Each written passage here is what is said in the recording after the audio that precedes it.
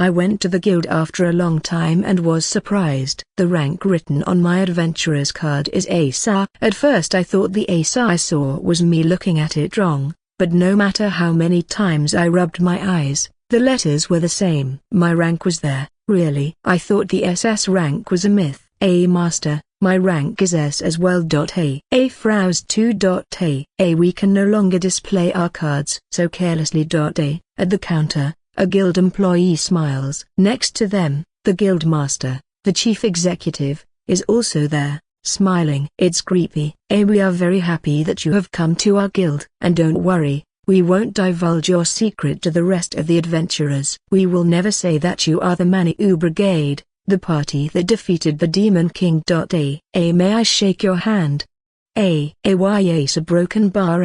I shook hands with the girl behind the counter. The guild adventurers were listening to find out what was going on here. A while ago they were drinking noisily, but now they don't move a muscle, remaining as still as stone statues. If we don't get out of here fast, we could get caught in the middle of the crowd. I don't like to stand out at all. At the Manu Brigade? Really? He was the one who defeated the Demon King and even captured the false hero? Someone should use their appraisal skills to look at all their stats. Wow, they're even sexier than I imagined. I hope we can be friends. A broken bar. One of them stands up cautiously. This is not good. Everyone is coming this way. We quickly went out and changed our appearance with the camouflage rings. Tap tap tap tap. A group of adventurers from the guild come running out to look for us. How frightening. I didn't know the Manu Brigade's name had become so famous. AHMPH, Frau and her friends are getting famous. Kayui. What are you talking about? Don't get carried away with being famous. You're too conceited, Panda. Now that I'm a legendary fairy, it's only natural for you to look up to me. Kayu. It is clear that I am destined to go down in history as one of the Lord's slaves, Panda, but enough is enough. You had the nerve to say otherwise. Now I will give you your comeuppance. Frau and Panda start fighting. Thanks to the rings, no one can see them, so their conflict goes unnoticed by the human eye. By the way, Master, since the weather is so nice, why don't we go down to the sea for a swim?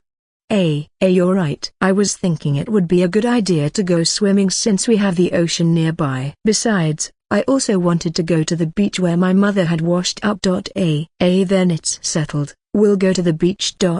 Notices my bad mood and wraps her arms around me. I think I will enjoy the beach. The blue sky, white clouds, and shining sun. The sea stretches into the distance. The ocean. Kayui. Frau and Pantu immediately fly out to sea. By the way, Frau was in her human size and wearing a bathing suit. Master, I borrowed an umbrella.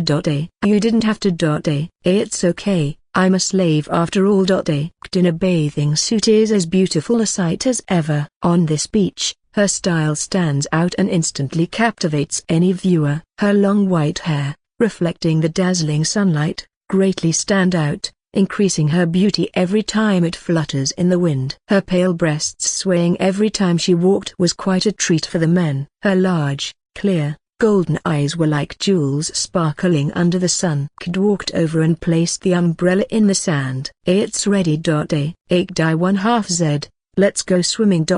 Here I come. I 1/2 Z. Ran out at the same time grabbing my hand and pulling me towards the sea. Master, the water is cold. So this is the ocean. A broken bar. I squatted down and with my hands grabbed some water and sipped it. It's so salty. It is true what they say, seawater is salty. It hugs my arm with joy. I couldn't help but feel a thrill at the soft sensation of her breasts pressing against me. My lord, you should also think of Frau. Why a broken bar. Frau grabbed my other arm. She attracted the stares of everyone on the beach, men and women alike. Frau-san. Splashes Frau with water. How dare you? You asked for it. You are. They amused themselves by splashing each other with water. As I watched them in the distance, I was playing with Shark Boy. Glub glub. Okay. Shark. Wow, Rosyuk. So you can dive, too? For a brief time, Rosyuk dives into the water. I didn't think he was a beast that took well to water, but he isn't doing badly at all. What is it?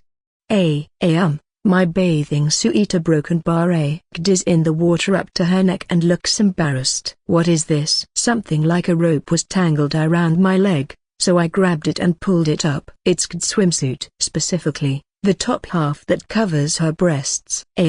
Master, if you don't mind, could you give me that? Who was hiding her chest with both hands, blushed and spoke while looking down. A broken bar. That was fun. Frau stretches out her limbs and lies down on top of the sand.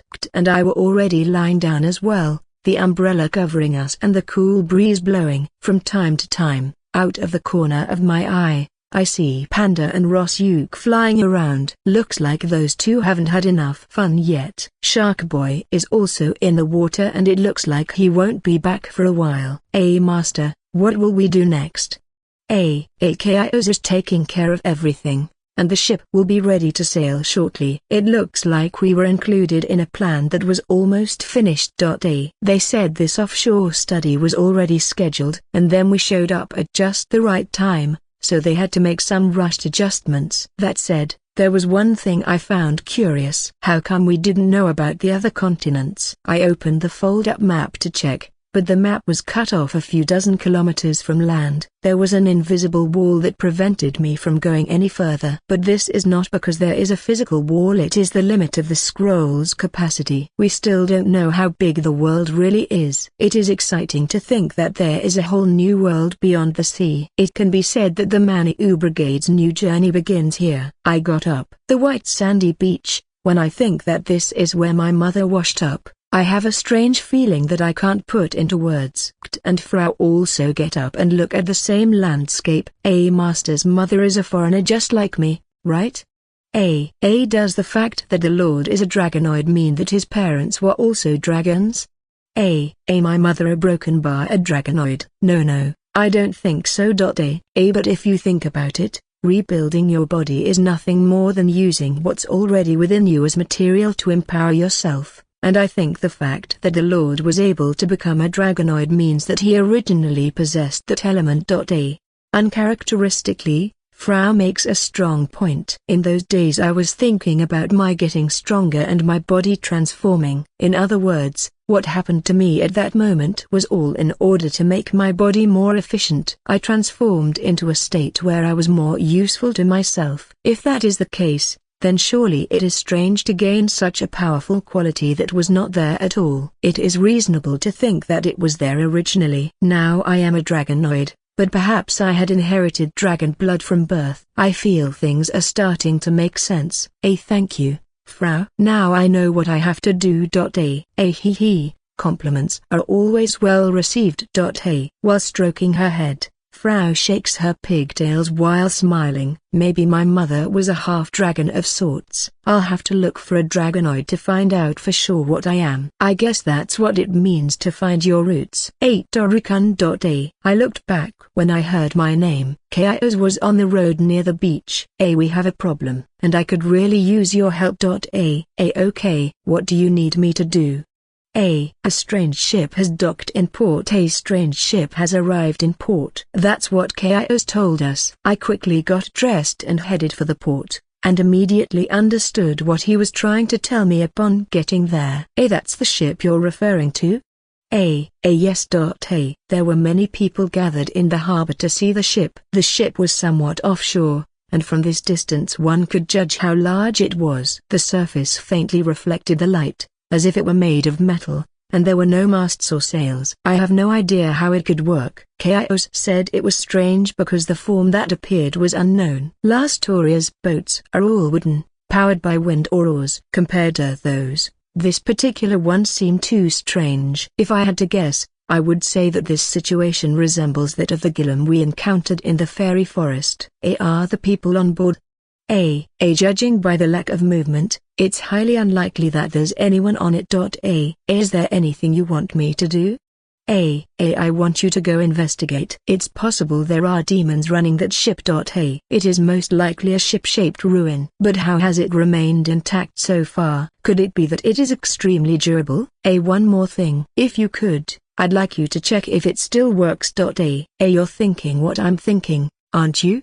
Yes. I want to know if you can cross the sea in that thing. Chaos left the port as he said, I'm going to report to His Majesty, you take care of the rest. Well, let's investigate. Frau Broken Bar. You don't have to tell me. Frau flew up and sprinkled her fairy dust all over us. We flew over the surface of the sea and approached the ship. It's very dirty, and there doesn't seem to be any signs of life. I'd say it's over 100 meters long. The large ship creaked as it floated on the surface of the sea. There is a small tower-like structure near the center, and what appears to be windows are lined up across it. However, the windows were so dirty that it was impossible to look inside. Did you get any feedback from your assessment skills? There don't seem to be any humans. But there are some monsters. There may be people trapped inside. Let's go in and search. I put my feet on the deck. Bird droppings, algae and fish carcasses stick to my shoes. It does not appear to be an environment inhabited by people. How long had this thing been adrift in the sea? I called Panda and Rosyuk from their seals. We're going to have to split up and search the ship. Frau, Panda and Rosyuk, you guys take care of eliminating any enemies you see. I got it. Kayui. Aisha. Gunk. I opened the door and entered a room within the ship. The interior appeared to have been sealed and was quite clean. A metal walkway led to the rear. Light. Creates an orb of light with her magic. There were several doors throughout the length of the hallway. Any sign of demons? No, Master. I don't think there are any here. Crank. I opened one of the doors. The room was empty. A broken bar. It looked as if it had been unused for a long time. I tried another door, but it was also empty. Master, I found something. Show me. In the room entered, there was a stack of metal boxes. I took one and opened the lid. A broken bar. A bottle? They seem to be high-grade potions. Really? I had never seen a box like this one, and one that contained so many high-grade potions. When we opened another box, I found 12 vials of superlative antidote, another 12 vials of high-grade recovery potions, and some bottles that looked like sake.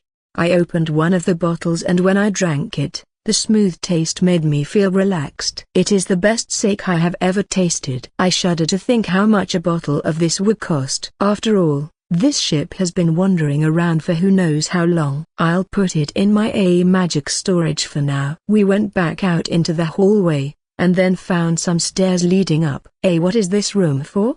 We are at the top of the tower-like structure. There were 2 rows of board-like objects lined up, like a table tilted at an angle. When I touched the surface of the board, it beeped out of nowhere. Pin, pin, pin, pin. At the same time, a sound emanated from all the stone slabs and the light green image-like object appeared on their surface. There's a broken bar. This is our current location?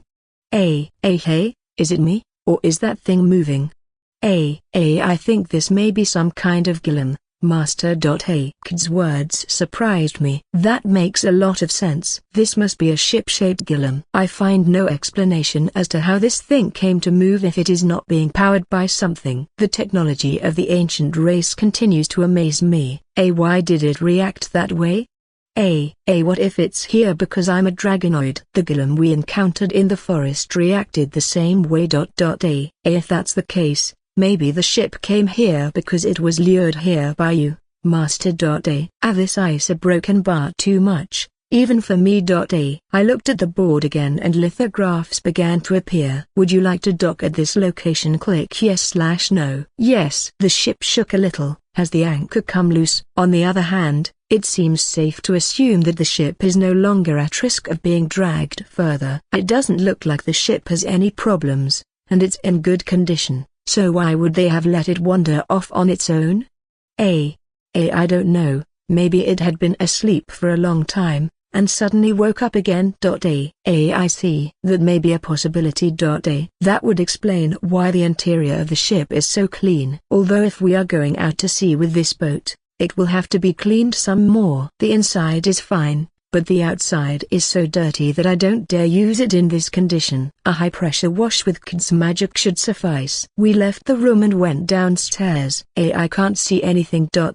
Darkness pervades the area at the top of the stairs. It again creates an orb of light and illuminates our surroundings, but the darkness is too dense for the light to spread. This situation brings back memories. It's like that Berserker Valley dungeon, the lair of the undead. I activated my dragon eye and stayed alert. There was a voice that seemed to echo from the depths of the place. At the end of the passage, there was a humanoid figure shrouded by a black mist. It is a high-level undead, Shadowman. This demon uses magic that causes confusion and paralysis, and it mainly manipulates dark and ice magic. It is also a nasty demon that can pierce physical objects and cripple the person it possesses. But fortunately, it's no match for me. I instantly closed the distance and hit it in the head with my fist. The darkness faded and the interior of the ship was slightly illuminated. There seems to be more than one. Then let's clean this place up. Relying on Kid's assessment skills, we took care of all the remaining demons. After killing about 15 of them, the darkness completely disappeared from the ship. Is there more sake? No. It's just a bunch of junk. My assessment skills tell me there are useful objects here, but I don't know what they're for or how they're used. We entered the room and found another metal box. When I looked inside the box Kid was holding, I saw that it was indeed filled with a jumble of things I couldn't understand. Oh, are these binoculars? I peered outside through the round window of the room. I thought I heard a small sound, so I used the binoculars to look towards the harbor. Surprisingly, it seemed very close, so much so that I could see the wrinkles of an old man's face. This thing is amazing. All the binoculars I've used are like toys in comparison. What else is there? How about this? It handed me an object that looked like an eyeball cut in half. It seemed to be designed to stick somewhere, as its back was sticky. I put it on my forehead. Wow, my vision is getting wider and wider, and everything is spinning around. I feel bad. I quickly shook it off. The other thing we could use would be a quick water boiler or this insect-repelling light. I guess there's nothing else interesting anymore.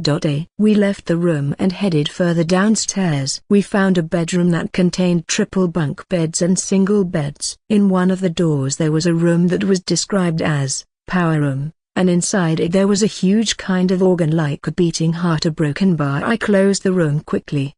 We'd better not let anyone in there. That left one last door that was closed. It doesn't look like any door I've ever seen. There seems to be something in here. Maybe this is the room where the valuables are kept. I pulled out a wire, and I inserted it into the keyhole, and activated my Great Thief skill. Within seconds, the door was unlocked and opened wide. This ice a broken bar. This is an amazing discovery, Master. I had also been happy when Kid came over to hug me. There were 2 beast eggs in the room. I carefully scrub with my brush and then use water magic to clean the surface of the ship. The fact that my magic doesn't put a hole in it proves that this hull is quite resistant. After cleaning the top of the ship, I went below to see how the work was progressing elsewhere. The sailors work very hard to make the ship shiny. With Kt and Frau present, the ship looked brand new. The vessel floating in the sea with a dull, iron color was an imposing figure. It is an object that seems to be the very form of a man's passion. I can't wait to see it in action. This boat is completely mine, but it will stay in Lastoria. This country will manage and maintain it, so I couldn't be happier. Also, while cleaning the ship, I received a message from King Armand. I have heard from the King of Lastoria about your quest to a new continent. You may have relinquished the title of hero, but you are still a member of our nation. If you have any requests, let me know. I will do my best to help. I look forward to your great discoveries. King Armand, there is no escape. I can feel the atmosphere developing into a grand plan along with the defeat of the Demon King. In fact, ever since we got this ship, The last Toria people have been talking about the plan to explore the open sea. A round trip that was thought to be almost impossible until now has been recognized as almost certain with the arrival of this ship. Moreover, this is the first time a ship-shaped ruin has been found, so it is natural that it attracts attention. My lord, it appears that the cleaning is complete on the outside and inside. Thank you for the report. In addition to cleaning, we have to load the supplies. I still can't rest easy. I think that's it. We did it. The voices of the sailors echoed through the harbor. Then, ships loaded with goods began to move one after the other, heading for the ruined ship anchored offshore. Looking through my binoculars, I could see workers hoisting the cargo with ropes. We'll be done soon. It's taken us 2 weeks to finish this. It was inevitable. The original plan has undergone major changes. In the original plan drawn up by the King of Last Toria, only a maximum of 35 people could participate. But, with the arrival of this ship, it allowed that number to rise even higher. As a result, the ship has a medical bay and a dining room prepared. There will also be captains who will manage the ship while I am gone. Hey, Frau returns from the ship on top of Panda. Have they finished loading supplies yet? Kaiyui, we are now ready to leave. 2 carriages arrived at the port at just the right time, both carrying Kaios and King Last Toria each. It's still spectacular no matter how many times I see it. An ancient ship built with the lost technology of the ancient race that can surely cross the open sea. His Majesty says that you will be given a title and land depending on the results of this expedition. You belong to Armand, but you must never forget that this plan is directed by our country. The king nods in satisfaction at Kaios' words. Both Armand and Last Toria are the 2 countries that have high expectations regarding the situation that is being handled. It is natural that this would happen, since national power varies greatly depending on the matter at hand. Well, I don't think I'll be able to tell the difference, so I'll give it to the 2 countries at random. I may not discover things that are really useful. The trip will start the day after tomorrow at dawn. Make sure you are prepared. We nodded in agreement. The sun had not yet risen. We went out the front door of the Iban house. Today will mark the beginning of the nation of Last Toria's initiative to survey the open sea. There are 3 objectives. In other words, this does not change our original plans at all. Only now we are making this trip on behalf of Last Toria. Walking, seeing unusual things, eating well, making friends, plain and simple. Master.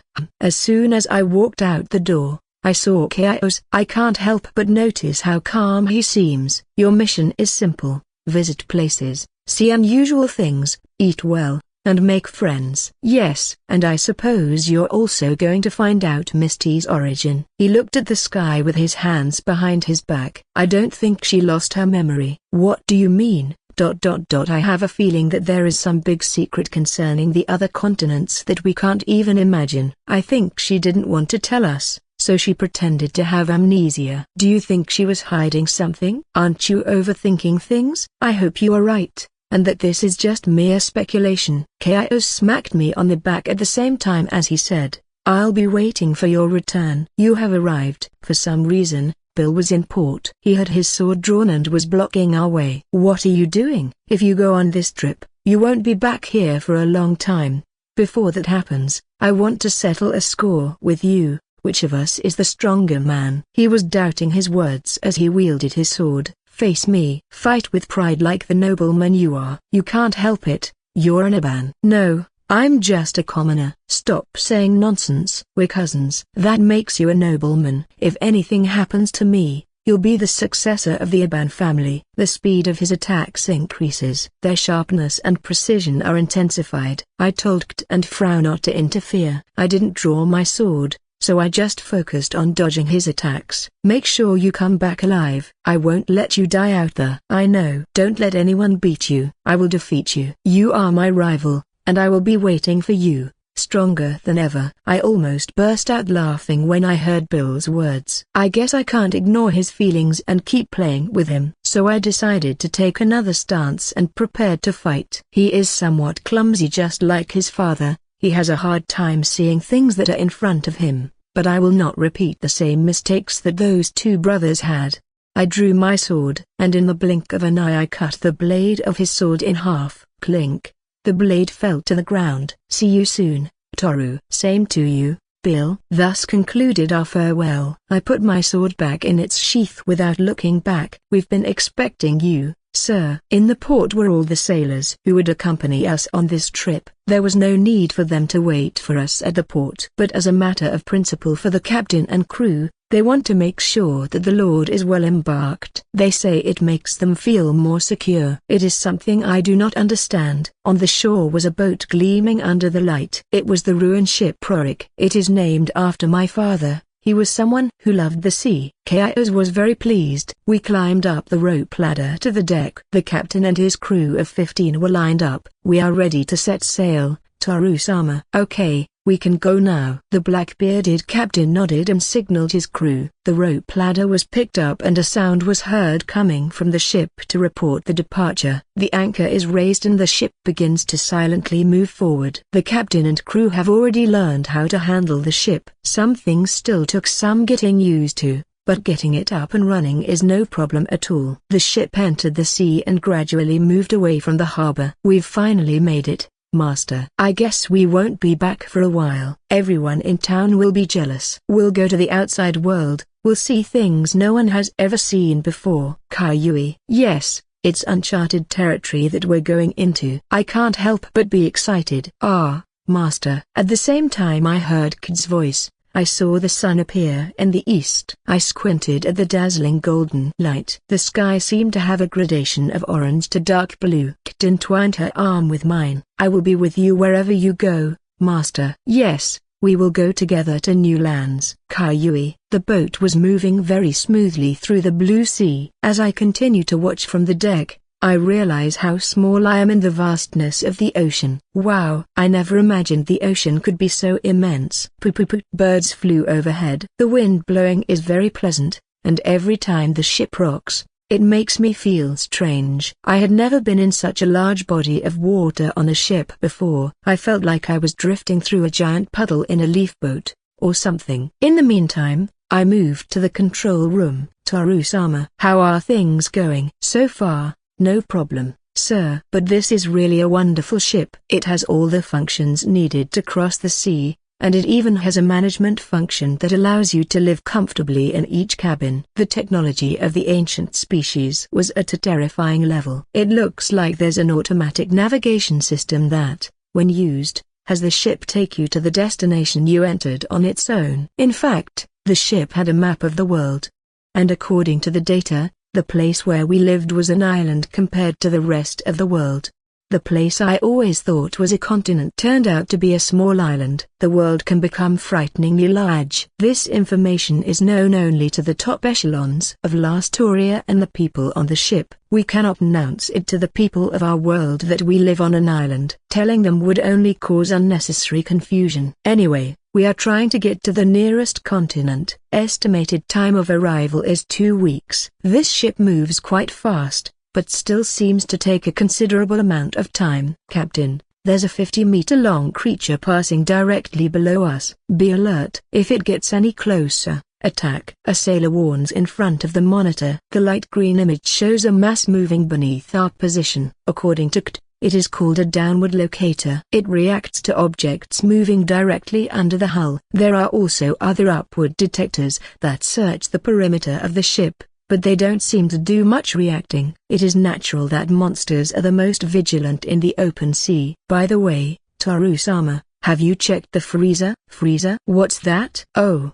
you don't know, do you? I'll show you. We let the sailors take care of the place and went to another room in the lower part of the ship. This is the freezer. It's cold. It was so cold that my body was shivering. The large room was filled with cold air and piles of frozen fish, meat and vegetables. The magical power that Toru-sama bestows on the ship keeps the temperature of this room below 50 degrees at all times. And I can assure you that without this room, we would never have been able to bring so many people with us. You say this is the key to our survival? Exactly. The water tank with its purification system and this room make it possible for us to sail for a long time. It would have been difficult to cross the sea with a wooden boat like the ones we had before. The captain looked relieved as he stroked his beard. In short, if it were not for this ship, we would not have been able to cross the sea for long. The original plan to sail a wooden boat was very much suicidal. Then can we keep the fish we catch here? Sure,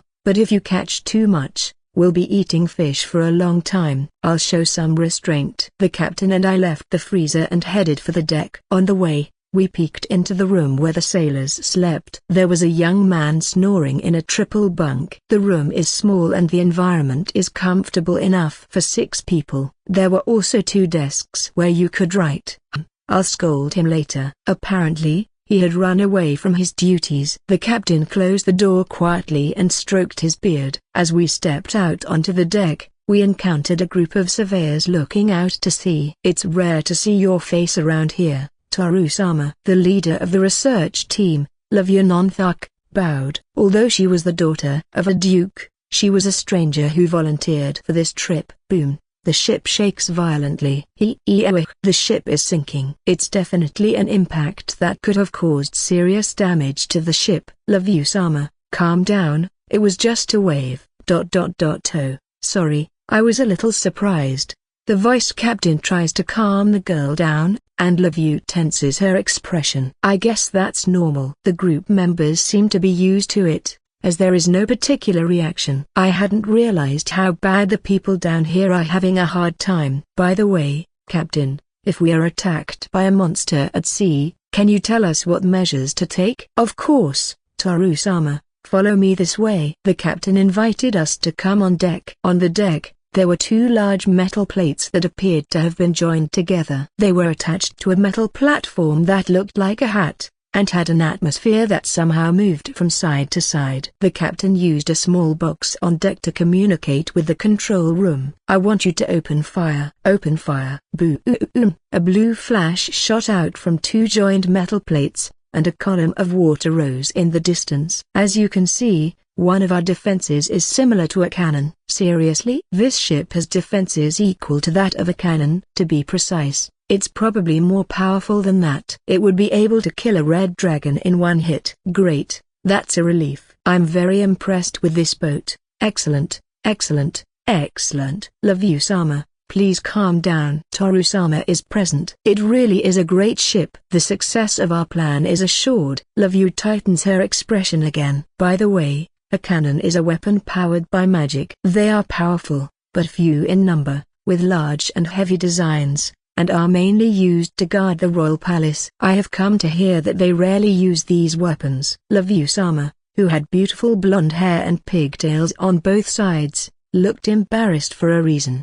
Besides, she was looking at me. I heard that Toru Dono is the hero who saved us from the Demon King, and I wondered if I was someone attractive to him. Yes, you are a beautiful woman. Oh, he thinks I'm a beautiful woman. Did you hear that, Vice Captain? I should note it in my research diary that I was praised by Toru Dono. I'm sorry, Lavyu-sama, but the diary is for business purposes only, not for personal use. What would your father think if he read it? I'll write it in my own diary then. See you later. Lavyu and the others leave the deck. A few seconds later I heard the voices of those walking away. What should I do now? It's time to have children with Toru Dono, and so on. I heard the vice captain's voice. Lavyu-sama, you can't have children with Toru-sama just because you exchanged words. The captain was laughing at the situation. They're a lively bunch, don't you think? It's going to be a long trip. By the way, what is the captain's purpose on this voyage? He leaned his elbows on the railing as he gazed out to sea. By simple nature, the sea is a wild lover for a man. Sometimes no reason is needed to want to go far away. He lifted the brim of his hat a little and smiled. I drop a fishing line into the sea while whistling. It's another sunny day. The ship is anchored and laundry is drying on deck. On the shimmering surface of the sea, fish jumped in the distance. Glup gloop I 1/2 Z. The 2 animals guarding the fishery were Rosyuk and Shark Boy. Rosyuk circled his body on the railing and looked out to sea, while Shark Boy, who was in a bathtub, looked at the fishing rod. Panda was with Kt, who was drying clothes. Apparently he finds the sheets flapping in the wind interesting. How's the fishing going?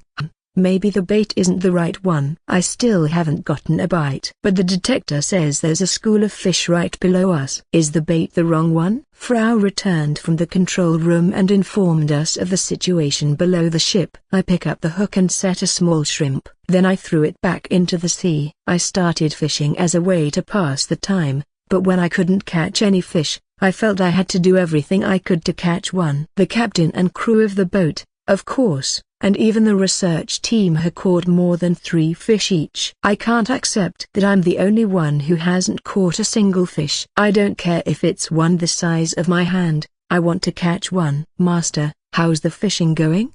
In her apron, smiled, scratching her hair by her ear. At the same time a dry sheet was in her other hand. Not good. How's it going for you? I finally finished drying everything I had washed. It all smells really nice now. She unfolded the sheet and wrapped it around to cover me and her. It certainly smells good. The sun, the sea breeze and Kid's soft scent. Hey, Frau too. The fairy tightly curls her body between mine and Kid's. Frau smiles and says, it really smells like the warmth of the sun. Master, the fishing rod. I pulled it up immediately, and a red fish was caught on the hook. It had a size of about 40 centimeters, so it was big enough to eat. The captain approaches us. You've caught a big fish, Toru-sama. Is it a good fish? What's so special about it? Indeed it is. It is so good that it is served at last Toria celebrations, and can be eaten as boiled or grilled sashimi. Isn't sashimi prepared raw? Though, while we're here, I guess we could try it with this fish. We will consult the cook immediately. Master, what will you do with the eggs? Oh, I forgot. It reminds me of the beast eggs we found on the boat. It may be time to incubate them. They could be underwater types like Shark Boy. There is no way to get water on land fast enough. I'm excited about what will be born. If possible, Frau would be glad to have a new bed. Kaiu. What? Can't I wish for a new bed? Kaiu.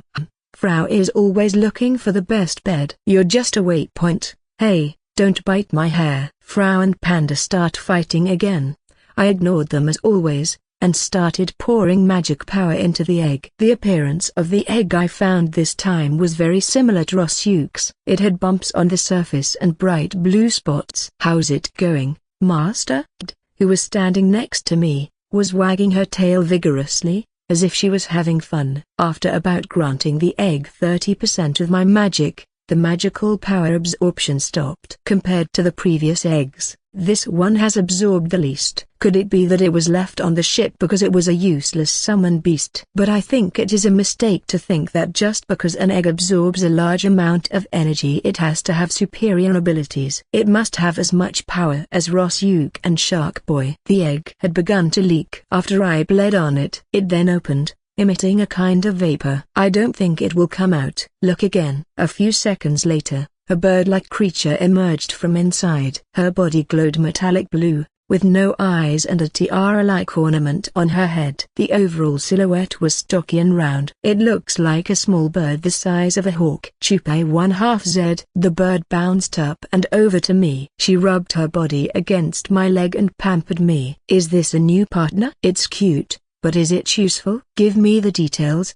It seems to be able to search for enemies from the sky. It can transmit images to other animals, and it can also transmit voices and record images. So it's like a command center. Basically, my familiars can't work together without me. And with this bird, I seem to be able to maintain a certain degree of cohesion even if I'm not there. But what is the point of transmitting voices and recording images? Give me the details. It seems to be able to search for enemies from the sky. It can transmit images to other animals, and can also transmit voices and record images. ? Suddenly, the bird repeated the same lines and I just said, well, I understood the meaning of voice transmission. Assume that image recording is a similar capability. From now on, your name will be Chupi. It's cute. You're beautiful, Chupi. Chupe 1/2Z. That's a lie. Right? Are you really happy with such a horrible name? Frau complains, but Chupi seems happy, so it's okay. Now, let's quickly wake up the next animal. The other egg was a smooth, translucent egg with a white tinge. The magic power I poured into it was about 40%. I spilled some blood and finalized the contract. What came out of the egg was a gelatinous, transparent creature like an umbrella. It rose gently and emitted a faint light. It looks a lot like the jellyfish I saw in the ocean, or rather, it looks exactly like one. According to the assessment, it is a beast that serves as a light source. It is said that they can illuminate their surroundings with a strong light, both on land and in the water. That's it? Yes, and it serves as an umbrella in case it rains.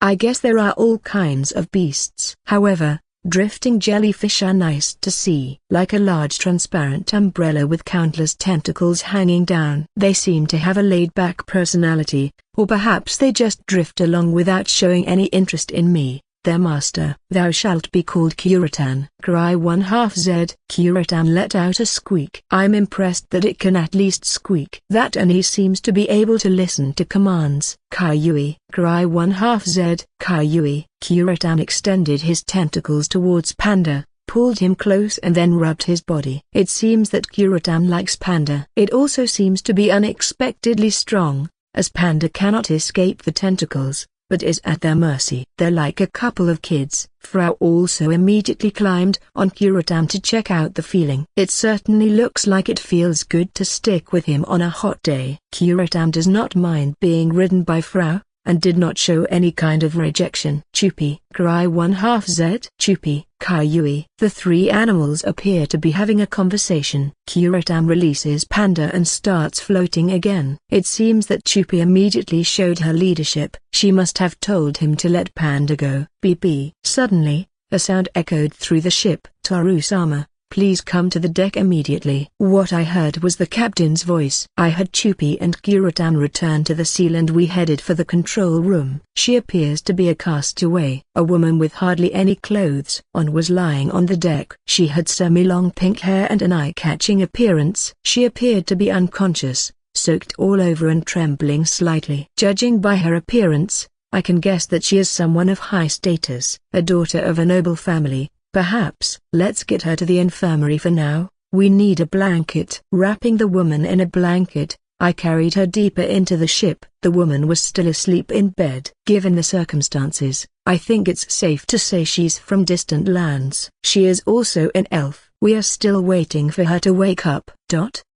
I see you're awake. Where am I? In the infirmary. The woman woke up with a start. She seemed to be looking around, trying to assess the situation. By the way, she is currently wearing a t-shirt and some short pants. She was soaking wet, soaked, and Frau had to change her clothes. She immediately noticed that something was different, touched her body and learned that she did not have her equipment. Don't worry, your equipment and clothes are being washed. They should be dry within a few hours. You should drink some water. The doctors were worried that you were dehydrated. I grabbed a pitcher of water and poured it into a glass. Here, drink some. Thank you. She took it with trepidation, looked at the water in the glass, watched it for a while and then drank it in one gulp. Then, as if finally remembering her dehydration, she began to drink several glasses of water. I wonder how long she must have been drifting. I'm sure it was no more than 2 days. Phew, I feel satisfied. The woman then attempted to remove her clothes. Hey,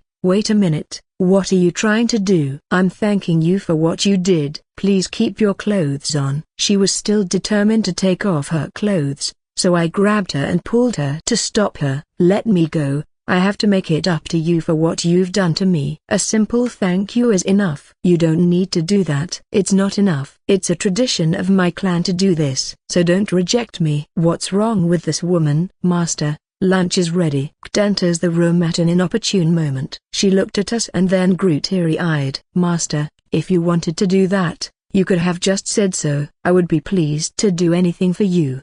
It's not what you think. This girl is crazy. She doesn't listen to me and wants to take her clothes off. I explained the situation to Kt while holding the woman's clothes in place. I was able to convince her and she helped me control the woman who wanted to take off her clothes. Excuse me, I was surprised that some people were not happy with our clan's tradition. What kind of tradition is that? I kneel naked before my savior. I see. There's no need to do that. There is something more important I need to ask her. We sat in chairs and listened to the story of how she ended up adrift in the sea. I am Monica, daughter of the Marquis de Burfel, Lord of Sinus. Please feel free to call me Monica in a friendly manner. So why were you lost at sea, Monica? The ship I was on was attacked by a kraken while searching for some underwater ruins. We are far away from any safe areas, and I ended up in the middle of nowhere in the wreckage of the ship.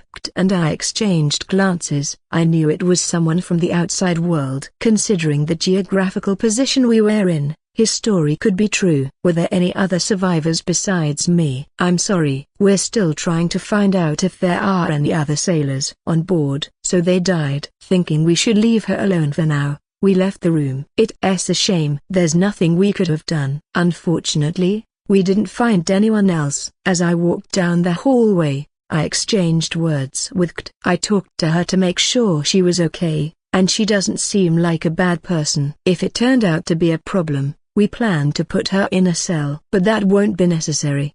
Do you like this, Kayui? Huh? If you dislike it so much, wash yourself. Kyuku, shut up and keep quiet. I'll blow you away. I heard shouting on deck. Frau was washing Panda in a bathtub. Near her in another tub were Chupi and Kuritan were bathing. Suddenly, I felt another presence and turned my eyes. Love you, Sama. You must talk to me quickly. Our time is limited. Another time. What? The fairy that accompanies Toru Dono is so cute, and the animals with her, they're also very cute. I'll try to make friends with her. I must write that in the research journal. As I have already repeated many times, please write your personal matters in your own diary. This data is unnecessary in the research journal. From behind the turret, Love-You and the vice captain were watching Frau and the beasts in the distance. I guess they have nothing else to do. For now your work is stopped because there is not much to do on the ship, so until we get to dry land, there is nothing more to do. Love-You approaches Frau. Hello, Frau Dono. You're the girl who does research? Yes, I'm Love-You, and Frau is a fairy, right? I see you are very observant. Yeah. That. Do you want to be my friend? She seems very uncomfortable. She is also in a way as if she was going to pounce on Frau at any moment. Then help me wash these kids. Me? Yes, come here. The moment Love-You touches Panda, her body trembles. Unbelievable. I've finally touched one of Toru Dono's beasts. Vice Capitan, look at me. From now on I am also one of Toru Dono's beasts. Love-You, Sama. Please calm down and think carefully about the things you are saying. I was so excited that I expressed my darkest wish. Frau froze as she watched Love-You, and I returned to the interior of the ship. She's a very strange girl. I don't think she's a bad girl. She could be worse, like some deranged person who wants to take over the ship or something. We headed to the cafeteria for lunch. Is this sashimi? The cod I caught was very well processed and served on a plate. In the cafeteria, other sailors were also eating, and the atmosphere was pleasant and comfortable. Now that I notice,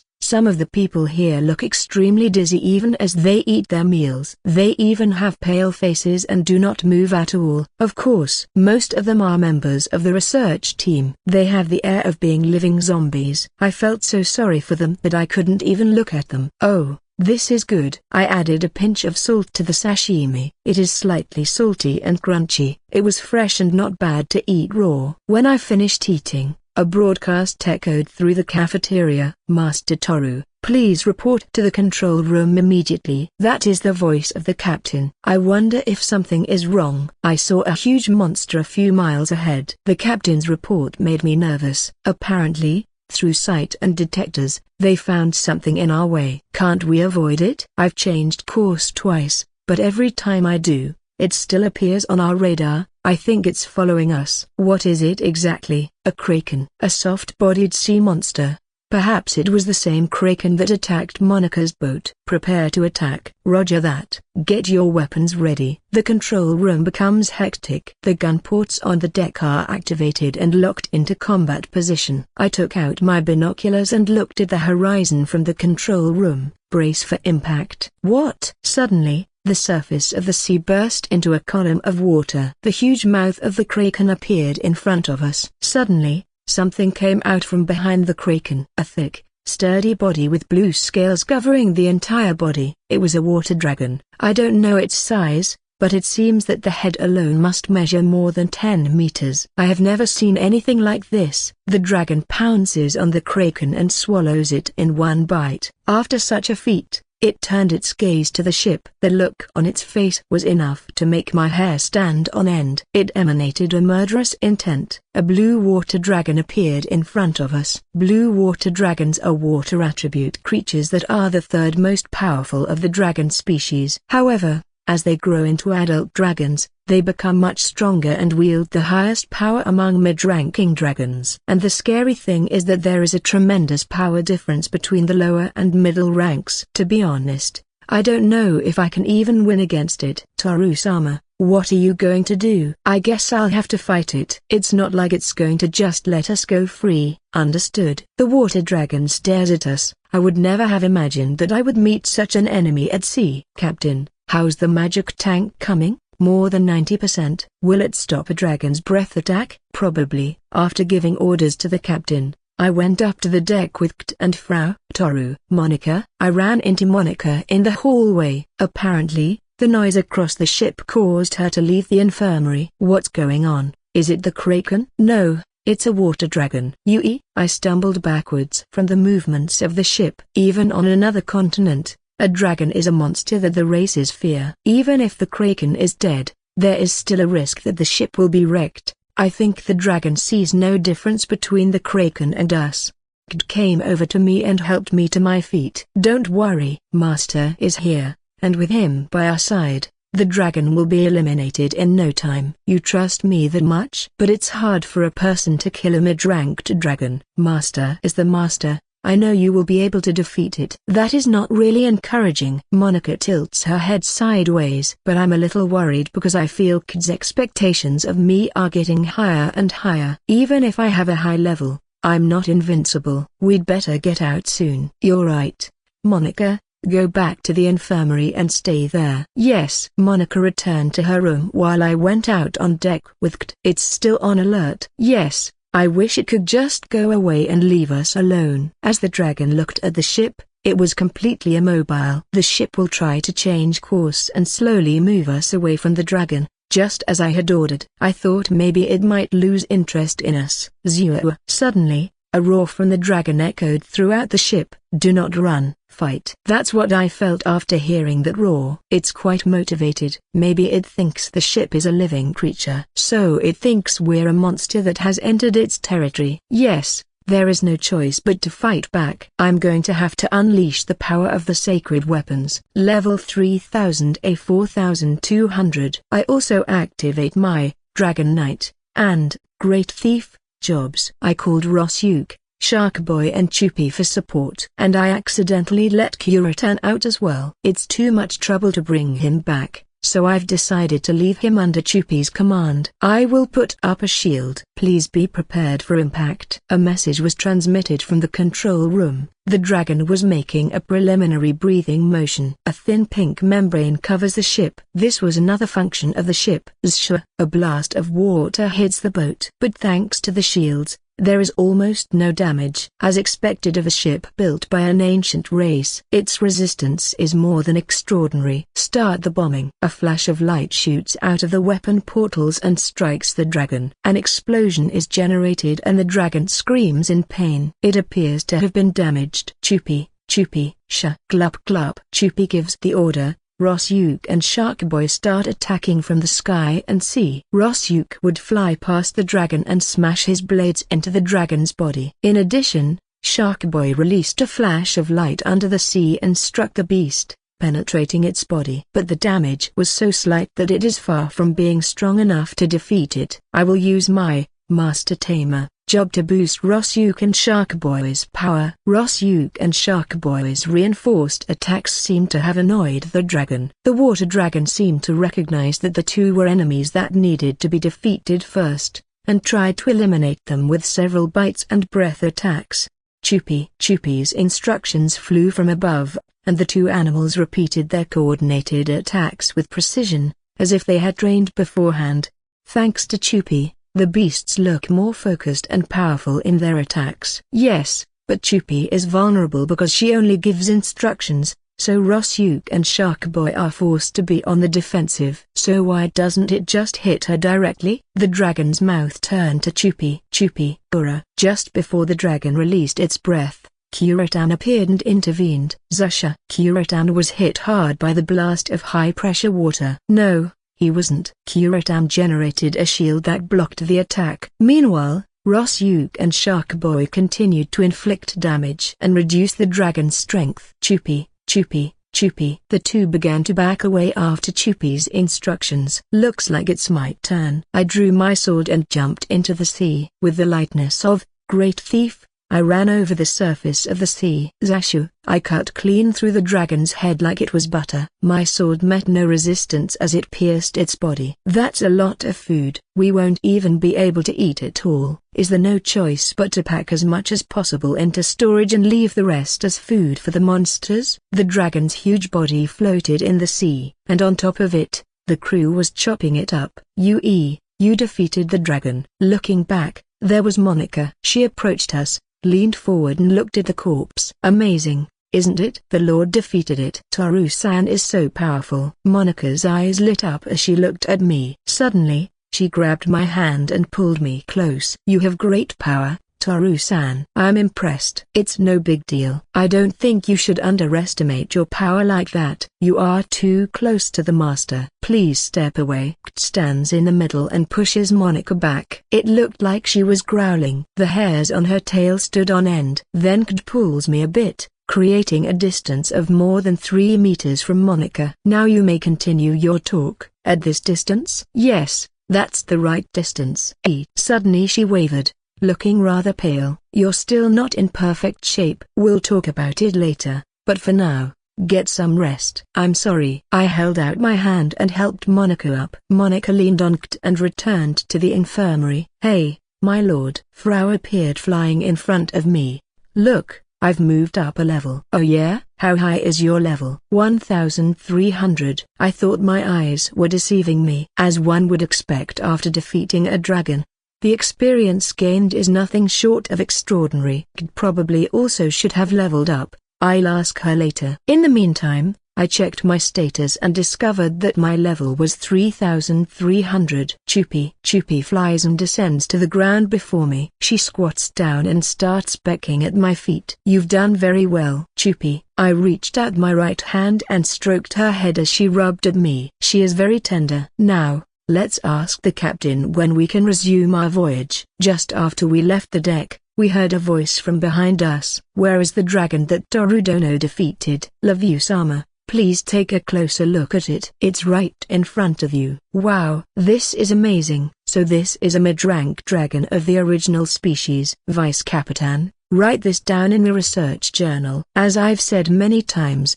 your personal stuff should be written in your diary, not in there. Wait. What did you say? Write this event in the journal. Wow, finally, Love-you-sama gets it right. What's that supposed to mean? After that, Love-you climbed on top of the dragon's carcass and was screaming excitedly. Only a few days to go until we reach land. Knock knock. The door opened and behind it stood Monica. She seemed to be doing much better.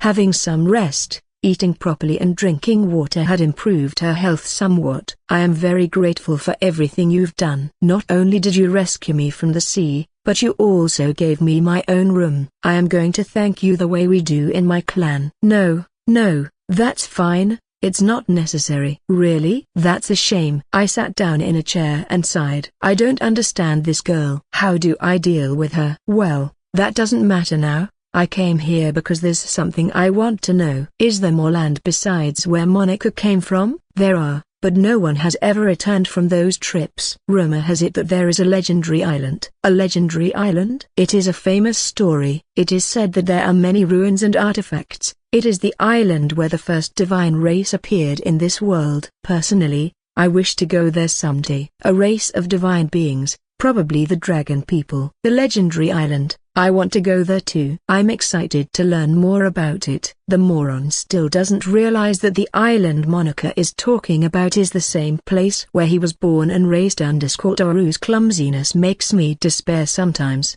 Still, it seems our shipbuilding skills are on par with theirs. If they had the means to cross the open sea, they would have reached the island by now. It seems I can conclude that the ship we have is the only one of its kind, at least in this continent. About returning you to your country, could you stick with us for a while longer? I am sorry for the trouble, but I cannot deliver you directly there on this ship. I will obey everything you tell me. After all, you saved my life. Monica smiled at me. When we went up on deck, there was a strong sea breeze. We've finally arrived. It's been 2 weeks since we set sail. We could see what looked like land on the horizon. That land is the continent that is our destination. This is where Kid's hometown is and where my mother was born and raised. Glup glup. Shark Boy is swimming alongside the boat. I've been letting him swim freely lately. He seems to have been enjoying it quite a bit. Toru-sama, please come to the control room. The captain was calling me. The ship will be moored offshore, and the research team will carry the luggage from the sandy beach we'll be landing on and set up a base. There,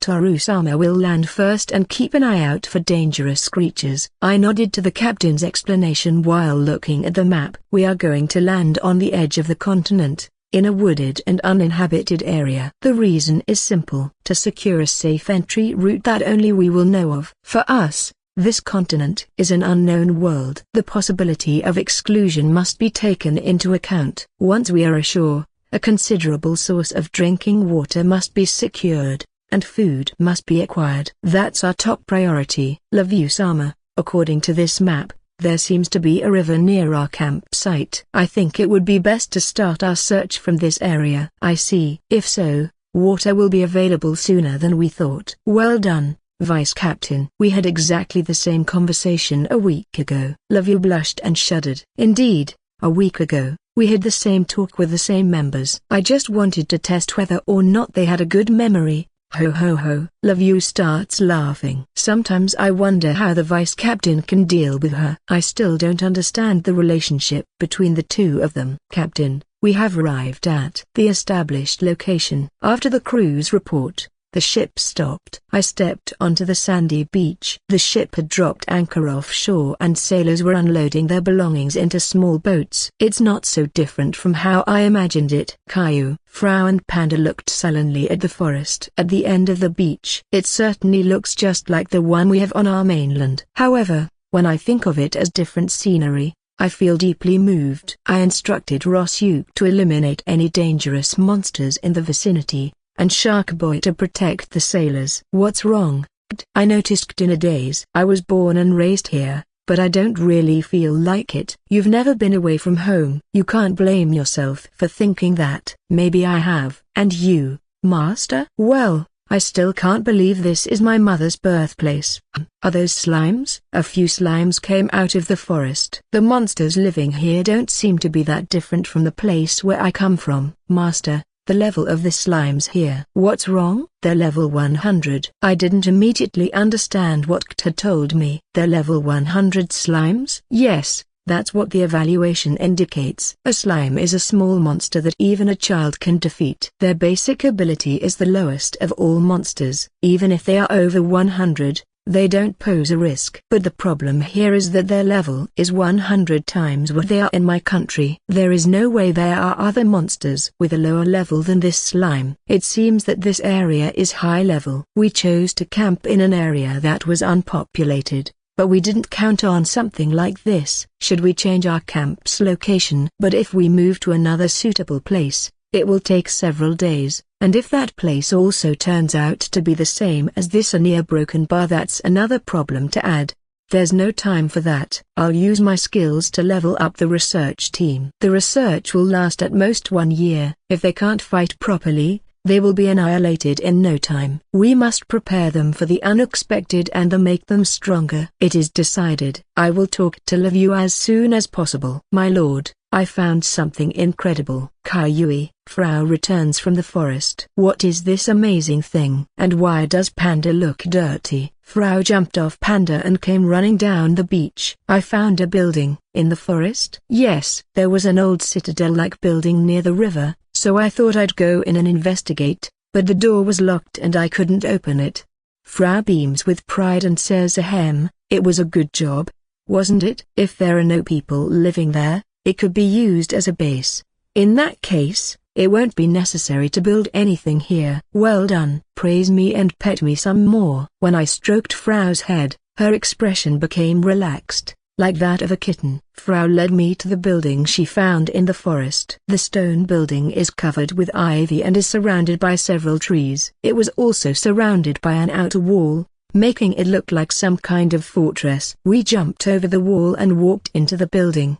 Inside the wall was a large number of monsters inhabiting the place. They seem to have turned this building into their nest. So what do you think? Can we use this place as a base while we do our research? I guess so. The real problem is getting inside. The entrance to the building is unguarded, but locked. I pulled out a wire. Will you be able to open it? Yes, it's open. I picked the lock again thanks to my skills. I quickly opened the door. The inside is simpler than I thought. Kaiyui, Frau and Panda take a look inside. The inside of the building was empty and devoid of any objects. At least it's not a ruin. I got the impression that it was relatively new. I opened the door and looked into each room, but there is still nothing. I've already checked everywhere. Did you find anything? No, the place is completely empty. Now that we're sure it's safe, we decide to head back to the beach. So this is our base. I'm about to cry with joy. Vice Captain, you should write this down in the research diary. It was all thanks to Torudono. Yes, my lady. After all, Torudono is the hero. Huey, that tree shook. Are you sure it's not a demon? Love you, Sama. That it was just the wind. I guess she's a bit jumpy. Right now the group is bringing in the supplies. In a few days, the base will be fully habitable. Torudono, I want to talk to you. Unusually, I am approached by Levu. Judging by the serious look on her face,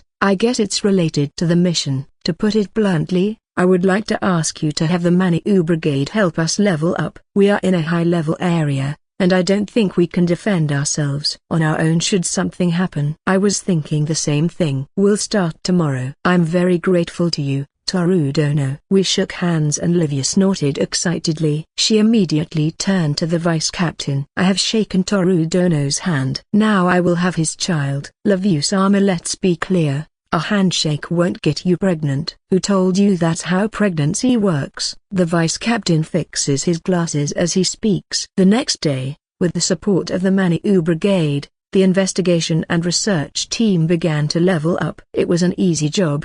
Frau, Rosyuk and I weakened the monsters, and then the group members would deliver the final blow. Moreover, thanks to my experience doubling ability and general skills, their growth speed was extraordinarily fast.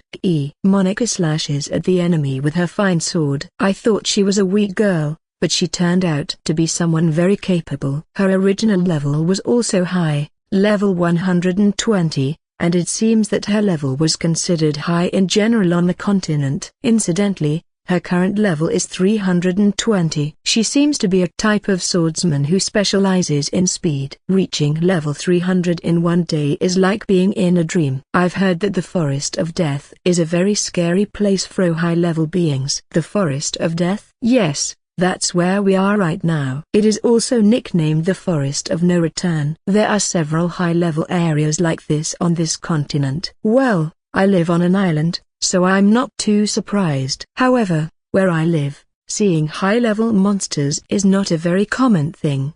Monica, in your country, is being level 300 considered strong? No, you are considered strong if you are at least level 800. Level 800? I see, question mark.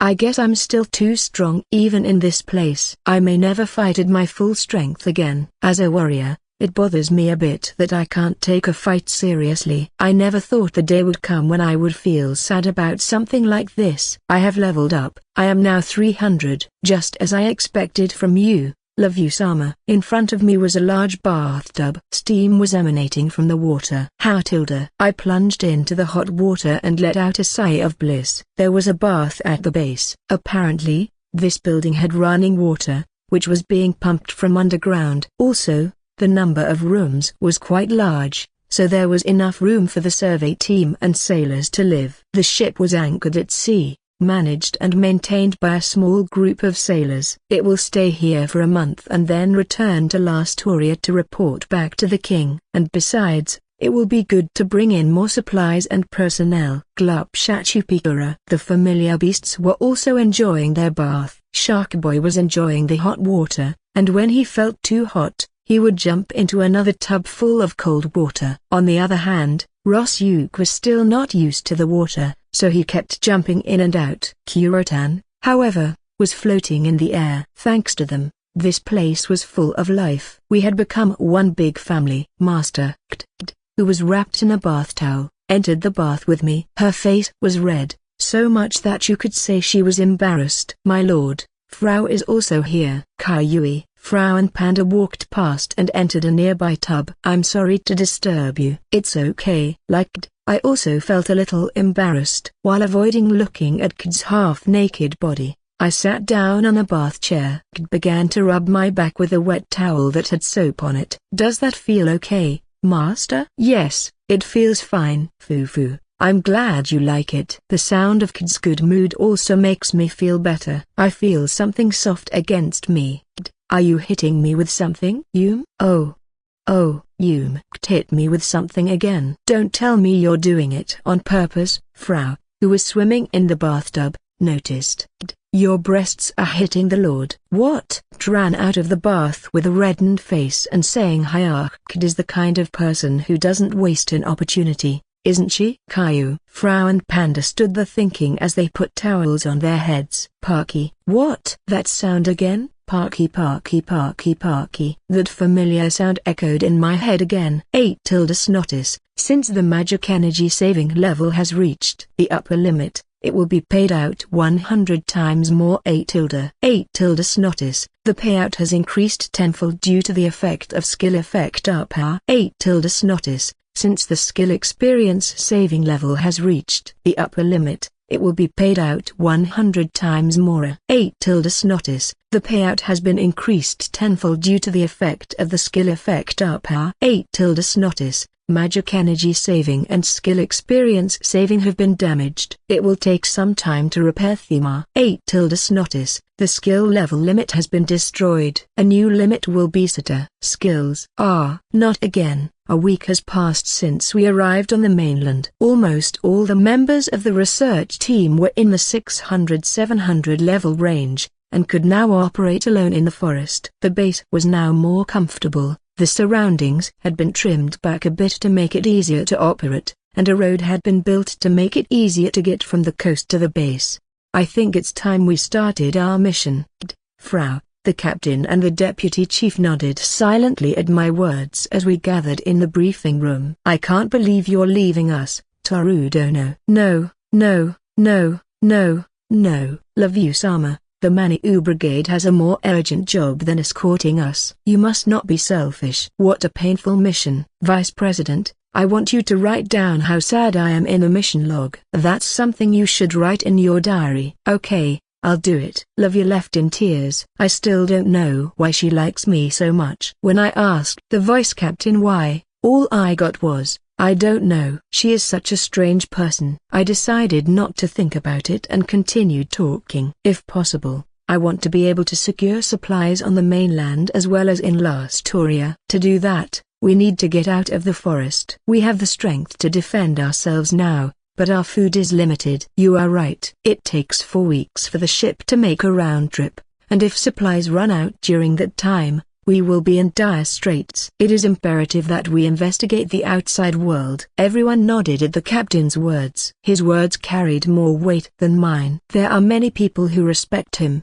perhaps because of his mature adult appearance. With those words spoken, We agreed on what they would do in my absence. The day came to depart. Everyone was waiting outside the base to say goodbye to us. Let me know if they need anything. Yes. I will never forget the beautiful moments I had with Torudono. I'm not going away forever. I would appreciate it if you would come to visit us regularly, so we can be informed about how things are going here. Sure. I'll come back as soon as I can. We said our goodbyes and left the base. It's a little sad, isn't it? We've been together for almost a month now, and it's strange to part like this. Kayui. Both Kt and I were saddened by Frau's words.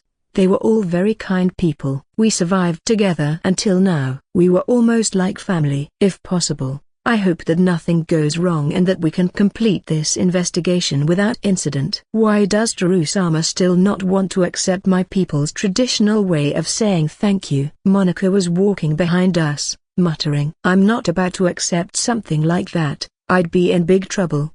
I'm sure God would punish me for that. That girl is a little crazy. Monica-san, you're a very good girl. Don't feel sad. But I still don't know how to show my appreciation to Toru-sama. We continued walking along the marked path in the forest. I could really go for one of those transport beasts right about now. If I ever find a monster I can ride, I'll tame it. The continent is so vast that it will be inconvenient if I don't get one soon. What kind of monster would be suitable for such cases? A creature emerges from the bushes. I waved my hand for all three girls to hide. What appeared was a huge monster with the face of a tiger and horns of a cow, standing at about 10 meters in height. Monica starts to tremble. A behemoth. Behemoth. I've never heard of it. Could it be a monster that only exists on this continent? It has a strange ability to enhance its stamina, so it's able to travel long distances. I want that animal as a pet. At least 2 more, if possible. I'm going to tame it. Toru-san, take care of Monica. Yes, my lord. I approached the monster. As soon as it sees me, it lets out a roar and stands up on its hind legs. It was looking at me from its great height and baring its sharp fangs.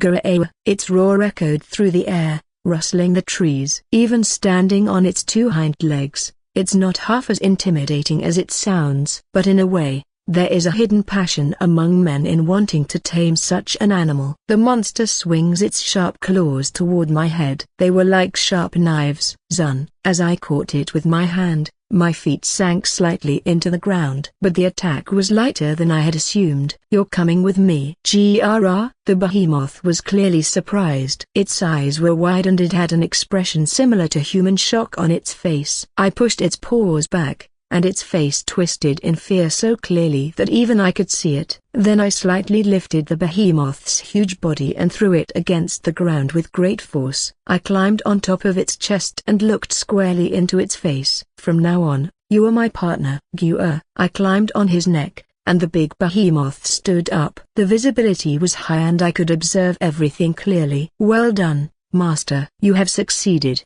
my lord. Now we can make it through the forest faster. You just tamed an S-rank monster. Immediately, Frau and Monica got on top of the behemoth and we continued our journey. With such a large body, it's easy to carry a lot of people. We'll have to give this kid a name. Yes, we have to give him a cool name. He was very big. And he looked like an Ichiro. Ichiro seemed to like the name and it resonated with his throat. This guy is surprisingly cute. Suddenly we encountered a second behemoth. I got off Ichiro and tried to coax the next monster. Gaga. Yeah, whatever you say, I'm not afraid of you. Kaya-an. The monster bit me, but I just petted it and it calmed down. It was a female, and we had already decided beforehand that it would be named Bekjiro. And I will ride on Ichiro, while Monica and Frau will ride on Bekjiro.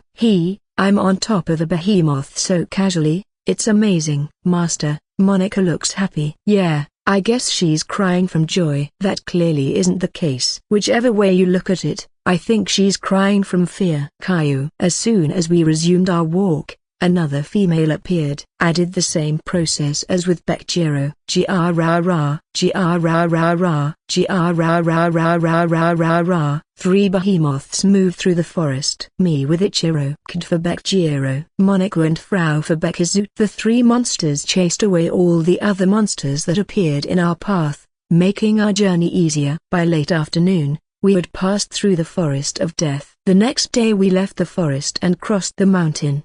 The other side of the forest of death is separated by mountain ranges, and we had to go up a steep mountain road. However, the three monsters easily crossed the mountain. Even a wyvern that was on the cliff ran away. The skeleton it dropped was instantly crushed. I was glad to have encountered a behemoth. It definitely commands respect and awe. Monica, are you sure there's a village up ahead? Yes, there's a town on the border called Stani. We'll have to hide the three behemoths in the mountains. These guys are smart and friendly, but their massive faces strike fear. Luckily I have my ring with me. If I can raise it to level 3, I will also be able to disguise the behemoth's appearances. Maybe I should use the ring as much as possible in the future. The three monsters began to stray from the path, and started jumping down the cliffs. We reached the forest at the foot of the mountain and came out into a meadow from where we could see the city. You guys will have to wait for us in the forest. Grania Kairu, Bekjiro and Bekazu rub their faces against me before returning to the forest. I've found good beasts. Yes, after all, you are the master. They are strong and fast. What more can you ask for? Well, let's enjoy the city. I'm looking forward to it. Stani, a remote town in the kingdom of Patadors. It was here that we were surprised by the spectacle that met our eyes. Is this the land of the elves? There were many elves in the city.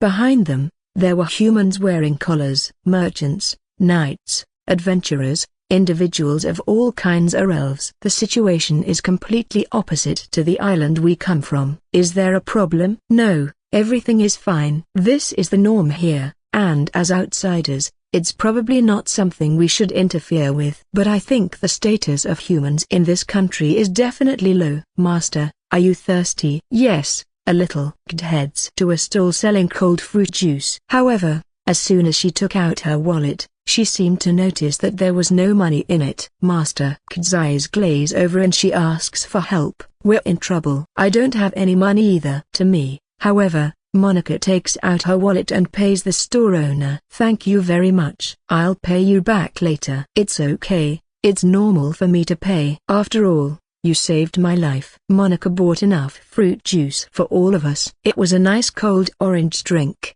sweet and refreshing. I peeked into the back of the store, curious about how the drink was chilled. There, a metal box made a strange sound, and the owner opened the lid of the box and took out the thin ice. I had never seen a machine like that. As the king of Lastoria said, the mainland seems to have more advanced technology than the island. Phew, that's good. I could drink this for hours. Kaiyui, would you like some? Kaiyui, Frau and Panda are sharing a drink. I'm glad they've become so close. And this drink is really delicious. Master, shouldn't we earn money as soon as possible? I totally agree with Kd's words. If we don't have money, we won't be able to indulge in any sightseeing. Let's start by earning some money. As such, I decided to go to the Adventurers Guild. It's very similar to the one we have back home. Being an adventurer is one of the oldest professions. There's nothing strange about the similarities between here and there. The guild on this continent was the same as the one at home. The only difference was that there was a small bookstore in the building. What's that? It sells books that the adventurers need. When they finish reading them, they sell them back to the guild and another adventurer buys them. Wow! How interesting. Here they are actively trying to get them to gain knowledge. I knew we were somewhat similar, but this is very different. But when you realize the details, the adventurers here are divided into two types, those who study hard and those who drink in the guild taverns. The ones drinking are pretty rowdy, and for all intents and purposes, they don't look like the type to read a book. Can I use this card? Let me take a look at it. I presented my adventurer's card at the front desk. The staff member checked the front and back of the card several times and tilted her head. Is this really an adventurer's card? If it doesn't work, it doesn't matter. Just to be clear, this card cannot be used here. I see. The guilds here and back home are quite different. With that, we decided to register with the guild. I would like a quest where I can earn a lot of money. Master, How about this quest? Gave me a paper of a quest that was to kill a chimera. The chimera is a monster that didn't exist back home. I'm suddenly very interested, and the reward isn't bad either. Let's go hunting right now. We jumped on top of the behemoths and ran fast across the meadow. The nearby monsters start to flee, and the people hunting those monsters flee as well. Ichiro, there really is a chimera around here, isn't there? Thanks to Master Tamer, I can vaguely communicate with the behemoth. So I talked to Ichiro about the chimera, and he said he could tell where it was by its scent, so I asked him to take me to it. Ichiro went in a straight line and the other two split off in two different directions. Could that be it? A monster that looked like a combination of three creatures, a lion's head and body, with a goat's hind legs and a second goat-shaped head, as well as a snake-like tail. As soon as the chimera saw Ichiro, it fled like a rabbit. However, Bekjiro and Bekazu blocked its escape route, and Ichiro completely blocked its exit. Huh? The chimera suddenly collapsed with its eyes clear white. When I went down to check on it, I discovered it wasn't breathing. I guess it's called death by shock.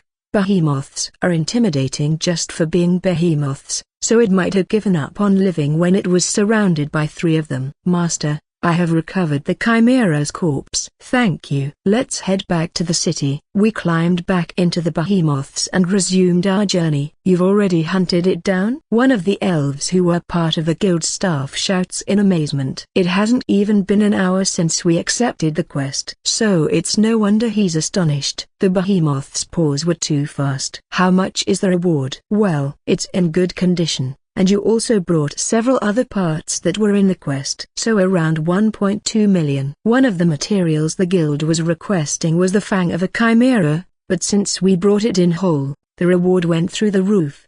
We took the money and left the guild. We should feast well on this money. Kayui, can we go back to drinking some of that fruit juice? Panda says he wants some more. Panda flies around me as if demanding the drink. Did you like that drink so much? Actually I did too, so let's buy it again. Just as I was about to head to the drink stall, 5 men blocked my way. Hey, inferior race, you just got a lot of money in the guild. Give it to us now. You want my money? The elves had scars on their faces, as well as a bad temper. Wherever we go, there's always a jerk. Monica starts to panic. Frau approaches me. My lord, do you want me to take care of them? No, I'll do it. I step forward. You're a stupid human. Maybe if you had run away, you wouldn't be dead now. The leader of the group drew his sword. I guess they are adventurers too, since they know we took the money. That's not my problem though. How am I going to deal with these guys? Any move I make can wreak havoc on the place, and the last thing I want is to attract any unwanted attention. I'll try to stop him. Hup! I threw a punch at the elf,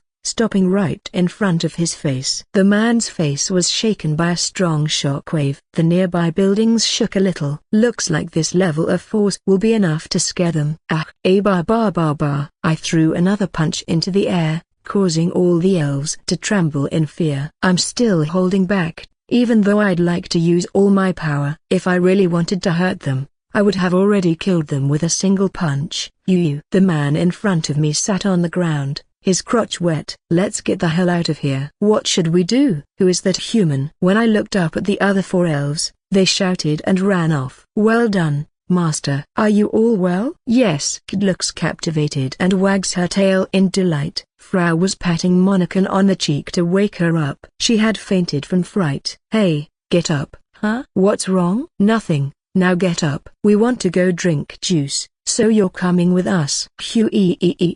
Frau and Panda dragged Monica to the drink stand. Thud, thud, thud. The 3 behemoths shake the ground while walking. These animals are very conspicuous, so we avoid busy roads as much as possible and pass through more rural roads where not many people pass by.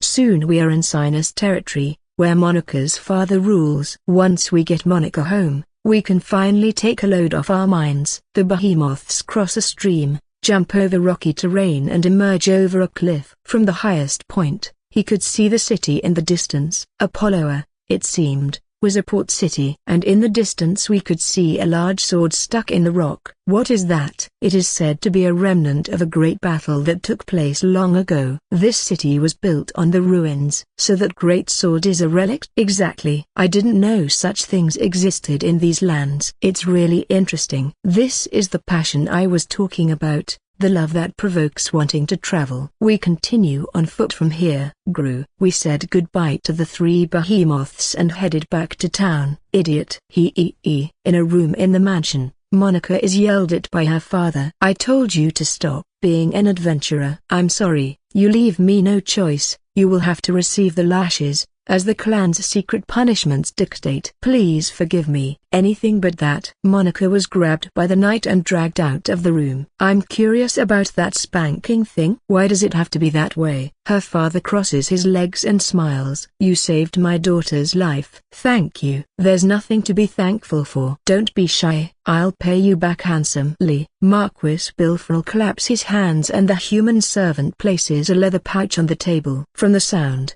I could tell that it was gold. 1 million. That's a lot of money for a human adventurer. I don't doubt it. The amount of money makes me laugh. It's not a lot of money. He seems to despise me quite a bit. Well, that's fine, since I wasn't expecting any payment. When I looked inside the room, I noticed that there are some very old things on display. A jar with barnacles, a sword, a shield, among many other things. Don't you think it's wonderful? I'm a collector, mostly of rare artifacts. But why do you keep them? Because it gives me a sense of history. If you find something good, bring it to me. I'll give you a good price for it. Though I doubt you'll find any inferior race. Ha ha ha ha ha ha.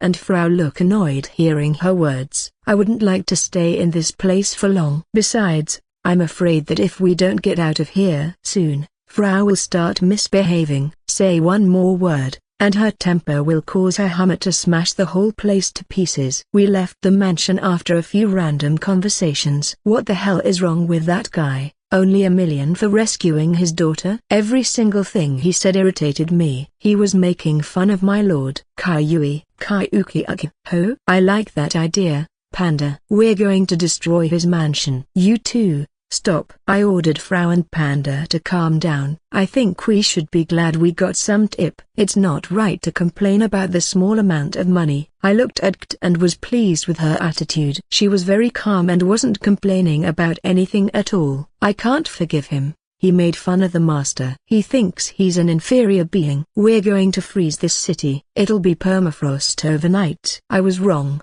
You made all my admiration vanish. I'm afraid of Kt. Her eyes are full of murderous intent. I mean it. If I don't do something soon, this city will disappear overnight. Let's enjoy the city more. We've crossed the ocean. There's sightseeing, eating and adventures to be had. He's right. It's more meaningful to have a good time with the master than to engage with the elves like that. What that old man did almost made me forget myself. Phew. That it was close. I break out in a cold sweat. Actually, I'm probably more afraid of than I am of Sora. She's the last person you want to piss off. Knock, knock. There's a knock at the door and Kt opens it. Thank God, I found you. Monica-san, weren't you at the mansion? I snuck out. I didn't think my father would reward Toru-sama and his friends so little money. Monica continued speaking. Since my father doesn't plan to do anything about it, I'm going to resort to thanking you for my clan's traditions. The moment her belly button came into view, Kt and Frau rushed to hold her clothes in place. I'm so sorry. I knew that people in this country had a tendency to look down on humans, but I didn't think my father would behave like this towards the man who saved my life. Forget it. You don't have to worry, Monica. Toru-sama is very kind. Your strength and generous spirit make me want to take off my clothes without resorting to my clan's traditional show of thanks. Stop it. You're an exhibitionist. I'm going to hand you over to the authorities if you don't stop. I tried to persuade Monica to keep her clothes on, and sat down in a chair. My father is a good person. The day my mother died, he changed completely. Now he collects heirlooms like he's obsessed with them. I could tell that. Monica frowned as she looked down, but her expression quickly brightened. What will Toru-sama and his friends do now? Come to think of it, I didn't ask you what you were going to do. We're looking for the master's hometown. In addition, We will also visit my hometown. Although I know where it's located, so we'll save that for last. Oh, Soaked remembers her hometown. I thought you didn't even know where it was. While Frau was relaxing on top of Panda, she flies over and asks Monica something. By the way, do you know anything about Dragon Town? I'm afraid I don't know anything about it.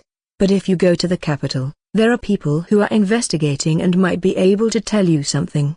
Good question, Frau.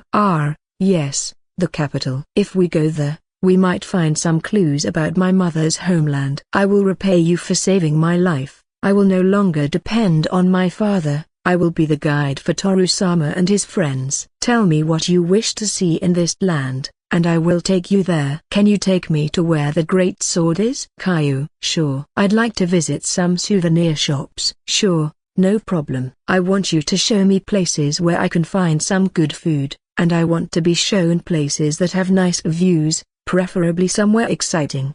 Leave it all to me. I'll take care of everything. Monica immediately invited us to dinner. There were many seafood dishes lined up on the table. After all, it is a port city, so seafood is plentiful. So it is normal that it is used in every meal. I thought all seafood was the same, but it all has different textures and flavors. It's crunchy and has a nice texture. It's addictive. What Kt and I are eating is a kind of shellfish that looks like a whitish bird's beak. In contrast, what Frau is eating is a shellfish with thick, soft flesh. Monica smiles with both hands on her cheeks. It's fun to be with you guys. I feel like every day I get to teach you something new, and vice versa. It's like you're from a different place. After hearing that, I got to thinking, this girl, hasn't she figured it out yet? Although it's partly my fault for not explaining it to her. But it's something that most people would guess. We have crossed the open sea, after all. Well, I don't want to stand out in a weird way, so I'll keep my mouth shut for now. It will be our insurance that nothing bad will happen to us. Phoo, phoo. I feel something moving, and at the same time I can touch it. It's so fluffy, and feels so good to the touch. Master's smell. Sniff, sniff, phoo. What is this feeling? It feels so good. I like it. Master. Who is that person talking? I don't care though, I just want to keep playing. Master, master, master. My eyes open little by little. My consciousness begins to emerge and I know I'm close to waking up. Whoa? Question mark. When I sit up, I see Kt in front of me. Good morning. Yes, good morning. What is this strange feeling? I looked down, and found that my chest is slightly damp. When I looked at Kt again, her face was very red and her fox ears were flattened. She looks at me with downcast and wet eyes. Toph, my lord. Let's have breakfast. Caillou. The door slams open, and Frau and Panda burst in. Monica enters a few seconds later. Let's go have breakfast at a restaurant that serves pancakes. Kt. We'll eat lots of sweet things together. Hey, wait. Monica-san. Monica grabs Kt's arm and forces her to go with her. What's this? Under the bed, there was a scroll used to enhance the sense of smell. Pancakes with honey on top. Kt's face immediately breaks into a smile. Isn't it delicious? Yes. It's very delicious. It's the sweetest thing I've ever tasted. I'm a bundle of happiness. The three of them happily ate their breakfast. I took a bite, but it wasn't too sweet. It was moist and it was the kind of pancake that makes you want to take another bite. We only visited stores recommended by Monica, the Marquis' daughter. I was surprised to learn that elves live by the sea. I thought they never came out of the woods. Of course I like the forest, but I can't give up the comfort of living on the abundant food and ruins. Is it safer and more comfortable to live by the sea than in the forest? If Alushaw heard that, she would say, "You're a disgrace, you've abandoned your roots," and then get very angry. Monica, can you also use spirit magic? Of course. I have a contract with a water spirit. I used my dragon eye, and saw a fish around Monica's shoulders. The fish noticed my gaze and hastily hid behind Monica. I always felt that spirits were sensitive to my dragon eyes. From here you can clearly see the giant sword. It's so big, it's a wonder they made it. We gaze at the towering sword from our seats on the terrace. It is about 300 meters tall. It's a simple design, but its overwhelming size makes it seem so majestic. It's another spectacular sight, which you can't see unless you come here. Today we'll visit some ruins. Are they near here? The ruins of Sinus are by the sea. It's a popular place for adventurers, and it hasn't been explored yet. There's a locked gate at the end, so no one has seen it from the inside. I like the sound of that. It's not a bad idea to get some valuables here for the trip, if only for the fact that it's a ruin by the sea. It's even more exciting. Ruins of Sinus. The ruins of an ancient species, whose purpose of construction and use is unknown, located by the sea. The exterior resembled a temple, made of stone and crumbling in parts. Near the entrance to the ruins, we saw several adventurers. Apparently, they have come in search of materials to hunt monsters. But why are they always wearing bathing suits? We quickly went deeper into the ruins with Monica's guidance. There is water in the passage. That's natural, since it's by the sea. Isn't the lower level almost submerged? Yes, but we have taken all the necessary precautions. Suddenly, Monica opened her chest to reveal her swimsuit-clad breasts. My gaze lingered as I watched the two mountains move with great intensity. Master, don't look. Huey hurries to cover my eyes. But she's in a bathing suit. What's the problem? Besides, she didn't react fast enough when she covered my eyes. I've already seen everything. If you need to change into your swimsuit, you should have said so. Oh sorry, do you need one? I already have one. I have it in my luggage. But next time, be sure to give us a heads up. I'm sorry, I apologize to the cute Frau. Cute? Huey. Frau blushes at the compliment. Arrow slash. The monster in the hallway was slashed by the wind blade. The remaining monsters fled the scene after the boss was killed. Foo-foo. Frau and her friends are very strong. Kai-Yui. What do you mean I didn't do anything? Kid's credit is also Frau's credit. Kaio. Kai-uki-uki-uki. You asked for it, Panda. Above my head, Frau and Panda are arguing again. It's good that they're close, but I'm trying to think right now.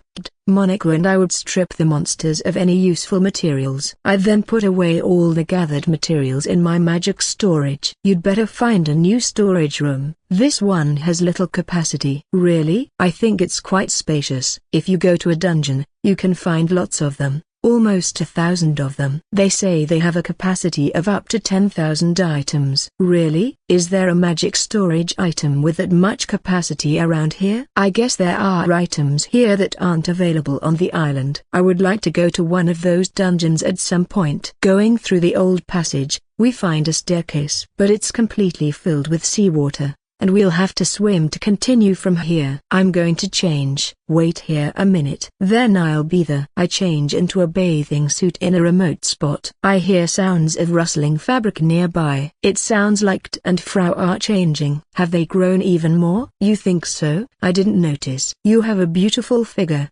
Don't just start touching them. Club. Oh. Number. I'm getting excited. I need to calm down before I go back to them. We're done. When I came back, I saw the three girls in swimsuits. And Frau was in her human size. By the way, is there any air underneath this? There are a series of air pockets. If you go through them, you can easily get to the bottom. They say that several hidden rooms have been discovered here in the past. Various relics have been found in the hidden rooms and adventurers have earned a lot of money. These ruins, they still intrigue me. I pull out my underwater breathing scroll. Use this everyone.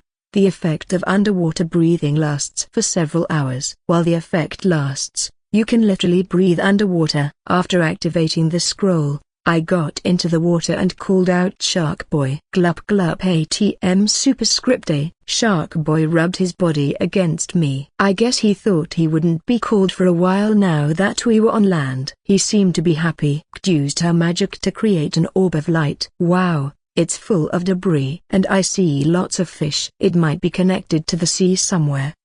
I come out of the water. And the others came out seconds later. There was nothing to find, was there? I don't know. We haven't checked the whole place yet. Or maybe someone came before us. Do you think there's any treasure down there? Frau is looking at the closed door. Is it possible that this is the locked door they say is at the end? Monica tried to push the door, but it was still locked and could not be opened. If I had a key, I could get in. Too bad. Let me try. It's no use. No one has ever been able to open that door. I pulled out a wire, and inserted it into the keyhole of the door and opened it in a second. What we heard was the creaking sound. How is that possible? You opened it with a simple wire. Monica was so astonished that she recoiled. With my super universal key, I can handle this. Now, let's take a look at the relics behind this door. I pushed the door with both hands. Is this it? There was a small base inside the place. A blue jewel glittered on it. Wait, I've seen this jewel somewhere before. I think it was at an auction. Master,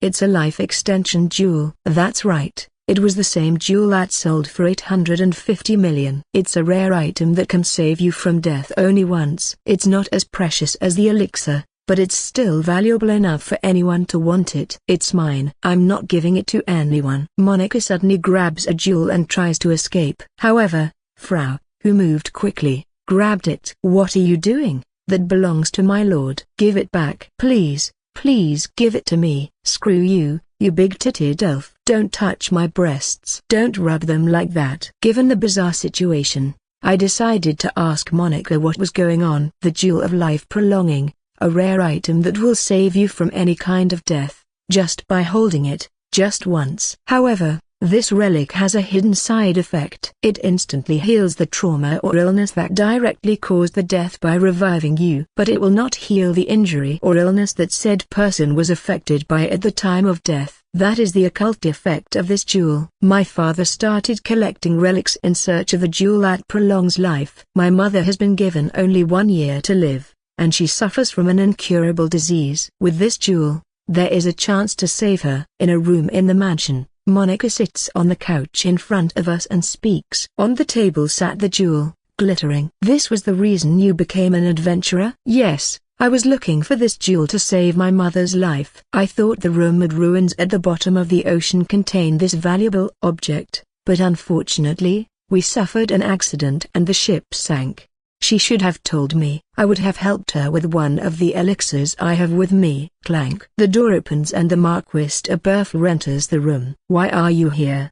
Wasn't the money I gave you the other day enough? Have you come to ask for more? You filthy human. He sits down next to Monica with an annoyed expression on his face. Now tell me what this inferior race is doing here. He looked down and his eyes grew wide. He kept looking at the jewel with the power to prolong people's lives. Monica, is that what I think it is? Yes, it is, father. You found it. Well done. No, it wasn't me. It was Drew who found it. What? His gaze turns to me. I wasn't expecting it at all, that kind of look. He instantly turns pale. Well, okay, I'll give you 3 million as a reward. That's very cheap. This is worth at least 100 million. What are you talking about? I don't know how much something like this is worth, but I'm sure it's worth at most 2 million, and I'm giving you 3 million for being someone very special for saving my daughter. I hate lies. As I went to grab the jewel off the table, the Marquis grabbed my arm. I'll give you 10 million. The price is 800 million. If you can't get it now, I'll give you enough time to collect it. I can wait. That's a ridiculous amount of money. This amount of money had been decided in consultation with Monica. I would have loved to give it away, but Monica wanted me to charge him a fair price, so here we are. I see, so this is fake and you're trying to rip me off. You damn dirty human, do you want to see my bad side? No, you're wrong, father. I watched carefully as Toru found this. It's definitely a real gem. Monica got up from her seat and looked at her father with a serious look on her face. This time you have to thank Drew and his friends. Without them, we wouldn't have found this relic. So you have to do it for Mum. But Toru, take the relic. Wait. The Marquis stands up and begins to take off his clothes. He strips down to his underpants, sits on the floor and raises his hands. Please sell me that relic. How much are you willing to pay? 800 million, I promise. Monica nodded her head in satisfaction, but as for me, I feel a little bad about this. I didn't want it to go this far. I never thought the Marquis would perform his clan's secret act of gratitude. Rather, he didn't have to take off his pants. I don't want the money. Your mother's life is in danger. It wouldn't be the right thing to do. What? You can't do that, Toru. The right thing to do is for us to pay you for this.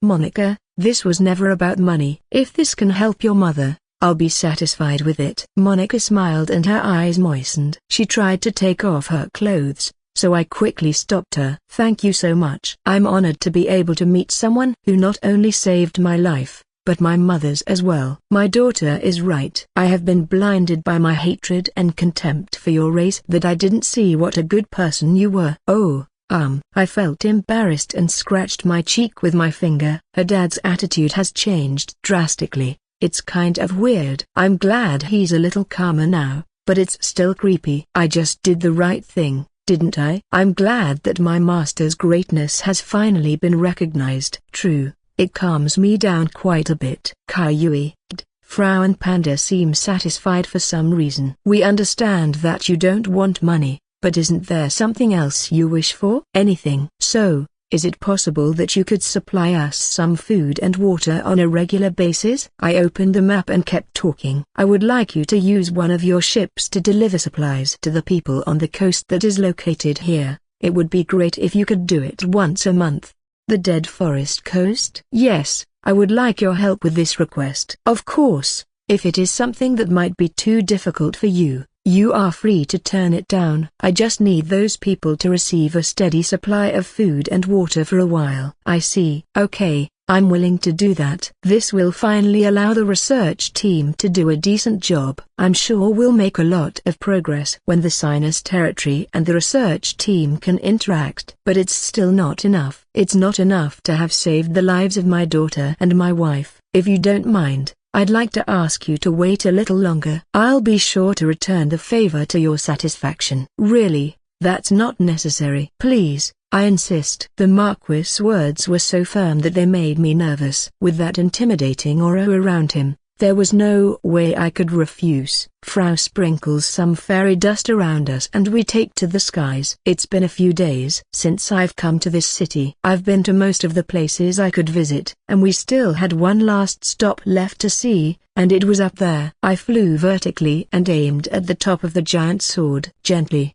lowered my foot to the edge of the huge sword. Whoosh! The smell of the tide reached us with the wind. In front of our eyes, we could see the vast ocean. We sat on the edge and took in the scenery. There's our island. Do you miss it? It hasn't been long enough for me to miss home. I'm excited about all the things we'll find. Me too. When Kt approaches, I put my hand on her shoulder. Her fox ears droop and her expression becomes happy.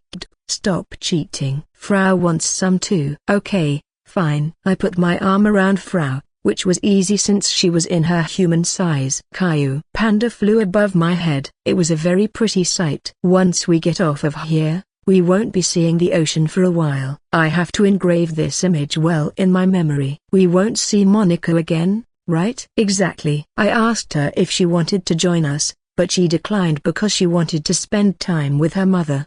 Besides, Monica wanted to volunteer to be the mediator between the research team and the city.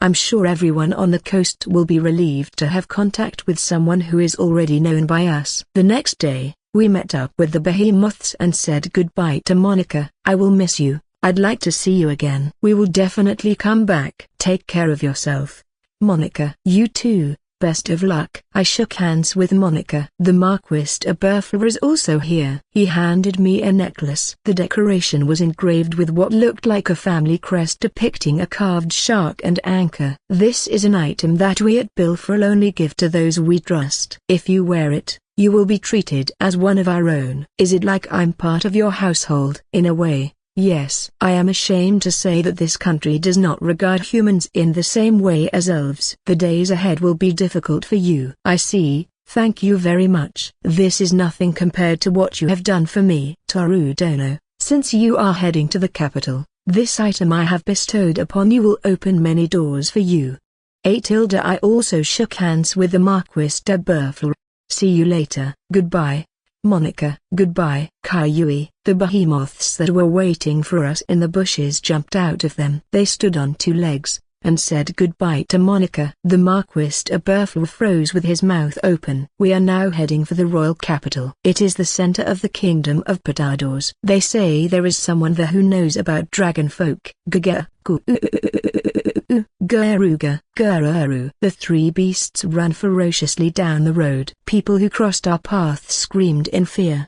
Having crossed the Sinus territory, we continued to advance through the forest. Monica told me that there is a village down the road called Nlia. It seems to be a small place where many humans live. They say it's in a valley, so they serve delicious wild vegetables. I'm looking forward to it. While riding the behemoth, I look at the map and am filled with anticipation. A village in a valley, which means the mountains must be nearby. Someone once told me that mountains are a forbidden passion of men. The farthest peak is where a man must aim. If there is a mountain, I will certainly climb it. Are there ruins in that place? I don't think Monica mentioned anything about those, because it's a human village. I guess the elves haven't paid enough attention to it.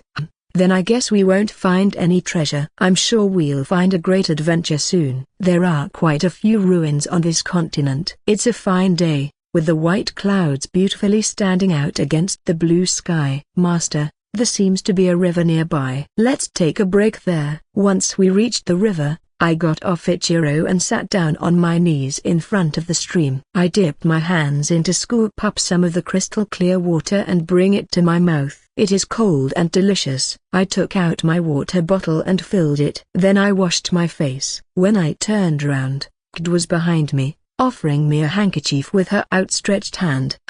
If you don't mind, Master, you can use this. The handkerchief was embroidered, and on the bottom corner was a small knit image. Dark hair, round face, ear broken bar. Oh, maybe it's me. Did Kd knit this? Are you sure? Yes. After all, it's for you, Master. When did you make it? Monica-san taught me how to do it. I know it didn't turn out very well, but I thought I could at least use it to clean my master's face. She looks down and her face is slightly red, as if she's nervous. However, her tail is wagging vigorously, so it's obvious she's expecting a compliment. I pat her on the head and thank her. Thank you, I'm very happy about this. Master, Master, Master, Master, Master, Master, Master, Master. It hugged me and buried her face in my chest. She kept sniffing me. I have too tender a slave, my lord. Frau, who was scanning the surroundings, sulked and frowned. No fair, Frau wants some petting too. Now, it's all right. He, this feels so good. I love you, my lord.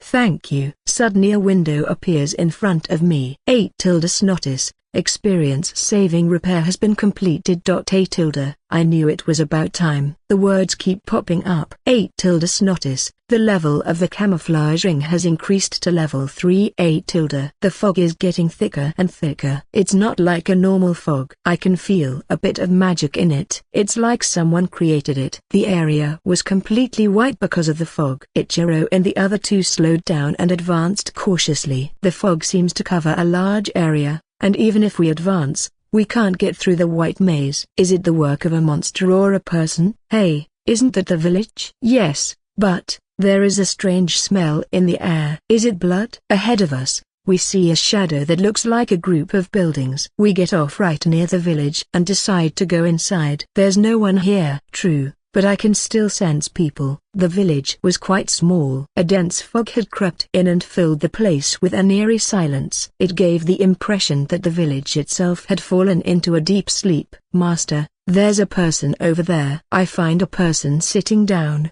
leaning against the wall. I approached and saw that it was a middle-aged man. He seems to be sleeping soundly and doesn't seem to wake up when I shake him or give him a light tap on the cheek. This is clearly abnormal. What is going on in this village? I found another one lying on the ground over here. Me too. Gather them here for now. We found 3 people. They are all of different ages and genders, but one thing they have in common is that they are in a deep sleep. If this is a poison or a curse, I can do something with the medicine I have. They have a sleep irregularity I've never seen before. So someone is probably behind this. That's the most likely explanation. Why would someone do this? Could it have been a bandit with magical powers? I don't think that's possible. From a thief's point of view, it's true that the residents are a nuisance. But why are all the houses' doors still locked? Would a thief take the time to relock the doors? I opened the door of a nearby house. Inside, there was a figure of a person sleeping soundly in a chair. There were no signs of a robbery anywhere. Could it be that the person responsible for all this really isn't a thief? Dune. I heard what sounded like an explosion and there was a tremor. Outside the house, black smoke rises from the center of village. Come to think of it, said that she smelled blood earlier. Maybe there are people still awake and fighting. We ran in the direction of the explosion. A group of people staggered down the street, letting out screams. They looked like zombies, or puppets. They noticed our presence and turned in unison. The whites of their eyes were clear to see and drool was coming out of their slightly open mouths. Their movements were slow, but there was a restlessness about them that made me take a step back. Master, they are still alive. The state they're in is a result of mind manipulation. The residents of this village have become puppets. Can you stop them from moving? No problem. Solid ice. Opening her iron fan, danced gracefully. The ice instantly encased the villagers' feet, blocking their advance. That will buy us some time. We have to find out what is causing this. We left the residents behind and ran toward the center of the village. Die, die, die, die, die. The young man swung his sword in fury. He cut down the swarm members mercilessly. When are we going to end this? Ask Zig. I'm not interested in these things. He's not very nice here, but I admit I like to make the dead shine. A woman who appears to be a wizard unleashes a burst of flame with her wand. The impact destroyed the villagers and the buildings. There was a black knight beside her, his face covered, so I could not see his face. However, the speed of his sword is quite fast, and even the simplest attack reduces the number of people in the blink of an eye. I felt a strange nostalgia for that move. I've seen it before, but where? Something tells me this won't end well. They probably don't realize that the villagers are being manipulated. Blow the villagers away with magic. Don't let them hurt them anymore. Yes. Waved her iron fan and a strong wind descended from the center of the sky, blowing the crowd of people away. Frau, let's go. Gotcha. I instantly closed the distance between me and the young man with the sword, and made him stop. He was about to kill a girl. Who are you? Get out of my way. Listen, the inhabitants of this place are just being manipulated. What needs to be eliminated is the cause of this situation. The young man laughed at my words. What's up with that? These guys are human, right? I did not immediately understand the words the young man had said. He doesn't mind killing innocent people. Some of them were still small children. Humans are a weak race that is at the mercy of the elves. What does it matter if a few die? Do you have any idea how to free them? Well, then get out of my way. He shoves me and raises his sword towards the girl again. Jin. Our swords clash again and a metallic sound spreads through the air. I stopped his sword again. I see you still haven't learned your place yet. I'll find a way to fix this, so don't kill them. That doesn't matter to me. All I care about is getting what I want. This isn't about pleasing a client. We're talking about the lives of innocent people. You're annoying. How dare you get in my way? You're human. I pushed his body back with my sword, at the same time protecting the girl. However, the young man immediately regains his stance and heads towards me. It's difficult to fight while protecting a child, but considering the influence on the surroundings, it's not a situation where I can clash swords with the intention of hurting him. Is also busy dealing with the magician over there, and also with Frau fighting the Black Knight. Maybe I can convince him if I can persuade him. Please listen to me. Damn human, how come you can stop my attacks? My level is over 500. It's quite annoying not being able to kill a disgusting human. It's like you won't listen to me. Please listen to me. Ah, shit, what should I do? Gotcha. Not likely. Nugu. As soon as he raised his sword, I gave him a light kick in the groin. I kept my blow from being too hard so that his balls hadn't been crushed. I hope. With this he should have calmed down. The young man dropped his sword, grabbed his crotch and crouched down. Zig. What happened to him? The other two, who are probably his friends, also interrupted the fight and rushed towards the young man. And Frau moved behind me. The teary-eyed young man is supported by the magician and stares at me. Okay, it's okay. I'll quit this time. You can thank me later. I don't mean to ruin your work, but it's not right for you to kill innocent people. Shut up. If you don't solve this, I'll come back here and kill every single person in this place. Tell me what the name of your party is. I'm Toru from the Maniou Brigade, and these are my friends, Kt and Frau. I am Zig. the hero of Patados, a member of the Wise Sword of the Sacred Forest, and these are Keltina and Aid. Oh, so he is the hero of this continent. Well, he does bear a resemblance to Sane. I have memorized your names and faces. The next time we meet, you will pay for what you did today. Zig turns the back of his right hand toward me. The mark of the beast was there, glowing red. Get out, Sylvia. A gust of wind is generated and a beast appears. It is an inorganic object that looks like a flower. In the center was an octahedral mass slowly spinning like a jewel, surrounded by a large flat scaffold of what appeared to be 4 petals. Zig and the others climbed onto the petals and floated gently. I hope you'll do your best to find the cause of this problem. See you later, Foxgirl. Apparently, that thing is called Sylvia, and it's a type of flying beast. I didn't know that kind of beast existed. Maybe it's a creature that hatches from a huge beast egg. We have already confirmed its presence in the elven village. It's hard to believe that they're elves like Alush or San. Not at all. It's not fair to compare Alush or San to these elves. Besides, both Kt and Alush or San have respect for the Lord. Really? I agree with Kt. I can't imagine Alush or talking the same way as these guys. Although I think she did when we first met. But then she changed. Or am I wrong? Well, no time to think about it. There's a lot of work to do. Do you see anything suspicious nearby?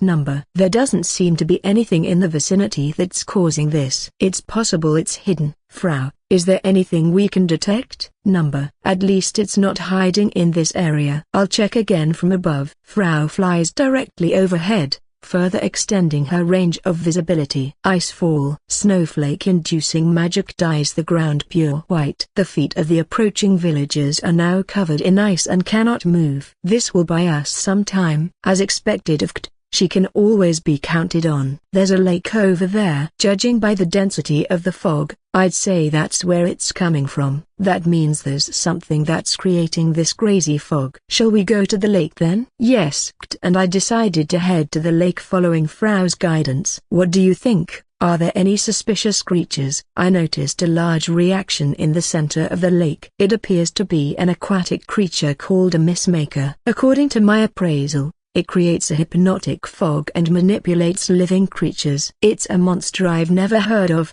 Is it reasonable to think of it as an endemic species living on the mainland? Anyway, the cause has been found. Shark Boy, are you ready? Club. I activated Mega Boost in case it was even more dangerous than I think. Shark Boy headed towards the monster at breakneck speed while raising a column of water. I couldn't see the fight due to the thick fog. I only managed to see the red light emitting from Shark Boy.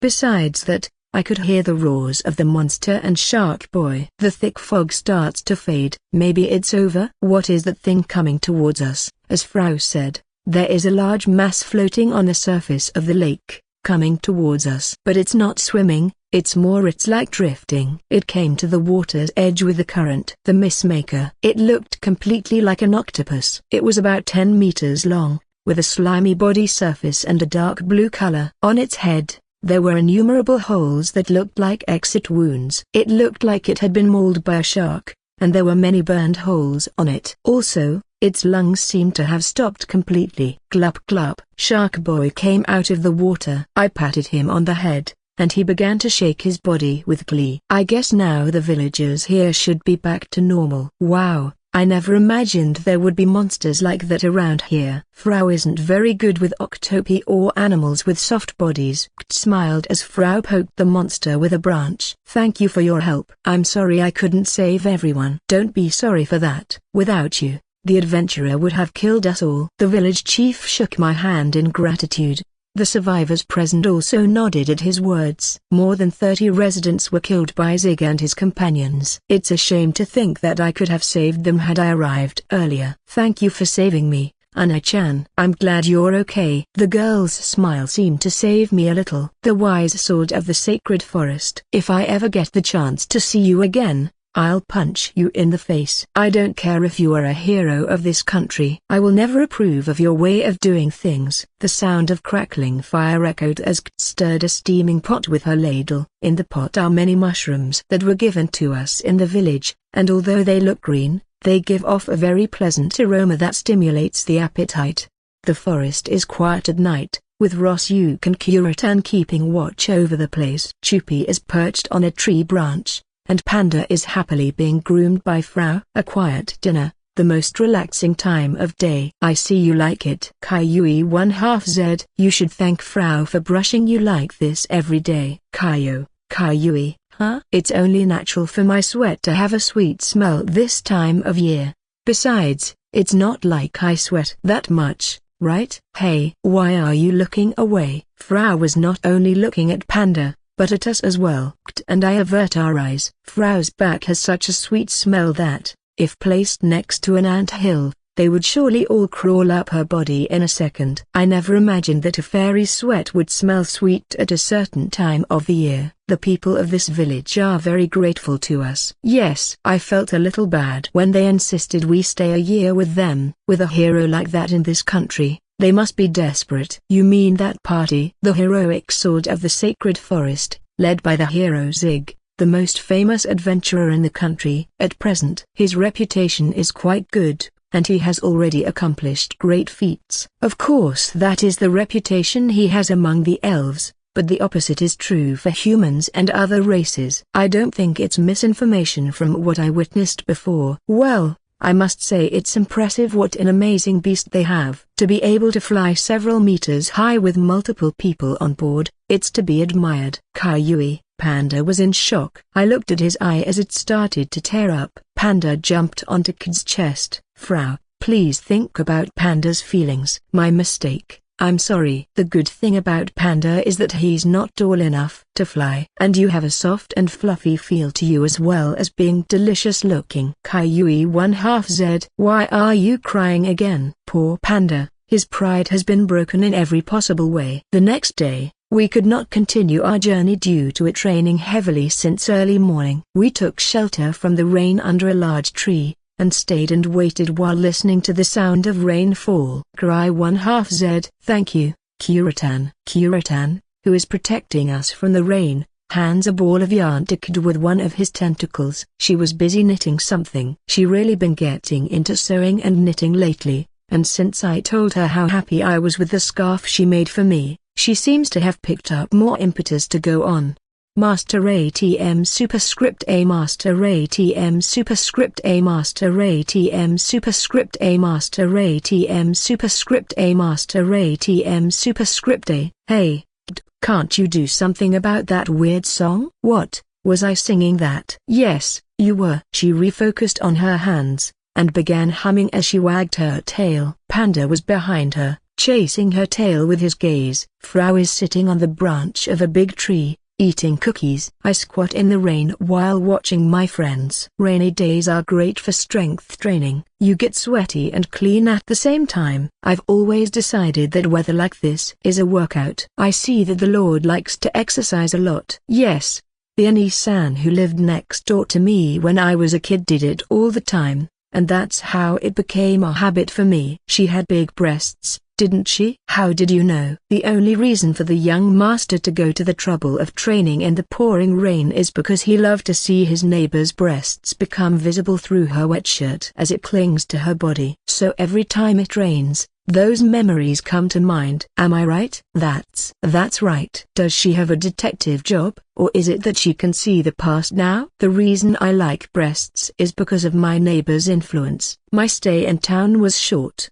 but those muscle training days were one of the factors that shaped who I am today. Master, do you like that person? No, it's only because of her breasts. Damn it. What am I saying? Frau, the great detective, knows exactly what you're thinking. Frau-san, please don't do this again. Otherwise I'll take away your cookies. No, not my cookies. What a horrifying fairy. How dare she dig up my hidden past. From now on I will treat Frau-san, 28 years old, more carefully. I stroked Kid's head as she grew teary-eyed. We stopped at a small village on the way. In the center of the village, the villagers had gathered and were discussing something with serious faces. If this keeps up, we will be annihilated. Still no news of the adventurers we requested. At this rate we're going to starve to death. If only there was someone who could use spirit magic. Annihilated, starve, some very disturbing words. What's wrong? That outfit, are you an adventurer? You've come to the right place. Hey everyone, the adventurer we requested has arrived. Wait. One of the villagers grabbed my arm and pulled me towards the gathered people. Without allowing me a chance to explain, the villagers surrounded me while saying things like only you can help us. And please get rid of them. Okay, just tell me what's going on. According to the villagers, crop-eating monsters have been frequently appearing in this area. As a result, they are in a critical situation. The name of these monsters is Samegra. They're a type of vermin that moves along the ground at high speed. I knew these animals well, since they often appeared in my hometown and devoured the crops. That's why I can understand their anger. They are weak animals in terms of strength, but when it comes to escaping they are terribly fast. It's not easy to get rid of them, even for experienced people. It's terrible. A lot of potatoes have been devoured. They do what they want. Kaiyui, there were holes made by the Samegra all over the field. Potatoes were left scattered all over the field, and other crops were also chewed up. In addition, the roots seemed to have been bitten off, and all the plants had wilted and some had even turned a light brown color. Rosyuk, go. I called Rosyuk out from the seal. Get rid of any Samegra you find. Shea, curling his body, Rosyuk dives into the ground and tracks down the Samegra. Rosyuk, who sees his surroundings with different senses, can also see the monsters lurking in the ground. Piggy, Sha. The vermin escapes from the ground, crawling out of the hole as it screams. But my beast was by far faster than it, and the Samegra was pierced through the body and then died. One of them is already dead. Surely there are about more than 30. With Rosyuk's help, the vermin began to dwindle in numbers rapidly. The extermination will be completed soon. Bogo. Bogogogogogogo. The ground rises high. A shark-like dorsal fin sticks out of the ground. Based on its size, I'd say it was the chief of the Samegra. The beast started moving towards us at great speed. Here it comes. I'll let you guys handle this. And Frau stepped forward. The beast rose up from the ground and swung its sharp claws at them. I won't let you touch the master. Plink froze the monster in an instant, followed by Frau, who struck it with her hammer. With that, the Samegra boss was crushed. It seems that the extermination of the monsters is over, and Rosyuk has returned. A total of 40 beasts were annihilated. It seems that there were more than we thought. We have finished our work, but a lot of the crops were damaged in the process. Sorry, it was Frau's fault. Frau lowered her head in embarrassment. I looked at Gd, and she was also confused by the things Frau says. Hey, Frau, did you forget that you have the growth prayer ability? Yes, you can accelerate the growth of plants. But how effective is it on weak plants? Leave it to me. Be prepared to praise Frau a lot. A dazzling green light emanated from Frau's body. The light fell on the plants and was absorbed by them. Would it be enough to bring them back to normal, Master? The plants that were about to die regained their vivid color, and the withered leaves turned upward as if they wanted to stretch their stems toward the sky. It was hard to believe that the plant that had been dying just a moment ago was alive again. The crops that bore the most fruit seemed to have grown in size. Frau, your power is incredible. Very well done. You were amazing. I like that. Come on, praise me and pet me. Frau was in a good mood, and even more so as she rubbed her head against my palm. However, what just happened will get us a lot of attention. It will make us stand out more than planned. We revived a field that was about to disappear in a matter of seconds. Fortunately there are no villagers nearby. Let's quietly leave this place. I don't want them to find us here when they see this. That's so common of you, Master. Saving people without asking for anything in return. Thank you. I wouldn't put it that way, but I guess it's okay. We left as fast as we could. We arrived at the capital of the Potatoes Nation. I hid the behemoth in the nearby forest and entered the city. You are not allowed to enter. Get out of here as soon as possible. Several guards gathered at the entrance and told us that we were forbidden to enter. The rest of the elves passing by us enter the city without a problem. Some humans also enter, but they all wear collars, indicating that they are slaves. In other words, humans who are not slaves cannot enter the city. What a nasty way to treat people. It makes me want to break through. However, Let's see if we can settle this quietly first. I'm not one to brag. I have identification. We don't want an ID. If you really want to get in, you have to be a slave. But, for 300,000 I can give you a special pass. What do you say? Pretty generous, right?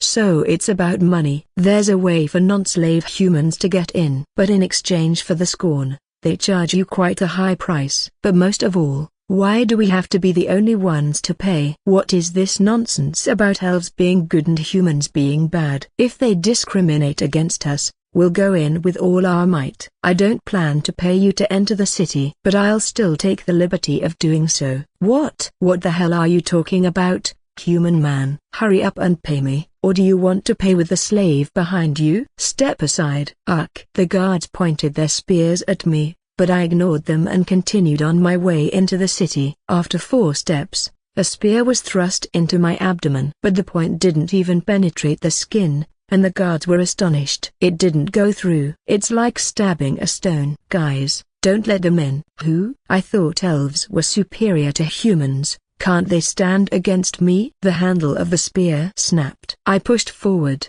pushing the guards away. The guards cling to my body to prevent me from entering. He's so strong. I can't believe the 4 of us can't stop him. Somebody call for reinforcements. One after another, the guards rushed over and clung to my body. Of course, there was no way to stop me. I walked dragging more than 10 elves with me. I proudly entered the city from the front. I'm not sure if this guy is really human. He surpassed level 100. Captain, what should we do? This is a situation we can't handle. Damn it. I'll take care of him. Get out of the way. Oh, he stopped. I just remembered something. I remembered that Monica's father had given me a necklace with the family crest on it. I pulled the necklace out of my pocket and let the guards check it out. I'm so sorry, I didn't know you were from the Burflel family. If you're related to the Marquis, even if you are a human, I would have let you pass right away if you had shown me this. The man called the captain lowered his weapon and smiled at the conversation. It seems to have worked. When I see Marquis Burflel again,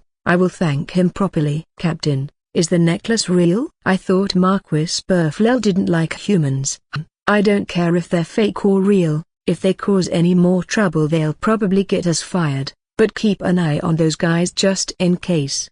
Understood. I could hear the voices of the guards at my back. They seem to think I can't hear them talking at this distance. Surely a normal human wouldn't be able to. But unfortunately for them, I'm not a normal human. Master, the person we're looking for knows a lot about dragons, right? Yes, but I don't know where he lives. I was only told his name. We'll have to ask the people in this place where we can find him. We'd better go eat. There's a nice restaurant there. Kaiui. Come to think of it, we hadn't had lunch yet. It's not too late to find a place to eat, and even more so, in a place like this. So we decided to go to the restaurant. What the hell is this place? It's disgusting. What do you mean humans can't come in? Caillou, I'm going to tear this whole store apart. Caillou. Frau is shaking with rage. And Frau could enter the place, but not me. The owner forbade me to enter. It seems that discrimination is very strong in this capital city. People on the street looked at us coldly. With this atmosphere, I have a feeling it's going to be hard to ask around. Tap tap tap tap. There was someone moving from shadow to shadow, directing a strong gaze towards us. I guess it's the surveillance imposed on us by the guards. Wait. After a while of chasing us, the watchman ran into a narrow alley. But Kt had already surrounded him. Phew, I won't let you go. The person whose way is blocked was nervous because he is caught in the middle, and he starts to stagger to the point that I feel sorry to see him. He's wearing armor, but it's obvious from his silhouette that he's actually a woman. I want you to do something for me. I want you to guide me somewhere and in return I'll pay you. I promise we won't try anything. Tell me where we can go and we'll let you go. I know you think the master is a bad person, but he's just the opposite. He's someone very kind. Persuaded the girl to help us. The female guard sits up and raises her hands in a pose of surrender. The female soldier's name is Jessica. She is a humble girl who has just enlisted in the army. It seems that the soldier who was ordered to guard us was too much of a coward and forced her to do the job. In any case, All I can say is that she has no talent for surveillance. I am trying my best to become a full-fledged soldier, but my superiors don't teach me anything. I'm forced to do grunt work and I don't know what I'm supposed to do on the field. You're having a hard time, aren't you? Yes, I am. I'm having a really hard time. Jessica was a beautiful woman. She had her hair tied up in a ponytail. She seemed to have a low sense of discrimination towards humans, and it was fairly easy to get to know her. The fact that she had just arrived from a small town in the countryside was probably an important factor. Yabai-san lives in that building. I should warn you that he is known for his eccentricities. You never know what he might do. Really? So he's a weirdo. I like him already. But I've been told that person knows a lot about dragons. Since I've learned the truth, I can't stop here. I knock on the front door. Yes, who is it? Question mark.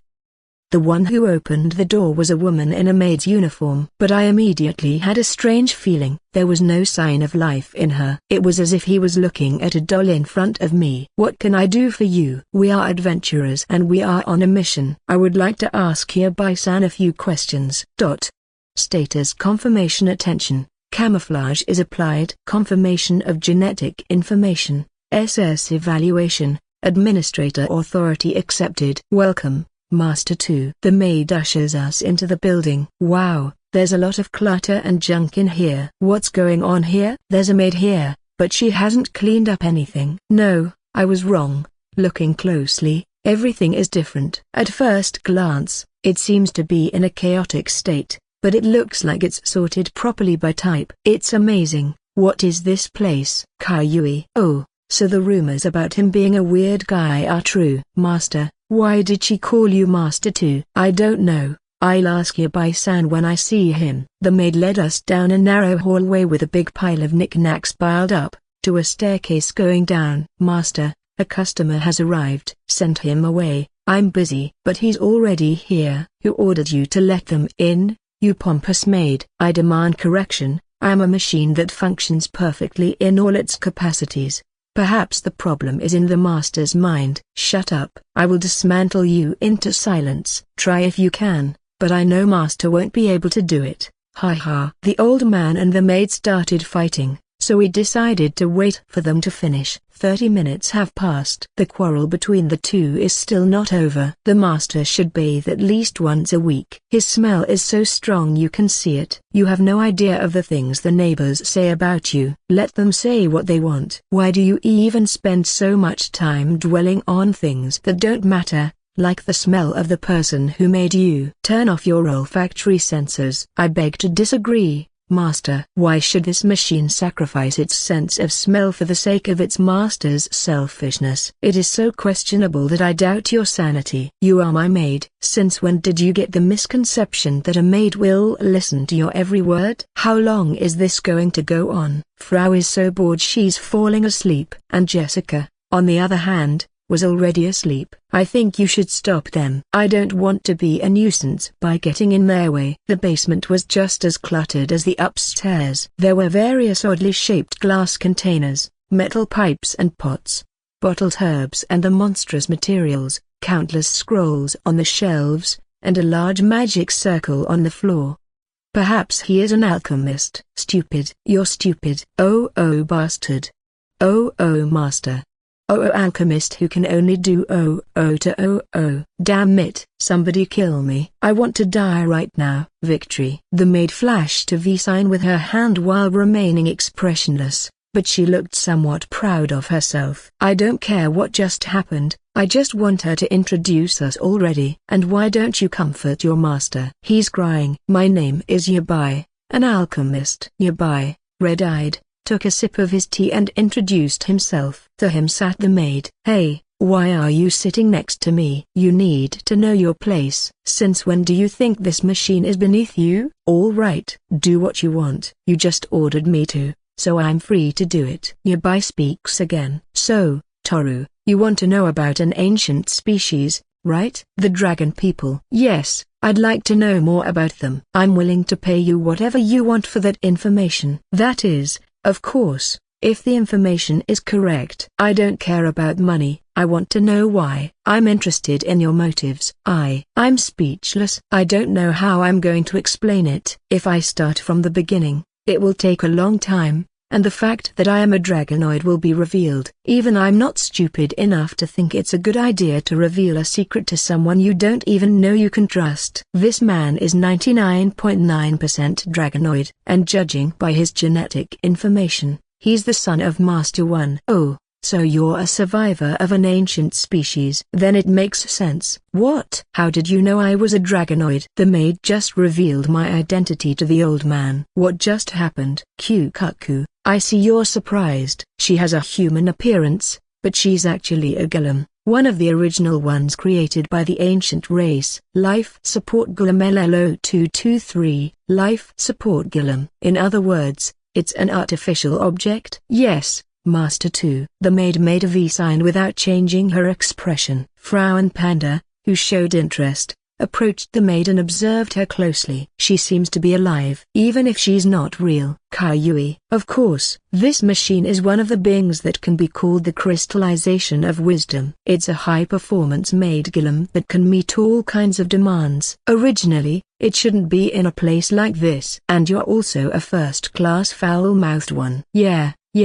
Whatever you say, old man. Have a cushion so you don't hurt your back. Yabai was very angry. The maid seemed to have no idea what was going on and didn't seem to care for it.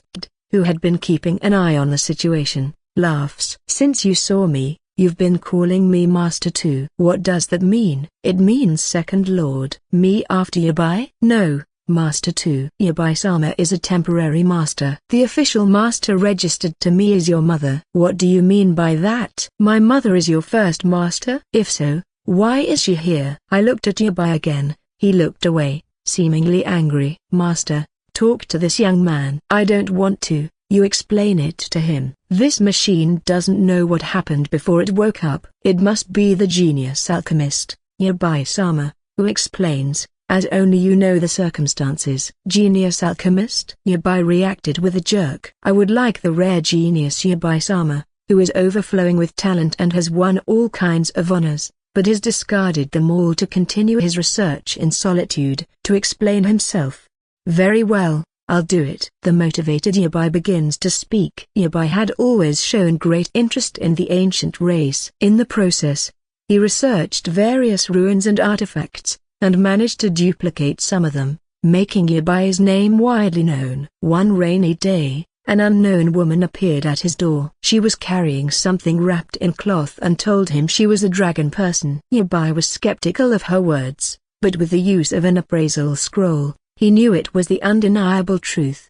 He was very excited about it. An ancient species thought to be extinct had survived. There was so much he wanted to know, so much he didn't know what to ask. Yabai said. The woman called herself Kuan. She was a woman of few words and, contrary to expectations, did not talk much. A very quiet woman, she read a lot of books, strangely perceptive, a good cook, and a great cleaner. She was very intelligent, and also seemed to understand Yabai's research instantly. After staying here for a few days, she left the maid, the golem, and went somewhere. Kuan never gave me an answer to all my questions. It's like she was trying to hide from something that was chasing her. What if she had no memory of who she was? I don't think that was the case. It was Kuan who repaired the silly maid here. Life Support Golem LLO223 was fixed by my mother? Maybe the thing my mother was holding back then was the maid. Kuan. That's my mother's real name, although it's the first time I've heard a name like that. I like it. What do you know about my mother? I'm afraid the memory of this machine has been deliberately erased. The only order I have been given is to serve this old alchemist. So her memory's been erased. That's not good. I thought I had found a huge clue. I turn around and see that Jessica is still sound asleep. I'll let her sleep a little longer. Did she say where she came from? I don't know. I asked her where she was from and where she was going, but she wouldn't tell me. Yabai continued his story, but she did tell me the reason she was traveling. What did she say? She said she was searching for a place where she can find peace. Hearing this, Mom's happy smile flashed across my mind. Mom had finished her journey, that place where she lived with me. And my father was where she found peace.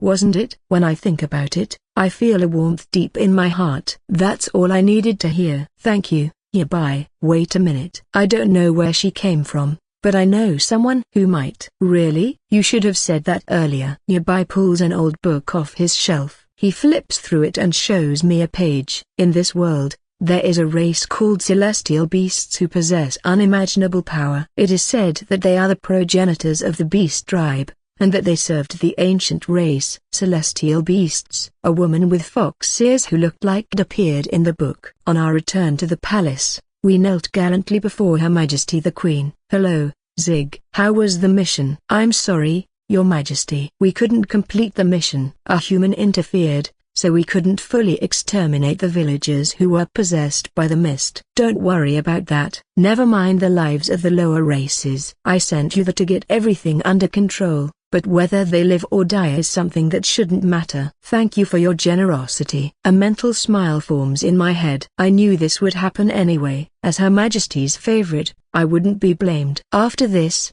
you will be bent over my bed, pleading with me in the wildest way possible. Soon you will be impregnated by me. If that comes to pass, my position on the throne will be secure and I will be able to rule this country from the shadows. Being the hero is only a stepping stone. It is impossible for a man as talented as me to remain a mere hero. I will climb to the top in the end, then live the rest of my life the way I want. There is no plan more perfect than this. Soon you will be on your way to defeat the evil dragon. You know your mission, don't you? Yes. As a hero, I must slay the evil dragon and reclaim the sacred land. Good. The Spirit King is still waiting for us there. You can't afford to fail, Hero Zig. You will have to make careful preparations for the final battle. I will, Your Majesty. After receiving the request, I went to leave the audience hall. However, Her Majesty stopped me. Oh, by the way, I hear your fiancée Tilda Copyright is back. Why don't you visit her to see how she's doing? I will in the near future. Her Majesty looked at me with jealousy in her eyes. Damn you, you old hag. You're disgusting. Surely you're worried that I won't marry you. Don't worry,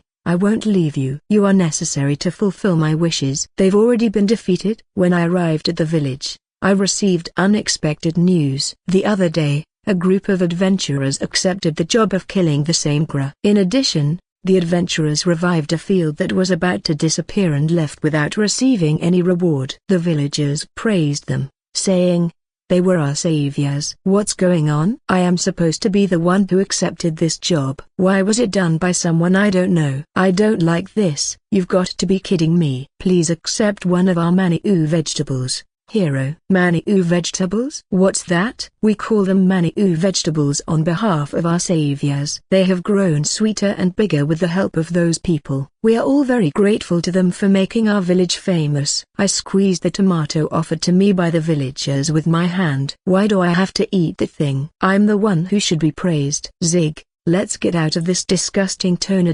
It smells like dirt. There's nothing here and it's boring. Keltina. Easy, Aid, it was just a joke here. You should watch your words. The hero and his party are always being watched in every aspect. Yes, sir. Aid picks up one of the tomatoes and thanks the villagers. I'll take this one. He is a member who just joined our party recently. He speaks very little, and always wears full jet black armor that you can't even confirm his face, or even his age and race. He is a man shrouded in mystery. But I don't mind. He has fighting skills, doesn't talk much, and can be minimally trusted. With that, I am satisfied. After all, friends are disposable. I'm satisfied as long as they're useful. Above all, I'm not interested in men. Let's go. Yes, A. We arrived at Apolloa, in the territory of Sinus. Do you know what you're doing? How long are you going to prepare this? Don't bother me. Aid, did you buy the flowers? Yes. I check my hairstyle over and over again in the hand mirror. My fiancée Tilda Copyright. It's been a long time since I've seen her. She's an adventurous tomboy despite being a marquis daughter, but I like her smile and enveloping aura. And that seductive body she can't fully hide. I can't wait to embrace her. I've had over 100 women in my life, so I know that woman is magnificent. I can't stop drooling. Hey, How silly. Do you think you can conquer her? A question mark. That's a stupid question. With my skill, awareness induction, she's already leaning 80% towards me. If I can take one more step, Monica will be mine. You have this thing called me, and still a fiancé tilde copyright Tua. What are you talking about? Our relationship is just sex. If you have a problem with that, you can leave. I'm sorry. I'm just a little jealouser. TCH. I hate women who don't know their place. I'll teach you a lesson later. It's time for me to make you my property. Monica. The love of my life. My fiancé tilde copyright I'm here to see you. Our engagement is cancelled. What? I dropped the bouquet to the floor. It was as if I couldn't understand a word she was saying. I'll say it again. I'm breaking off my engagement to you. Why? Wasn't it your family that wanted the jewel of life that I possess? That's why you pledged yourself to me. We have already found one. Our family wishes to continue to have a good relationship with the Count, but we no longer have any reason to proceed with this engagement. That's a lie. It thought I could finally make Monica mine. Then Marquis Bilfrel showed up. Oh, hello Zigdono. As expected of the hero, you were the first to come after my daughter's return. Well, it's only natural that I come to visit my fiancé tilde copyright Besides, there's something that just took me by surprise. Monica-san said she wishes to cancel our engagement. Is that true? You didn't know? I'm sorry, but I spoke with your father the other day. The Count has accepted our request to cancel the engagement. My father accepted that proposal. Damn it. How much money did he ask for this? I knew he didn't want me to have his daughter. I was so close to having Monica. Monica, you don't want to marry me? Besides, I've met a wonderful man who I've fallen in love with. And not only has he saved my life, but my mother's as well. Another man. I opened my eyes wide, astonished. Her mind, which should have been leaning towards the thought of loving me, had completely moved away. Awareness-inducing abilities have a weak effect at first, but over time they can bring about major mental changes. There is no doubt that she used to have feelings for me. And yet, within a month, the situation has changed dramatically. It is reasonable to assume that something has happened that has nullified the effect of the ability. Oh, right. She said her life was saved. Geez. Who is this guy? The one who took my Monica. I'm going to kill him. I'll make sure he's dead. If he disappeared from this world, she'd come back to me. Can you tell me the name of that wonderful person? Yes. His name is Toru-sama. Heavenly beasts. Long before ancient times, there was a powerful race that served the dragons. Its appearance is very similar to that of the Beastkin tribe, and at first glance, it is difficult to distinguish them from each other. However, their power is incomparable, and they seem to be recognized as a unique existence because they are both powerful and unmatched. This book says so, but do heavenly beasts really exist? I haven't actually seen them with my own eyes, but there are references in the literature that separate heavenly beasts from the Beastkin tribe, so it seems that at least one such being existed a long time ago.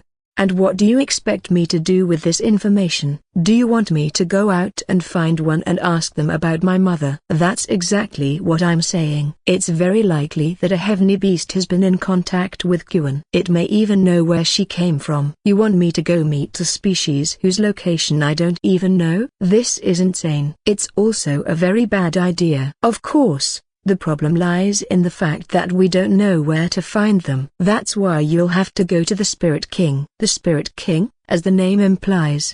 He is the pinnacle of spirits. He may know the whereabouts of the heavenly beast's location. I see. If we can meet the Spirit King, we can find out where the heavenly beasts are. I can finally see the way. Suddenly, I turned my attention to Kt and saw that she was looking at the page on which the heavenly beasts appeared. I can't blame her for being so curious. The picture does bear a strong resemblance to Kt. If you put Kt next to one of these beasts, you wouldn't be able to tell them apart. It would be helpful if they at least had something to differentiate them. Hey, where is that Spirit King? We elves have a sacred land that has long been the object of our worship. The Spirit King is still being held there. Wait a minute. You mean he's being held by something? The evil dragon Odam. It's a monster that suddenly appeared before us 200 years ago and took the sacred land. Yabai said, forget what I just said, It is impossible for you to ever meet the Spirit King." And he set out to continue the story. He was about to pick up the cup when the maid quickly moved it to the side. "Hey, what are you doing? Don't finish your story without permission, you bastard. Do you enjoy making fun of me like this? It must feel good to tease me like that, you piece of shit." Certainly. It is this machine's prerogative to make fun of its master just because its master is depressed. "I'll dismantle you right now. If you think you can do it, then I'd like to see you try, old man."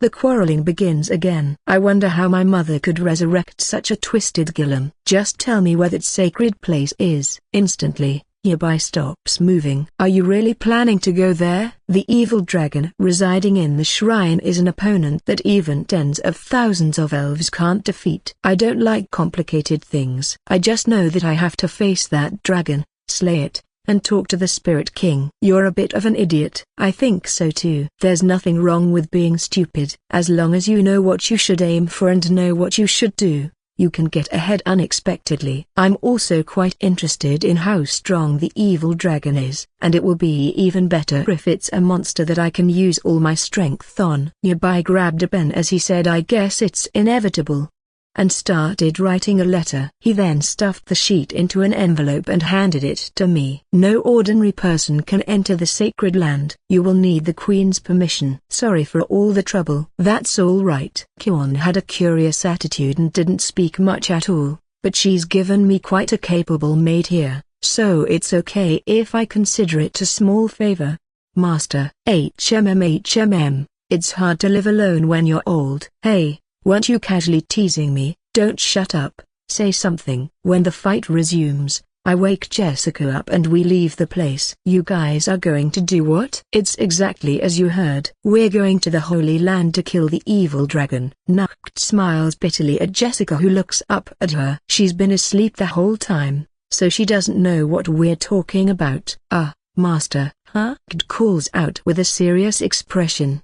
Her face looks red. "What's wrong?" Kt sat down on the floor. "What's wrong? Are you not feeling well?" She's got a blank look on her face. Frau quickly touched her forehead to check. "Hot, you're burning up, huh?" "That's right. We'd better get her to a doctor quickly." Kayui. I hoisted Kt onto my back, and headed to the hospital. With Jessica's guidance, Kt sleeps peacefully in bed. Seeing her, I suddenly let out the breath I had been holding in. I felt relieved. The doctor said it was just a cold, so it wasn't a recurrence of a previous illness. Come to think of it, Kd was strangely calm today. She didn't say much, and I think her breathing was a little more agitated than usual. How didn't I notice this? Is a cold really that dangerous? Kayui, haven't you ever had a cold? No, because when the rest of the family got sick, Frau was the only one who was well. Frau and Panda were floating in the air over the bed, also looking worried about Kt. Jessica returns with a pitcher of water. I've prepared some water. She's been sleeping very well since she took her pills. I'm sorry I had to rent a room and that you had to help me take care of her. That's okay. It's a guard's job to help those in need. I squeezed a water-soaked towel and put it on Kt's forehead. I was aiming to take care of this by myself,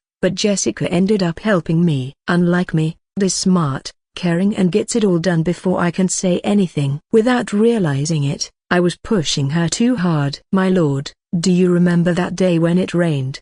Wasn't it that Kd caught a cold because of it? True, it was a very rainy day. But I got wetter than Kd. Why didn't I catch a cold too? Let me ask you something. Have you ever had a cold, my lord?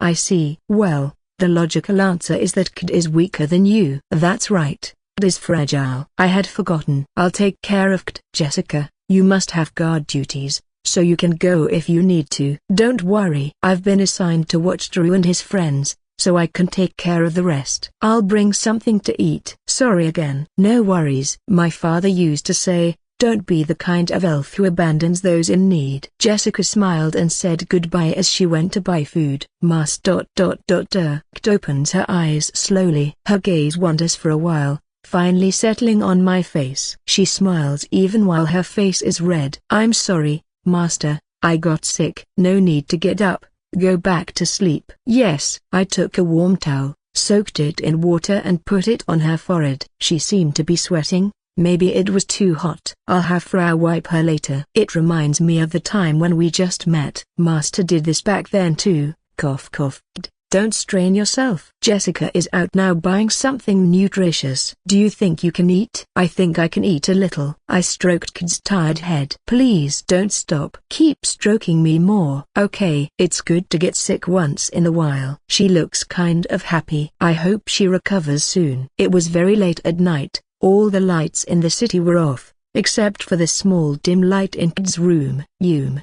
Master, where are you? I'm here. Relax. Let me change your towel. I put a new towel on her forehead. Her body temperature seemed to have increased, and her breathing seemed somewhat labored. Her consciousness was blurry, and she was coughing violently from time to time. I have Frau, Panda and Jessica sleeping in separate rooms, just in case. It's not a quarantine, but I want to prevent Kid's cold from spreading. Cough, cough. I'm here for you.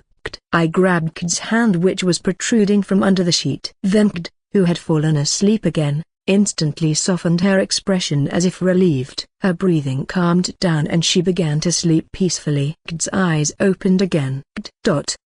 There is no answer, but her eyes are fixed on me. Suddenly, Kid jumped out of bed and pushed me to the floor. What's wrong with you?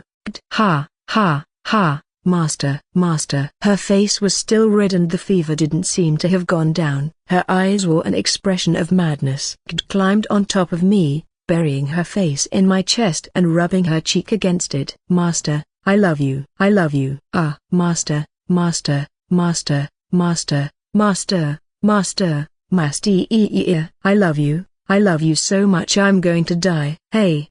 Calm down. Her tail wagged vigorously. She makes sweet purring noises, sniffs my neck, licks me lightly, and does things Kid wouldn't normally do. I guess she's confused by the fever. Or is this really how she thinks and sees me? However, I want her to stop licking my neck. I don't know how to describe this feeling. On one hand, I find it both exciting and pleasant, but it's not right under these conditions. When she looked up, Kid was breathing heavily and her eyes were foggy. Ha Caillou. She reached her limit and fell on top of me. I picked her up and laid her back on the bed. I changed the towel on her forehead and she started breathing calmly again. I remembered Kid's words and my face turned red with embarrassment. The next day, Kid woke up. Thanks to you, I feel much better already. No, you're still sick. You should rest. It's okay, Master. I can move now. Just as she was about to get out of bed, Frau smacked Kid on the head. The Lord just told you to keep resting. We don't want you to pass out again. Okay? Caillou. See? Panda agrees with Frau San. Kid reluctantly lay back down on the bed. Speaking of which, do you remember anything from last night? Well, my memory is a little fuzzy. Did I do anything? No, I was just asking. If you don't remember, that's fine. Anyway, we should let her get some rest today and see how she fares tomorrow. Unlike me, she's delicate. There's no guarantee that a simple cold won't turn into a major illness. Master. She looks at me with moist eyes. I was about to get up when she calls out to me. She doesn't like the idea of me going away and leaving her alone. Frau and Panda will be here with you. I will be back soon. Please come back as quickly as you can. I will. In 5 minutes? That's impossible. I have to deliver the letter to the palace that Yabai gave me. Jessica, take care of them for me. Leave it to me. The Queen looks at Yabai's letter and then turns to me. Maniou Brigade. It's a party I've never heard of. I would like your permission to enter the sacred land. Foo. What is a mere human planning to do in our sacred land? She tore up Yabai's letter and threw it away. I don't know what that ancient court alchemist Yabai was thinking in sending you here, but it's not right to allow an inferior race to enter the sacred land. A former court alchemist? Surely he was among the elite with other magicians. Was that old man in such a high position? The defeat of the evil dragon is already scheduled to be carried out by the hero Zig. This is not the time for an inferior human to be present. Get him out of my sight. After saying such words, I was thrown out of the courtroom. So they kicked you out of the place? Yes. And tore up the letter you wrote. I see that proud and sedate queen's position has only made her character even worse. When I was taking care of her she was such a cute and obedient child. Yabai paces around the lab with his hands behind his back, thinking. So you're a former court alchemist? Well, yes, I used to hold that position, and that's why I was able to send you to the royal family. That's no longer an option though. What are we going to do about it? If we can't enter the Holy Land, meeting the Spirit King won't be an option. We will have to find the heavenly beast on our own. No, that's too reckless. This is a vast continent that generates more questions than answers.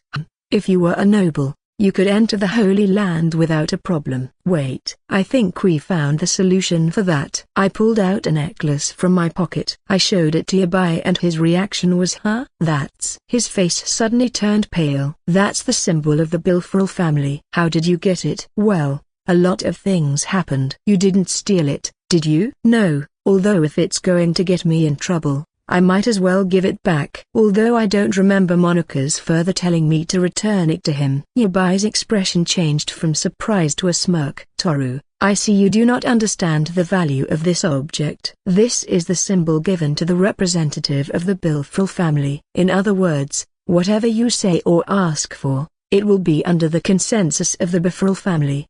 I see you didn't know this, although if you had had this information, you would have chosen your words better before the Queen. But now everything is different. Thanks to this necklace, you are authorized to enter the Holy Land. Shit, what kind of power has that old man given me? I will definitely return it once I finish this trip. Yabai muttered, should I be careful? It can't be helped. It's a name I don't use anymore, but it's for Kyon's son. I'll write another letter now, so wait here. He sat back in his chair and picked up his pen. In the meantime, I decided to take a good look around the lab. Sheesh, there are so many eyeballs stuffed into jars. There are a lot of bugs around here. What is this? A palm-sized Gillam. Master 2, please don't touch anything without permission. Sorry. By the way, do you have a name? I don't like the idea of just calling you maid. Yabai-sama calls me L2, so you can call me that as well. Master 2. L2? Is that an abbreviation of your name? Yes. He has a lousy sense of nomenclatures,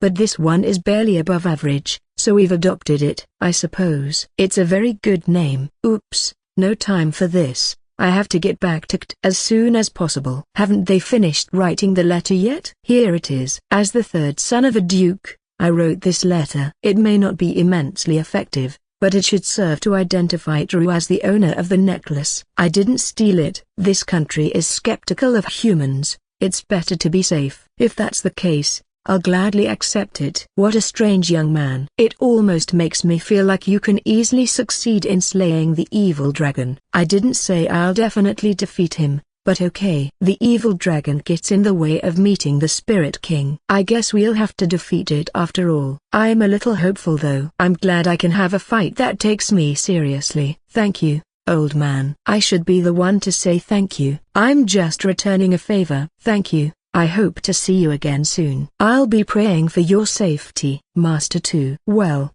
it's time to go see the King of Spirits. I hate how they've interfered with my plans, and to have the woman I had chosen as my wife taken away from me is a shame far worse than death. Once Monika and I were married, I was going to make sure her body knew its place in the hierarchy. I planned to stain her innocent face, smother it and dye it in my color down to the marrow of her bones. Manu Brigade, this will be the last time you stand in my way. You made Monika break her engagement to me. I won't forgive you, Toru. I will kill you. I bite my thumbnail as we travel back to the capital. Zig, your face is scary. Guess you couldn't stand it when she broke off your engagement. Hey, Aid, what do you think? I'm not interested. You're not very nice. You don't shine enough, eh? Well, I'm sure once I've defeated the evil dragon, Marquis Bilfrel and Monika will have second thoughts. They'll realize how foolish it was to break off our engagement. I'm going to stomp on yours and your daughter's faces once our positions are reversed. One of the evil dragon's subordinates has been defeated. The words the Queen said really bothered me. It can't be. Who did it? The Manu Brigade. Damn, I didn't think that human had that much power. You know where I'm going with this. We can't let a human kill the dragon. He'll ruin my reputation for recommending you. I'm aware of that. From the way the Queen mentioned them, I guess they have come here. They're like rats, scurrying everywhere. But there's nothing to worry about. Not yet. He's only killed one of the 3 subordinates. As I was thinking that, a knight burst into the room. Pardon my intrusion, Your Majesty. The dragon's second subordinate has been defeated. What? It was a party of adventurers called the Maniou Brigade that slew him. That's ridiculous. Impossible. In such a short period of time, he defeated the second subordinate. What's wrong with those people? Ever since we met at that village, they haven't stopped interfering with me. First Monica, and now this. A second knight bursts into the room. The dragon's third subordinate has been defeated. What?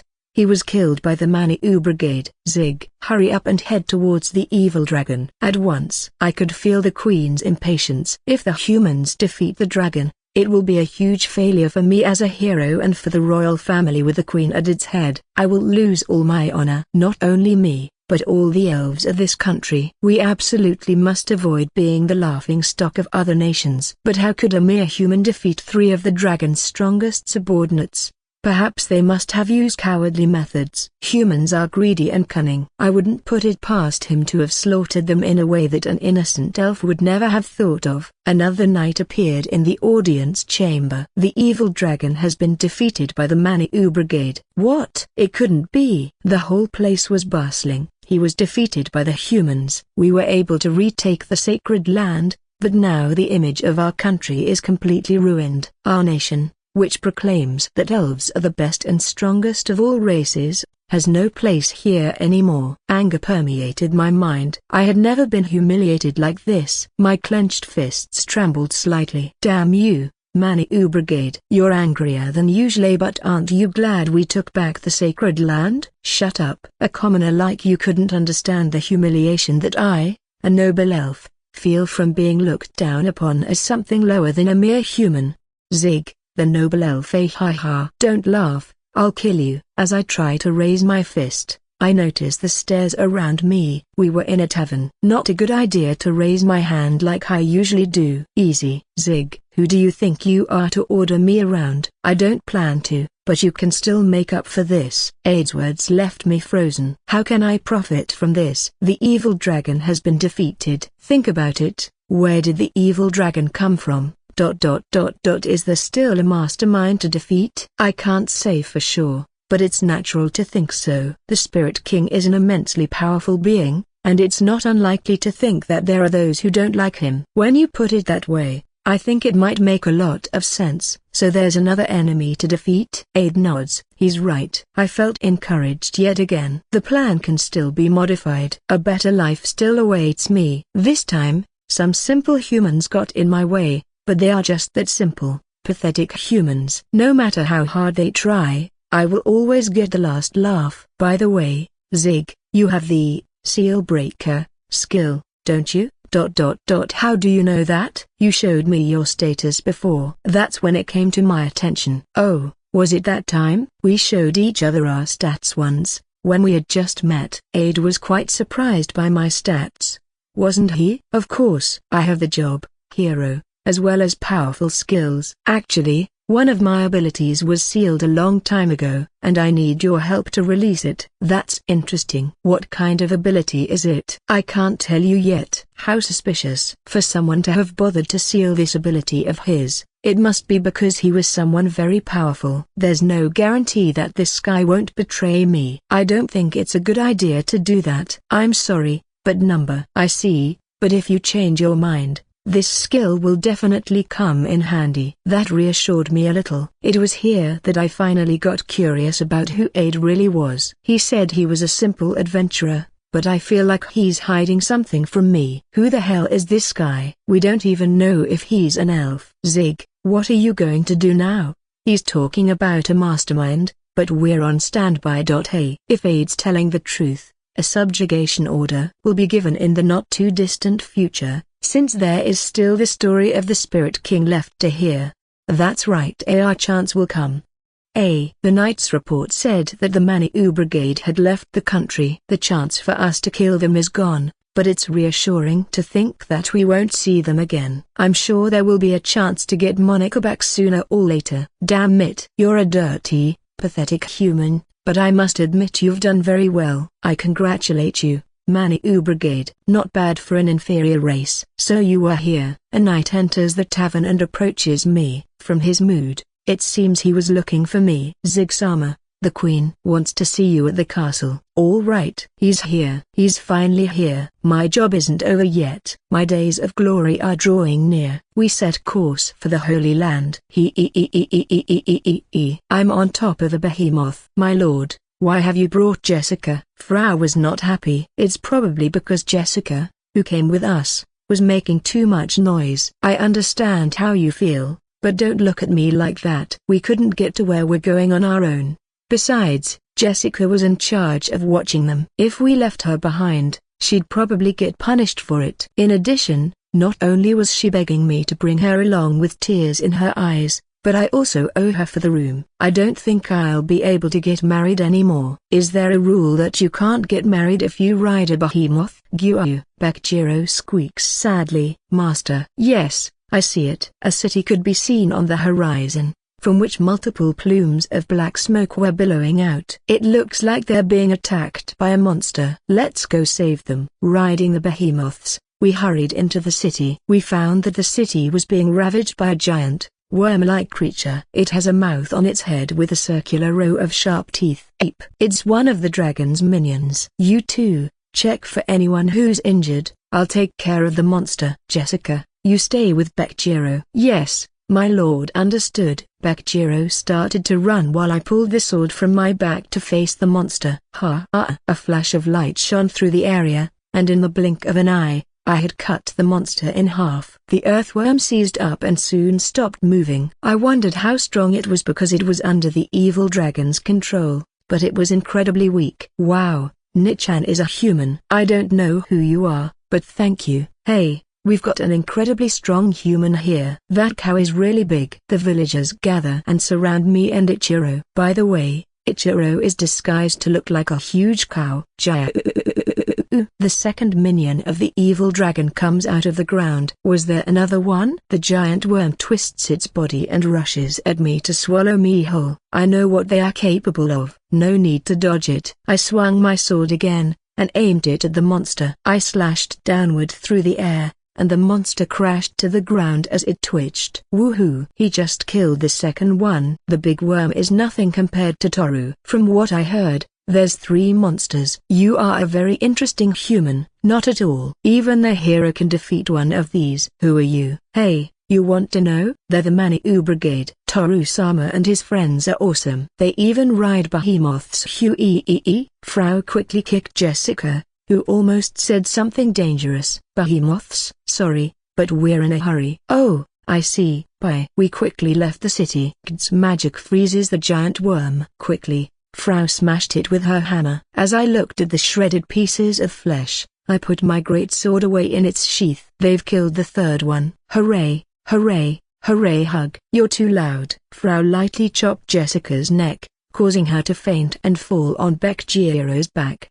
I guess we've defeated all the lackeys now. Looks like it. The last one looked like he wanted to kill Frau. The first 2 we killed were in the city, but the last one was in an empty meadow, and was clearly following us. I guess that means the evil dragon has found us. You can do it, Master. Thank you. Please let me heal you. Kid pulls my arm and pats her legs. However, I don't feel tired. But I couldn't refuse to rest my head on Kid's thighs. I put my head on them, and a smile immediately appeared on Kid's face. She then began to caress my head. It feels good, and my eyelids become heavy. From there on, it's sacred ground. Unauthorized entry is a crime. What's that big tree I can see from here? The World Tree. I don't know much about it, but I hear it's one of the smaller ones. You mean there's another one? The World Tree, a name I've never heard of, but it intrigues me. I'd love to see it up close. We follow the path and come to a stone gate, and here too there are knights who look like guardians. However, unlike the previous ones, they have an extraordinary atmosphere. We are the knights who protect the sacred land. Those who are not allowed to be here must leave immediately. This is no place for a human to enter. If you need proof of my courage, I have it here. I pulled the necklace out of my pocket and showed it to them. The Bilfrel family insignia. And I also have this letter. I handed Yabi's letter to the guardians, They looked at each other's faces and then glanced at the letter. The former court alchemist, Master Yabai, gave his permission. If someone like that has taken the trouble to give you permission to visit, then we beg your pardon. Please go ahead. The two knights easily cleared the way for us. The knights look at the behemoth, as they said, "That's a very large cow. I hope they don't stare at it for too long. It looks weird and suspicious." After crossing the gateway, we entered the sacred land. It is said that in the sacred land of Patados, there was once a city belonging to the ancient race. After the demise of the ancient race, the elves took over this place and grew in power until the present day. I've never seen a world tree before. It's so big. Decaying stone buildings line the streets everywhere, and in the distance were huge trees over 100 meters tall. I don't think this qualifies as a small one. Jessica told us that these trees were planted here by the first elves who came to this land. I don't know how long it's been since the founding of the country, but they're a long-lived species, the elves, so it can't have been more than 1,000 or 2,000 years or so. ATM superscript A thump, thump, thump, thump. Thump ATM superscript A. The earth trembles violently, and thick tentacle-like objects fly out of the ground with great force. Its long body formed an arc and headed towards us, smashing into the buildings. Is it the evil dragon? Like its minions, the evil dragon has the appearance of a worm. It opened its large mouth, dripping mucus, and threatened us from an elevated position. Here, it's going to eat us. I shouldn't have come here. Chupi, Kurotan, protect Jessica. I called my beasts and put them on guard. Master, it seems to be a monster called Devil Whim. It's very nasty. My skin tingles like when I fought the Demon Lord. This evil dragon also emitted an aura similar to the armor worn by Sane and Lisa. Numerous eyes began to spread across the worm-like creature's body. The ever-dripping mucus was so slippery that if we became entangled in it, it would inhibit our movement. Get ready, I think it's going to attack. Goo. The torrential fire released by the whim headed towards us. With a slight swing of my great sword, the flames were cut in two. Goo. Fool. That's impossible. You can speak? Hero. Kill the hero. No. I'm not the hero. I'm just a warrior. The devil whim grimaced as if doubting my words. The dragon is about 100 meters long. The monster's width is slightly more than 10 meters. There is a huge mouth on what appears to be its head, and surrounding it are countless extended eyes that can be seen as tentacles. In short, it is a nasty creature. It looks like some kind of dragon subspecies to me. It's huge for what it is. I wonder if all dragons of this type are similar in size. I've never seen a talking dragon before. The world is a big place. Don't talk with each other on the side when I'm right in front of you. The dragon unleashed its wrath. It charged at us at breakneck speed, so we quickly moved out of the way and began attacking it individually. Blizzard Blossom. Mew. Pish. The dragon stopped moving as a section of its body froze. Hammer Breek. Fua. Frow's hammer hits the dragon hard on head. Gua. Gu. Mwa. Ida Awa. The three behemoths bite into its torso. The dragon writhed in pain. Finally, I jump high and cut the dragon right under me in half. Its huge body falls to the ground. Is it over? Coo. This alone won't be enough. The dragon, whose head was split in two, slowly raised its body. With twitches and bubbles, the dragon's head fused into its original form. I imagined that this kind of thing would happen. Its regeneration ability is also extraordinary. What do you think, Master? I don't like what I see. Let's chop it into little pieces. The dragon lets out an expression at my words. Putting the great sword back in its sheath, I grabbed the dragon's body with both hands. I pulled on its long torso with all my might and swung it upwards. Its 100-meter-long torso flew into the air. Clink. I unsheathe my great sword again and jump up, slashing and hacking his torso over and over until his remains were too small to regenerate. When I land, chunks of flesh rain down around me. Now, can it still come back from this? Oh, I can't assess it anymore. Huh? What? I didn't go too far, did I? That horrible evil dragon. Reduced to a pile of meat. Jessica looked at me, her face pale. After defeating the dragon, we headed to the heart of the city. We went to see the world tree up close. So this is the world tree. Seeing it up close makes your senses go crazy. My sense of perspective is screwed up. I never thought I'd see the world tree this close. I could die right here and now. What a nostalgic atmosphere. I feel like I've come home. Kaiyui, Panda flew out of the seal and approached the tree while sniffing it.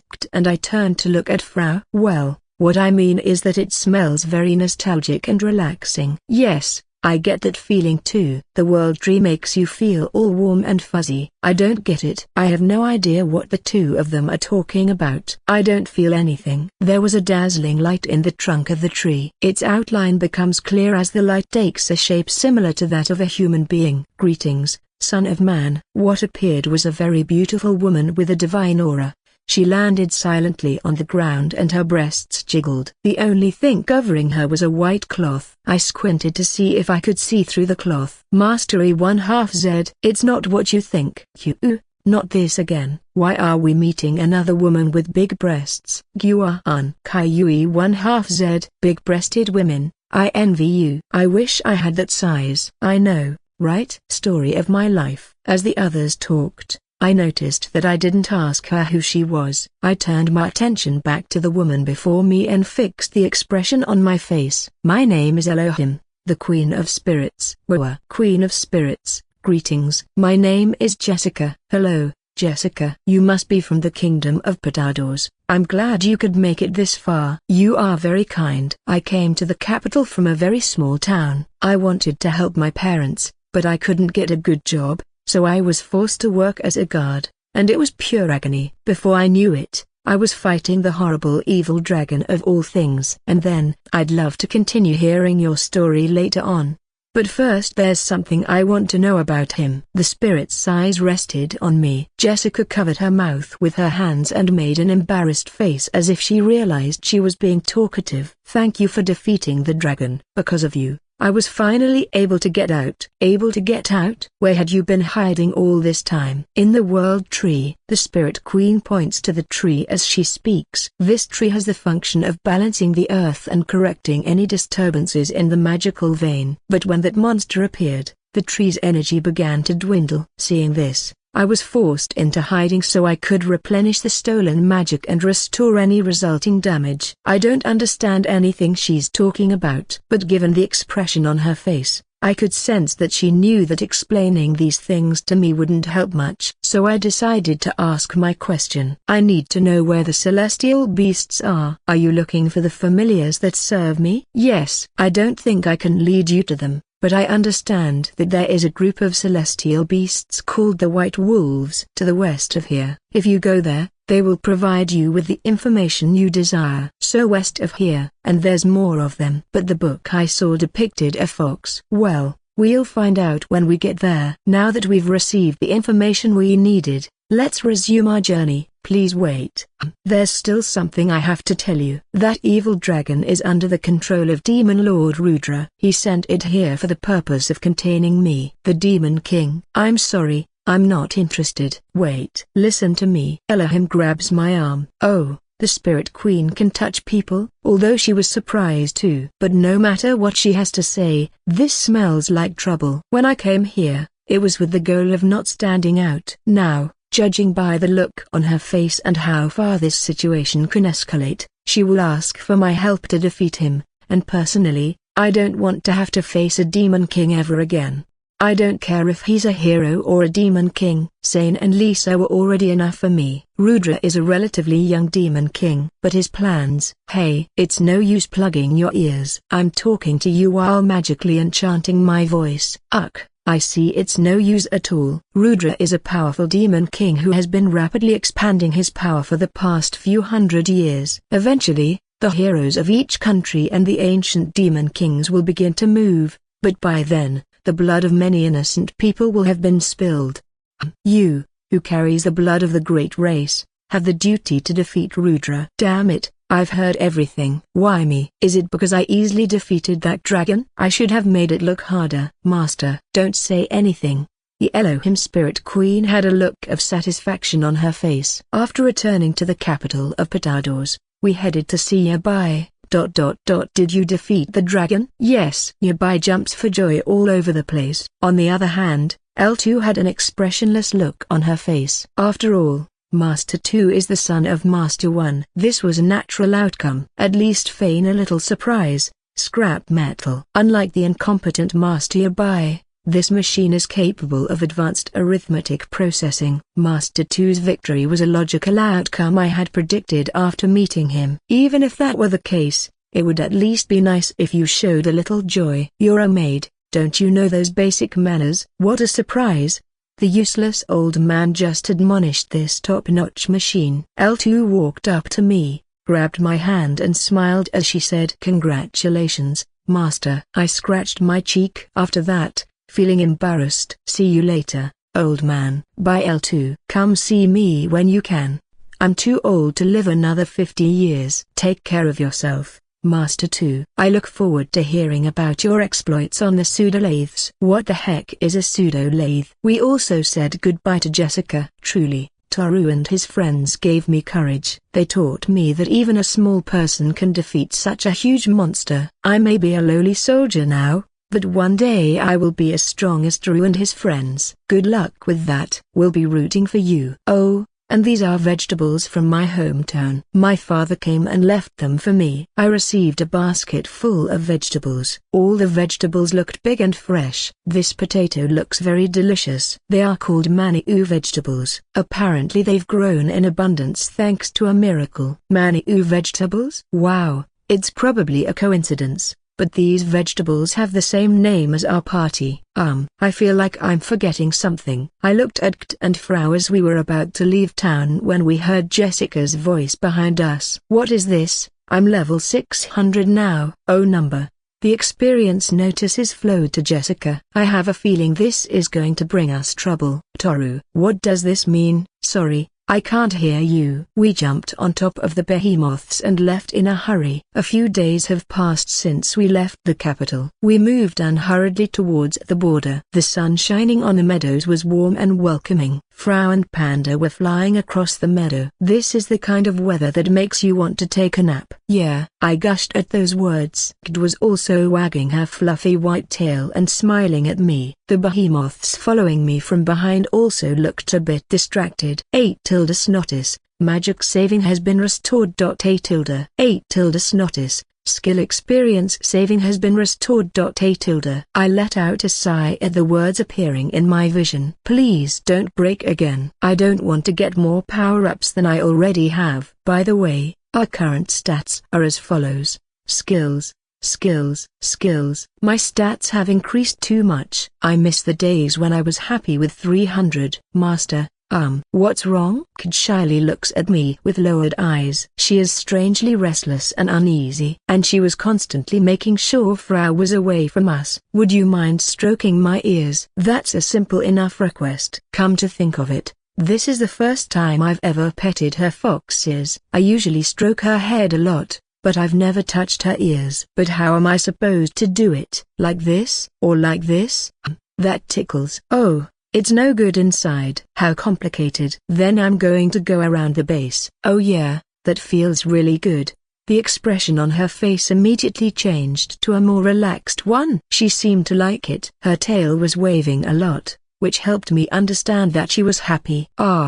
You're up to one of your tricks again. Kaiyui, Frau and Panda angrily rush back. However, doesn't seem to hear them. She is too busy feeling happy. She seems to feel really good. I wish I had beast ears. Hey, I'm curious about something. Is it me or are these beasts getting bigger? At Frau's words, I looked at the behemoths. She's right. I feel like they've grown about 2 sizes. It's probably due to the fact that we defeated the dragon together. This may be the limit of what can be said to be a big cow.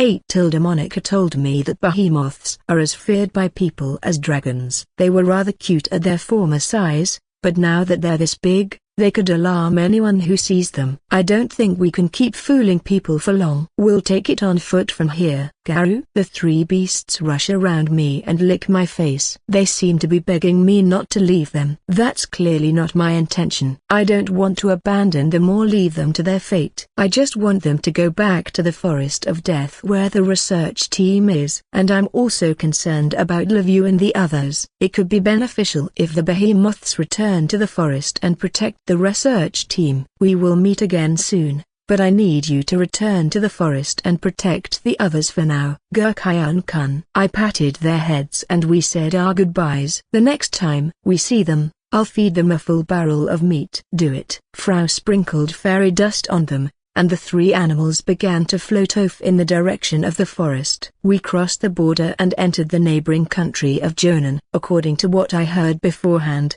there is a race called Dark Elves living there. I am very excited because we didn't have them back on the island. I wonder what kind of race Dark Elves are. By the way, Patados and Jorn have a thriving trade and maintain good relations. One of the reasons may be that they are close to each other in terms of race. Upon entering the frontier city, we were surprised because of what our eyes witnessed. All the inhabitants of the city are wearing eye masks. They looked just like the elves with their characteristic long ears, but with brown skin. In addition, they wore eye masks on their foreheads. And if that wasn't enough, every dark elf had a black sphere-like object floating in the air with them. What is that? Some kind of pet? Master, look at that. What the heck? There were dark elves sleeping on the ceilings. They wore eye masks and even had pillows under their heads. Many of the tents in the streets were related to sleeping. How many hours a day do the elves sleep in this place? I wonder if they're not worried about having their things stolen while they sleep. Kaiyui, while mounted on Panda, Frau circled around to observe the city. The spheres accompanying the sleeping dark elves seemed to threaten the surroundings as one opened its mouth, revealing sharp fangs. Is it a creature protecting its sleeping master? Let's say they are beasts similar to Panda or Osyuk. Dark elves seem to be friendly towards humans. I entered the city without being stopped. Maybe the only discriminating ones are the other elves. What if maybe they aren't friendly? Maybe they just don't care about us. Kaiyui, Frau and Panda fly right in front of the dark elf, but are lightly batted aside with a hand, as if shooing away a fly. Maybe they are. Maybe they simply aren't interested in other races. You have got to be kidding me. Everyone in here is sleeping too. We went to the Adventurers Guild, and noticed that everyone in the place was napping. The staff is partially awake, but they are so groggy they look like they are about to fall asleep. What is going on in this country? Still, I turned towards a staff member. Do you have any high-paying jobs around here? Yes, I'd like to have a pillow for my nappy 1/2 Z. I'm serious. I want a good-paying job. Oh, I see, so you're a foreigner. The clerk was staring at the sheet with one of his eyes as if trying not to fall asleep. Looking at the dark elf makes me sleepy too. Well, there's a job of. Geez, he's fallen asleep. You're not supposed to fall asleep on the job, let alone when there's someone in front of you. I started to hear a chuckle around the place. It's not a good time to come. Most dark elves are nocturnal rather than diurnal. A woman came down the stairs from the second floor. She wore a daring outfit, her large breasts jutted out, and her abdomen was exposed. Her gray hair was semi-long, and it shook with every step she took. From her equipment, I could deduce that her weapon of choice was an axe. I am Altina. I am a greatly recognized adventurer who works solo among the Dark Elves. She placed one foot on the floor and suddenly fell through it. A few seconds later, the sleeping employee wakes up. Please be careful because the floor is being repaired. Someone just fell in. It's probably Altina. She falls in that spot a lot. Don't worry, she's pretty sturdy, so she's not dead. A crying sound came from the bottom of the hole. The dark elf Altina. She is a solo adventurer, and her nickname is the Fallen Princess. Her weapons are two one-handed axes and she specializes in melee combat, but she also uses summoning magic. Dark elves are not as good at spirit magic as elves. We can make contracts, but we're not as good at drawing out their powers. Instead, we're good at summoning magic. What do you mean by summoning? Well, something like this bit. Altina stroked the black orb. We are currently in a tavern, listening to Altina's stories. But there are a lot of people napping in the bar. In fact, it didn't even look like a tavern, more like a break room. I knew summoning magic existed, but this is the first time I've seen it. Summoning magic consumes a lot of magic power, and even this, which is at the bottom of the list of summoned creatures with low magic power, is good if it can last for just a day. Can I touch it? Sure, I've only ordered it to attack when I'm asleep. Carefully touches the black sphere. The sphere, called a bubit, is a beautiful smooth sphere with little sheen. I can imagine how slippery it must be by looking at it. Summoning magic is a special magic that summons powerful beings from another world. The summoned beings are divided into ranks, and the higher its rank, the more magical power you consume. There were also users on the island, but they were very few, and as Ultana said, due to the large amount of magic power consumed, it was recognized as a useless form of magic. However, there is no doubt that it is a very powerful magic if you manage to master it. It has a strange feeling. It's like iron, but warm like a living creature. Yes, creatures from other worlds are strange. Kaiyui. What? You don't want me to touch that thing? It's not every day you get a chance to touch a summoned beast from another world. And it's not like it's dirty. Panda hides from the bubit behind me and cries. Perhaps they are incompatible beasts. Then why don't you hire me to show you around, whether it's a dungeon or a city? Dungeon? Is there a dungeon around here? You came to this place not knowing what you'll find? And Frau nodded silently. There seemed to be no one who disagreed. I am ignorant of dark elves, so I'd be very grateful to have a guide. Fine. Then I'll hire you. Deal. ATM superscript A. Ultana smiled after hearing those words. And Frau are doing laundry in the backyard of the inn. I watched them with only their pants on. Wow, that's really dirty. I haven't washed Master's clothes in a while. Why don't you buy some new clothes, Master? I have a certain emotional attachment to that outfit. I always buy clothes for and Frau, but I'm actually content with just one garment for myself. When I had just become an adventurer, Sane advised me that an adventurer should have good clothes, so I bought these clothes for myself. Sane and I chose and bought these clothes together. He was a son of a bitch in the end, but he was still a childhood friend that I'll never forget. I have some bad memories, but also a lot of good ones. A lot of people will forget him, but I'm the only one who has to remember him as a former best friend. The same goes for Lisa. I will never forget her. That's the last thing I will do for them as a former best friend and lover. Kaiyui, are you trying to cheer me up? Panda rubs up against my cheek. I'm so glad he's here. If I had been on my own,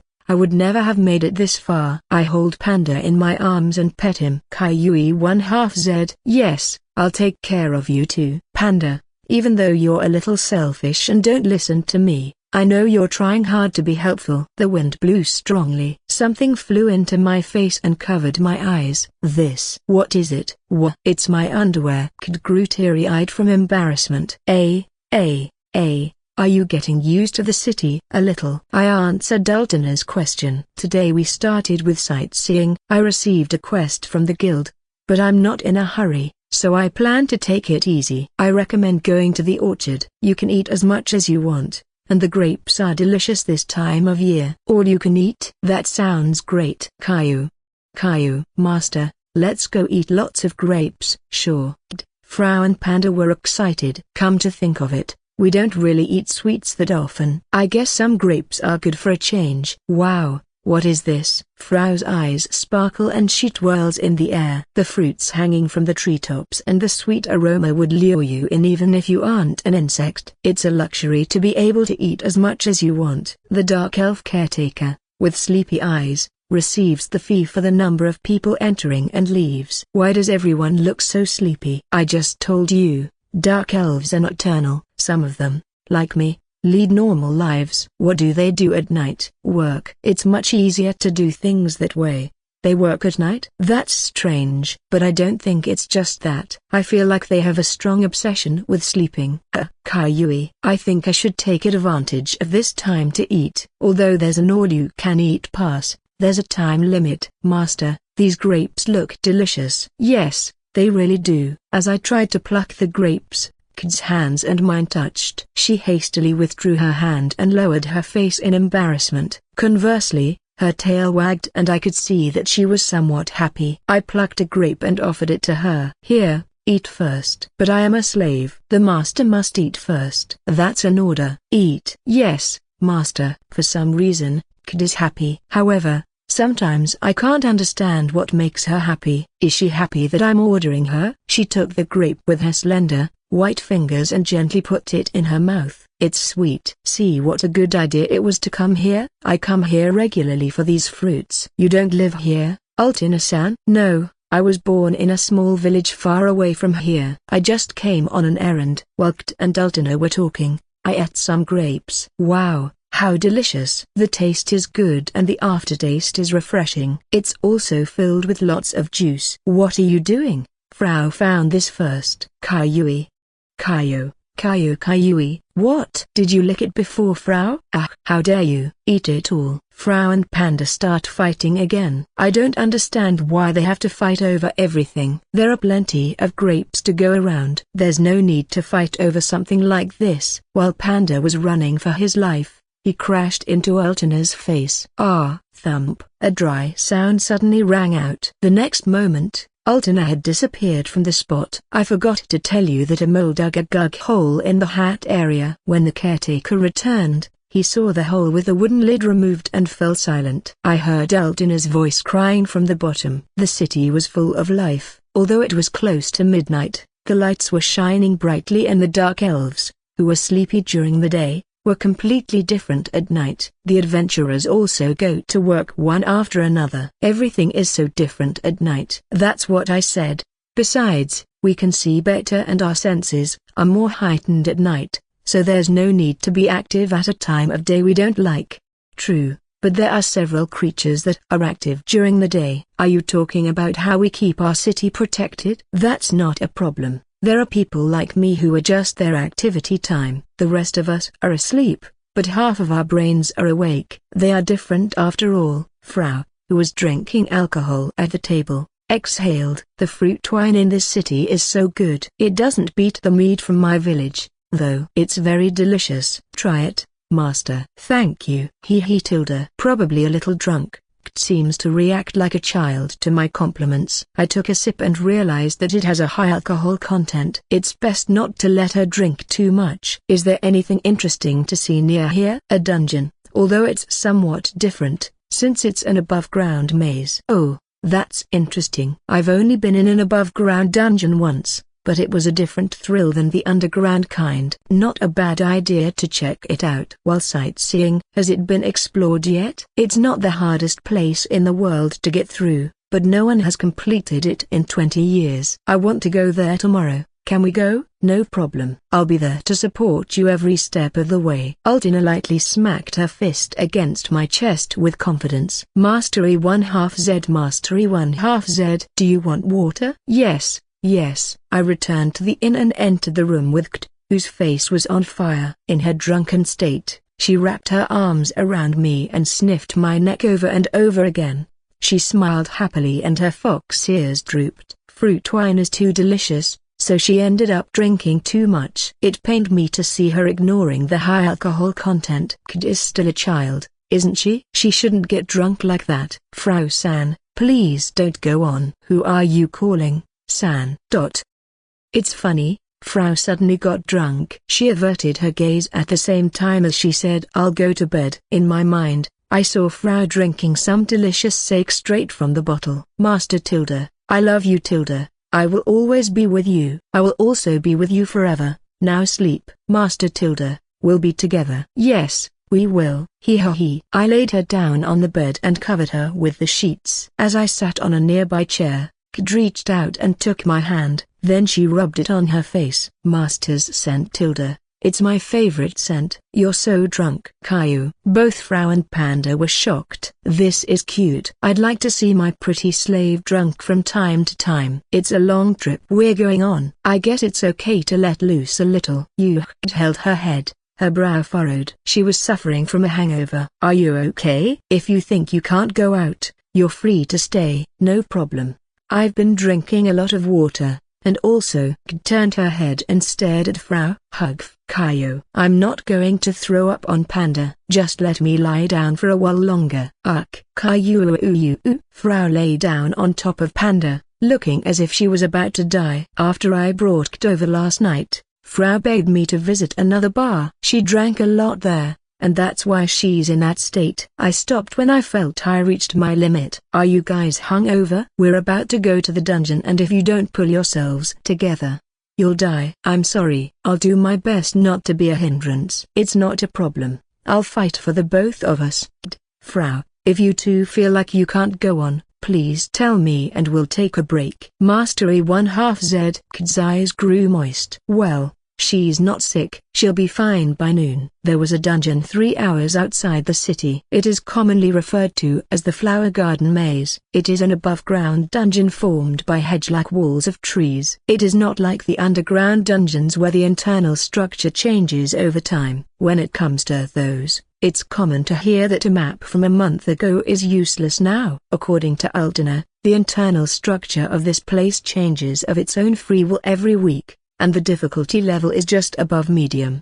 The interior has just changed, so we have a week to complete it. Isn't this a superb view? No, what I want to show you up ahead is even better. In the garden maze, there's an area with beautiful flowers, and it's really spectacular. I've been wanting to see it for a long time, but I haven't been able to find it yet. A mysterious area deep within the dungeon? In a way, it has a passionate feel to it. I'm curious about it. Can't you enter from the top? There's an invisible wall at the top, so you can't get in and out from above. This is what the man who had the unique experience of walking above the dungeon said. Ultina entered the dungeon while saying, "Here we go." I was about to walk when someone grabbed me by the hem of my shirt and stopped me in my tracks. "Just for a bit, please." "Okay. You can hold on for as long as you need." "Thank you." Kid's expression lit up. Caillou. On the other hand, Frau was still half dead on top of Panda as she tortured him with her groans. It had been an hour since we entered the place. Frau was still dead tired on top of Panda. Kid is using healing waves on herself and is slowly recovering. She's also using her healing magic to help Frau recover, but it seems that the alcohol affected her too much. Ultina cuts the demon in half with her one-handed axe. In addition, enemies approaching from behind are bitten and killed by a Wanja, a dog-like creature summoned by Ultina. This explains why she is able to complete quests alone. By using summoning magic, she has established a method of fighting in which she can have her summoned creature defend her while she attacks. The Wanja looks like a combination of a lizard and a dog. It wagged its tail after Ultina stroked its head. "You've done well. I'm going to need your help a little while longer." Naya. Wait, why does it sound like a cat? And it's washing its face with its paws. I'm not even sure what kind of animal it is anymore. "How do you like my fighting style?" "I'm surprised." "Can you summon more beasts?" "I can, but that would require having to keep it up for a long time, and I'm already at my limit." "Sometimes you need to be aware of how far you can go." "Yes, she's right." I'm tempted to ask her to show me the other beasts she can summon, but I don't think I can make that kind of request because of our current level of trust. Besides, it's a bit much to ask what tricks she has up her sleeves. However, she is a good guide. I believe she is someone who can be trusted. Since I'm going to need her for a while longer, I think I'll wait a little while longer to create a solid friendly relationship and then have her show me her other beasts. Naya. "All right, good boy." The Wanja rubbed his head on my feet, and I patted his head. "He looks rough, but he's tender." It's rare for a Wanja to be attracted to someone other than the summoner. "From the moment I met you I knew there was something different about you than the other humans I knew." Ultina began to get curious about me and moved closer to my face. But Kt stepped in the way. "Don't get any closer than necessary." "Fufu, are you jealous?" "You're wrong. You have nothing to worry about. I'm not going to try anything. He's not my type." Ultina turned around and kept walking ahead. Caillou. The haggard Frau extended her trembling hand towards us. A whole day has passed as we advanced through the flower garden labyrinth. The route we took up to this point is marked on a piece of paper, so we can return at any time if we wish. As night falls, we gather around the campfire to check on today's harvest. I have a ring that increases speed, a necklace that staves off drowsiness, a bracelet that keeps me from starving, a ring that restores magical power, and 2 appraisal scrolls. Also, what are these squishy balls? You don't know? Those are smoke balls. If you hold one tightly and throw it, it will release a lot of smoke. It could be used as a smoke screen. All the items obtained are of no use to me. If we bring them back to the island, we can sell them at a good price, but since the only way back is by boat, It would be wise to sell them here, or I suppose there is no choice but to use them. I'll let Altina choose what she wants first. These are things we didn't get on our own. Naturally, she'll get her share, too. All I need is the ring that restores magic power. Are you sure that's all you want? All of these items appear frequently, not that I need them. I just want them so I could sell them for money. So they come up very frequently. You must have come across many items like this an infinite number of times. Well, to be honest, there are hardly any items that are of any use to me. I'll sell everything except the scrolls and the smoke balls. Please give me some water. What? You came back to life? So you finally recovered? Yeah, I'm sorry, I'll never drink alcohol again. Kaiyui. Frau utters these words after she has recovered from her hangover. Surely in a few days she will have forgotten all about today's pain and go back to drinking again. It's time to go. Isn't it dangerous to move around at night? There's a full moon tonight, so it's bright out. Besides, you can only enjoy the Phantom Zone at night. I see, that certainly makes sense. Honestly, I wouldn't want to miss out on such a spectacle. Yua made a displeased expression. Master, do you smell something bad? So I started sniffing as well. I could detect a strange smell, though it was faint. We might be near the Phantom Zone Altina mentioned. We gathered our things and set off again. Maybe this is it. Kaiyui. When we stepped out into the open space, we couldn't help but stare at the spectacle. Surrounding a fountain were countless small flowers emitting blue light. Whenever the wind blows, the shining lights shimmer like a wave. It's just as I heard. This is what I wanted to see. Altina enters the area and spins around with her hands outstretched. She looks like a little girl. What are these flowers called? These are called blue maniatas. Blue ear broken bar maniatas? Huh? Kaiyui. The flower's long roots spread beneath us and bound us all, and from below emerged a meter-long blue flower. A large mouth in the center opened, ready to swallow us. What kind of monster is this? Kd was tied to one of the branches as she was suspended upside down, exposing her thighs and underwear. If you're not careful with your bindings, you're going to get a dot. Altina managed to free herself from her bonds, but the vines were binding her tightly, and the more she moved, the more her breasts swayed as they bulged more into view. I could not take my eyes off them. My lord, look at me. Why don't you look at Frau too?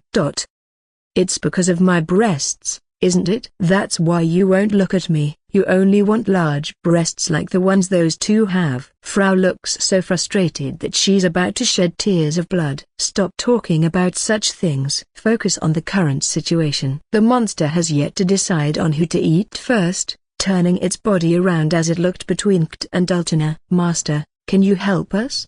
I'd like to keep looking at this view some more. Master. Okay, I'll take it from here. Effortlessly, I stretched out my arms and was able to untie myself from the vines, causing the monster to let go of me and pull its vines back. Time to say goodbye. Thank you for the lovely view. I drew my sword and swung a cross swipe in the air, ending the monster in a second. How did you do that? With one move via broken bar you finished off that monster. It's because master is master. Kt says those words once she flips in the air and lands on the ground. On her face was an expression of satisfaction, as if she was in love. On the other hand, Frau was staring at Altina's breasts with vacant eyes. There is something floating in the fountain. I picked it up and saw that it was a white scroll. I've only seen this kind once in the Elven village. A special scroll that gives you abilities, right? Maybe the flower monster was the boss of this area. I've heard that boss monsters drop items when they are defeated. The scroll contained a skill *luminoso'. It's a skill I've never heard of. It's possibly a very rare item. This is where Frau gets her special ability, right? This scroll is for Frau. I don't even know what this ability does. But the Lord can control beasts and can use magic. Frau can only fly, so Frau wants to be more useful. I don't want to be the only one without a special ability. I was about to say don't say you're the only one, but then decided to swallow those words. Both me and Kt have more than enough skills. In that sense, Frau doesn't have any outstanding ability. The ability to fly is an amazing power worth mentioning, but other than that she's pretty normal. And I have a feeling that fairies and luminance go well together. Just a hunch, Of course, I handed the scroll to Frau. Release. The scroll emits a light that is absorbed by Frau's chest. She is now the owner of the luminous ability. Fairy lights, enlighten me. Jaya. A huge amount of light was emitted by Frau. This must be a fucking joke. If she plans to do something like this, she should have warned us. My vision went completely white and I couldn't see anything. Oh, I grabbed something. Master, not in a place like this. I'm sorry. What the hell did I just do? While running backwards to escape, I tripped over someone and fell down. Who are you? I'm Ultana, that voice. Toru. I apologized and tried to get up, but as soon as I moved my hand, I felt a soft, squishy touch. Where are you putting your hands? Stop, you broken bar. I'm sorry, but I can't see anything. Don't move your legs, you idiot. Master, what are you doing? I'm here. Frau, take me somewhere safe. Frau grabbed me by the arm and carried me through the air to another spot. The place where he lowered me down seemed to be near the wall. Kaio. Hey, hold still. I can't see. You're flying and you're smacking against the wall. Kaio I 1/2 Z. It seems that Panda, who was in a state of confusion, hit a wall and fell down. We have to wait for each of us to regain our sight completely. Frau, you and I will talk about this later. Okay. I got nervous as I looked at all of them. This is something I have thought about before, but they are all so pretty, cute and elegant that I start to question if I should be in this group.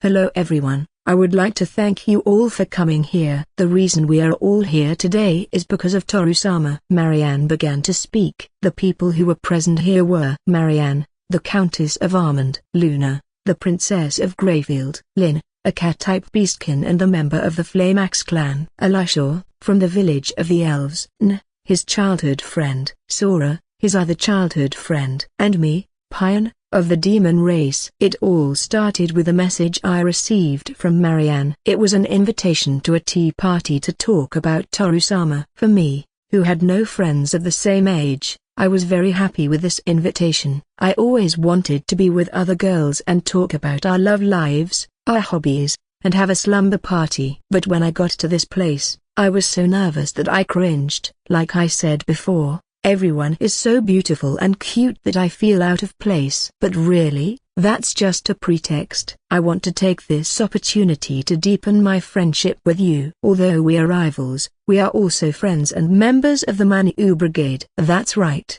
Let's quickly get on with all the talk and start a fun tea party. Then let's get started. Marianne-san snapped her fingers and the two maids pulled out a rectangular board. I think it's called a blackboard. I've seen something like that in my country. She then wrote a sentence on the board with chalk. Plan to defeat Ktsan. What is this? Elisha-san bowed her head. As you may have noticed, Ktsan is the first candidate to be Toru-sama's wife. The second is Frau-san. Even if we received an engagement ring, it doesn't assure us anything. We can never aspire to a worthy position if we remain indifferent towards this. In other words, we should improve our relationship with Toru-sama to be on the same level as Ktsan. Correct. And I don't intend to sit here and wait for Toru-sama to bestow it upon me. Even if I am a maiden, I must defend my position. Me? To be Toru-sama's wife? This is so sudden. Well, I did imagine myself having 2 children with him, maybe 3. But being his wife will definitely make him love me more. I don't know if I should be part of this conversation. It's all so confusing. But, Ktsan is a slave. Is she allowed to marry someone? Toru-sama is someone who doesn't pay attention to details like that. He's going to go ahead no matter what. He's going to treat Ktsan as his wife, regardless of her status. What matters most to him is the spiritual relationship, not the formal one. Marianne-san is right. That insensitive warrior doesn't care what kind of status or social position you have. His treatment of you is a function on the feelings you convey to him. I wonder if Toru-sama really likes me. He hasn't even told me that he likes me. What if he were to hold my hand, not out of love, but out of mere physical attraction? Can I live with that? Ktsan raises her hand. I'll refrain from trying. Toru is too kind to turn me down, so I can surely aspire to something with him, but I've suffered enough. I don't think I have the right to be loved. Ktsan, thump. After hearing those words, Sora-san hit San on the head. Ow! What are you doing? Punishing you for talking nonsense. We both have a past that we want to erase and forget, but that's no reason to give up our future happiness. You were unhappy once, and so was I, and that's exactly why we have to keep moving forward and achieve that which will make us happy. Sora, are you still in doubt? I can hit you again if necessary. As usual, Sora-san is being unreasonable. Still, I agree with her words. Giving up on happiness will simply make your whole life go unchecked into the abyss. You are a strong woman. Stand up and fight. I'll try my best too. I'm going to make my relationship with the Toru-sama work. But what exactly do we have to do to defeat Kd? Have a baby? What? Alashaw-san fell off her chair, but she got right back up. Don't you think that's a bit hasty? We haven't even held hands. Yeah, I haven't been able to do that either. But I'm gonna do my best. Alashaw-san and Marianne-san's faces were very red. I looked around and they were all blushing. After all, they all thought the same thing. But how are we going to be with Toru-sama? He's gone to another continent. We have no choice but to wait for his return, or we could board the ship that will come back for supplies and go to wherever Toru is. Although that last one is not a good idea. Even if we had a plan, it's not like we'll meet him the moment we get there. It would still be different if we had a quick way to see him. She's right. I wish there was a magic transfer circle that would take us to the other continent. I miss you, Toru. I wonder what you're doing now. Crunch, crunch, crunch, crunch. The floor sounds strange. This place looks like an old mansion. Is there a loose tile? Ugh. I wish the magic transfer circle that's in my village could take us to the other continent. Great race. Why didn't you leave us a more powerful magic circle? Tomph. Alashaw-san stomped her foot on the ground. Crack.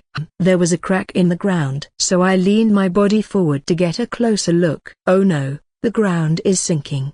What's happening? Yuga. The whole floor began to shatter, and all the girls fell one by one. I barely managed to escape by grabbing onto the carpet that was spread out. Marianne-san didn't seem to move a single muscle. She just sat there in a daze. Marianne-san, help me.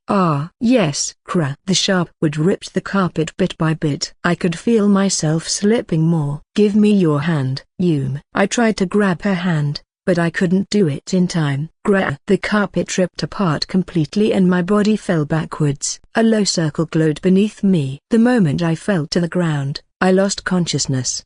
Girls? Oh. What should I do? The magic transfer circle that could be seen at the bottom stopped working after transferring Pai and San. This mansion is built on top of some ruins. But I didn't know there was a magic transfer circle right below us. To find out where the magic circle took the girls, I ran in search of a magician who is an expert in magic circles. Please, I hope you are all safe. At dawn, we advanced through the flower garden labyrinth. At last we have arrived. In the past, Kd gave me the opportunity to touch the core of the labyrinth we once explored. This time, I want to let her do it. After going through an intricate maze of hedges, we came out into a wide open space and found the core surrounded by an iron fence. A glowing blue crystal. If we touched it, we would be safe. I gently opened the gate and nodded toward Kd. Is it okay if I touch it? Of course. It's fine with me. Frau will touch it next time. Kaiyui. Smiling softly,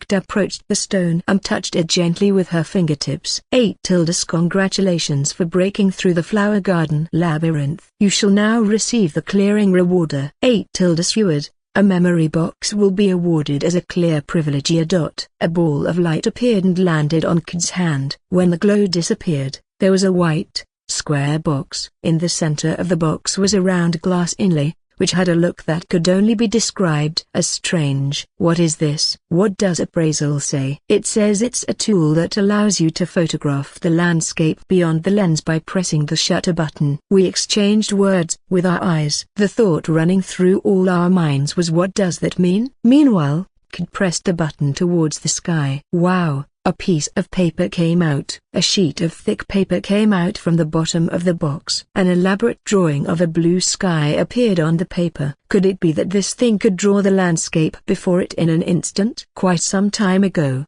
I had heard of such a relic. If this is it, it's a national treasure. Hey, Can you draw us with it? Yes. Chua. A nod sound resounded and out came the paper. I hurried over to Kt, and waited for the image to become clear. Oh, it's me. It's so real. You look just like you, Master. That's because it's me. Now I want a drawing with Kt. Okay. Now it was Altina who pointed the box at us and pressed the button. She was next to Kt, and suddenly Frau and Panda came in with us. The paper came out. What an impressive tool. With this, I can preserve the landscapes I see on my journeys. I've been waiting for something like this. Thank you, Kt. Parky. I stopped moving for a second. That sound again? When I returned to the city, I went to the item store to get more information about the memory box. From what I heard there, this tool is commonly known as a camera, and similar ones are circulating on the mainland, albeit in small numbers. However, as expected, the shopkeeper told me that they are so expensive that the general public cannot obtain them. It's amazing. I can see the scenery as many times as I want, he said. I'm glad you like it, Master. Yes, I'll take more pictures with Kt. Me? Take a picture from below. Another around her buttocks. And one more photo of her breasts. Oh, Master's strong gaze is so exciting. ATM inverted exclamation mark. No no no no. Show me a bolder face. What do you mean, like this? What are you two doing? We have to get ready to leave, otherwise Altina will be very angry with us. Kaiyui. Ah, right. We should have left town by now. Sorry to keep you waiting. I just arrived too. I met Altina at the entrance to the city. She had a pillow and an eye mask on her forehead. It was as if she was about to go to bed. She turned her attention to Panda. By the way, can you sleep on that fluffy thing while it floats? I guess. I've always wanted to sleep on something like that, just once. If you want, I can pay you to let me sleep in it. You want to do what with Panda? Kaiyui. Just for a little while. Altina yawned. She pounced on Panda and stretched out. Foo. What a fluffy thing. Caillou. He says not to use him as a bed. It's alright. This little guy could be a dark elf killer. What could she mean by that? Still, Panda seemed to have liked hearing that. His eyes sparkled with intensity. So, you're leaving town as well? I've finished what I wanted to do here, and I find myself interested to see how strong you are. So I want to hire you for one more job. That's very kind of you. And I'd like to ask you some questions regarding your abilities. What did you want to ask? Hey, don't fall asleep. Suddenly, Altina had dozed off. We walked along a steep cliff. There was a large city below us. The city was said to be called Port of the Dark Passage, since it was located in the suburbs. We could see the dark elves living here too. Oh Panda, you are the best beast ever. Kaya. Get away. Panda is Frau's. I wish you were my summoned beast. Frau struggles to pull Panda away from Altina. Panda, who is in the center, looks happy. But in reality, Panda is my beast. He doesn't belong to Frau. Kt smiled as she walked beside me. I see you're in a good mood. Yes, I'm happy to be with my master. How beautiful you are. By the way, master, I wanted to ask you something. Kt, looking embarrassed and uneasy, looks at my left hand. What's wrong? Is something wrong with my left hand? Could I take your hand? My hand? Sure, that's fine. I grabbed her small, slender hand. At that moment, a memory of when Kt was little came to me and I took her hand. Now she is a grown woman. I wondered how she felt. Mama. Master. Master is holding my hand. Kt's face turns bright red and she faints. How did this even happen? I just held her hand. Hijia. A scream echoed behind me and I turned around to survey the scene. Frau and Panda were fine, but that voice was from Altina. Frau, who looked confused, pointed at the cliff. Frau didn't do anything. She fell off by herself. Altina, did you slip? Are you okay? A sobbing voice could be heard from the bottom of the cliff. According to a famous fortune teller, my feet have extremely bad luck. I see, that's why you always fall down. Is that the reason for your nickname, the Fallen Princess? Yes, it's very unpleasant. Altina's level is 380. Even if she fell off a 50-foot cliff, she wouldn't have scratch on her. On the other hand, the mental damage seems to be huge. Altina-san, cheer up, here you go. Thank you. After taking the canteen, Altena opened the cap and drank the water. We are currently sitting on the edge of the fountain just after entering the city. It seems to be a bustling city, with 2 or 3 times the population of the city we were in a while ago. Occasionally you can see a human or beastkin with a collar. Apparently, the humans in this place don't get much respect. On the other hand, I can also see humans walking freely, so they are treated better here than in Patados. Altena, someone called out to her from somewhere we couldn't see, so she hurriedly looked around. A middle-aged man was standing some distance away. Perhaps he was a knight, as he wore an ornate armor, his blue cloak billowing in the wind. He had a thin one-handed sword cinched around his waist and was pointing at us with a razor-sharp gaze. He didn't appear to be a low-ranked knight. Altena quickly stood up and knelt in front of him. "It's been a long time, my lord. It's good to see you in good health. You finally decided to accept my request." Well, she was at a loss for words, but the man responded with a nod. "Careful preparation is necessary. I'll leave the timing of the challenge in your hands." "Yes." The man turned and walked away from the spot. Altena stood up and looked back with a bitter smile. Apparently he wasn't just an adventurer. "Toru, do you remember what I said a while ago?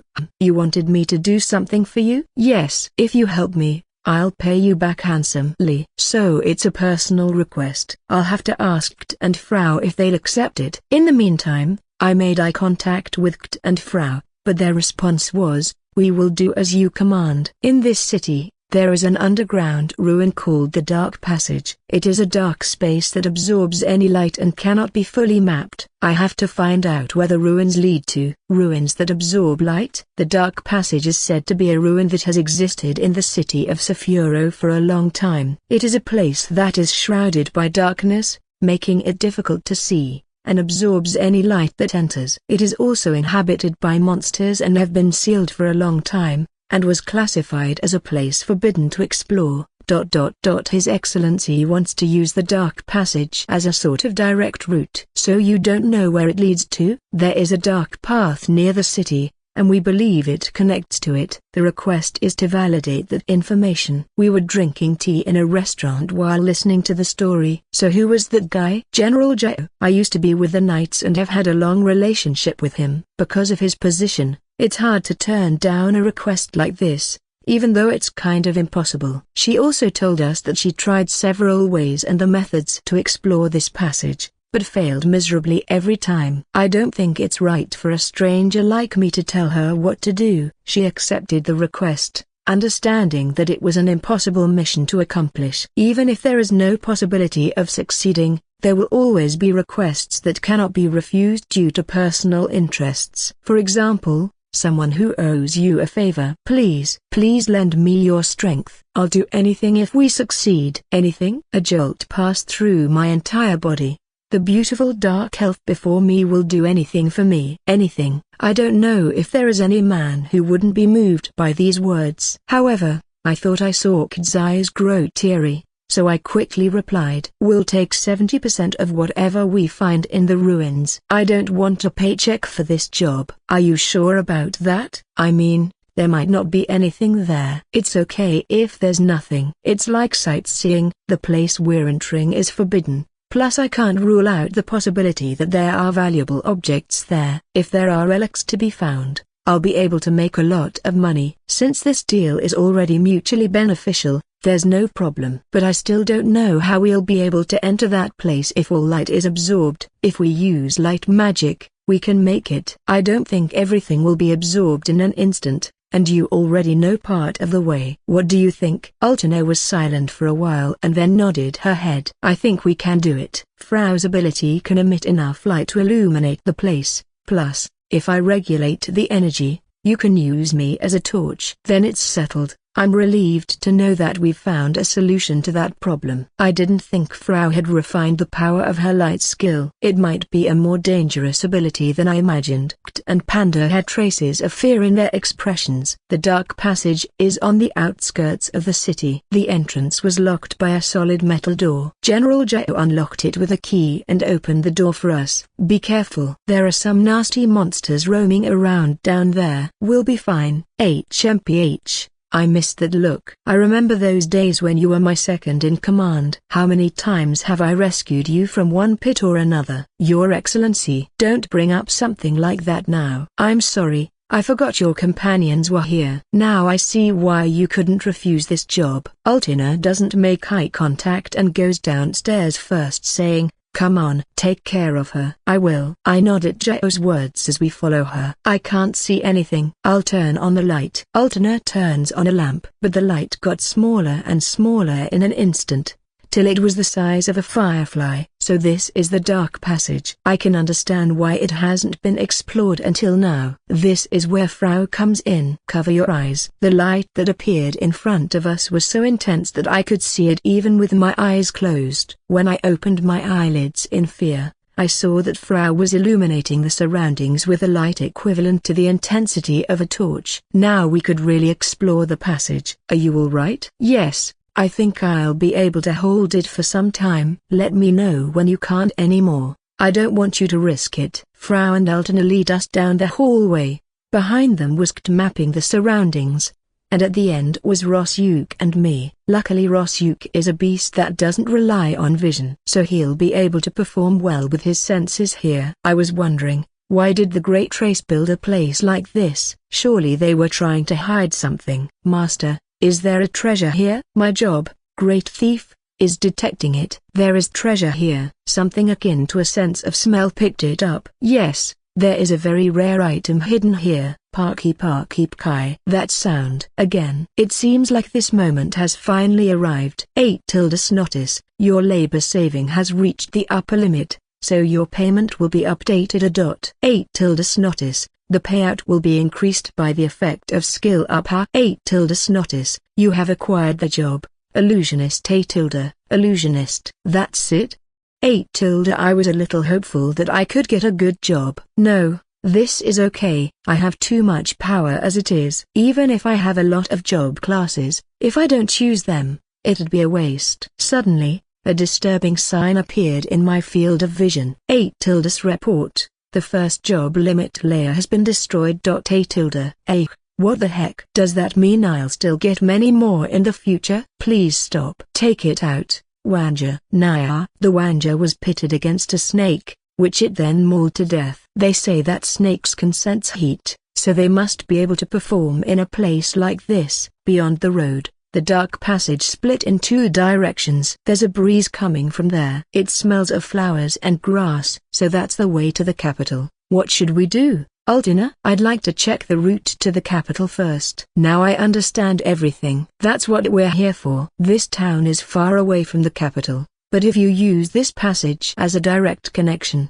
it is possible to make the trip in one day. The only obstacle is the monsters. I can see a light. It has been 5 hours since we entered the passage. I started to see a small, diagonal light in front of me. We climbed some stairs, and found a meadow in front of us. The entrance to the dark passage was at the edge of the forest, buried in the woods. This seems to be the reason why there are monsters all along the path. If you build a door and finish off the monsters inside, you will be safe even with all that darkness in the air. The first thing I did was cut the surrounding plant life with my sword, and blocked the entrance with a wooden board from the inside to prevent more monsters from entering.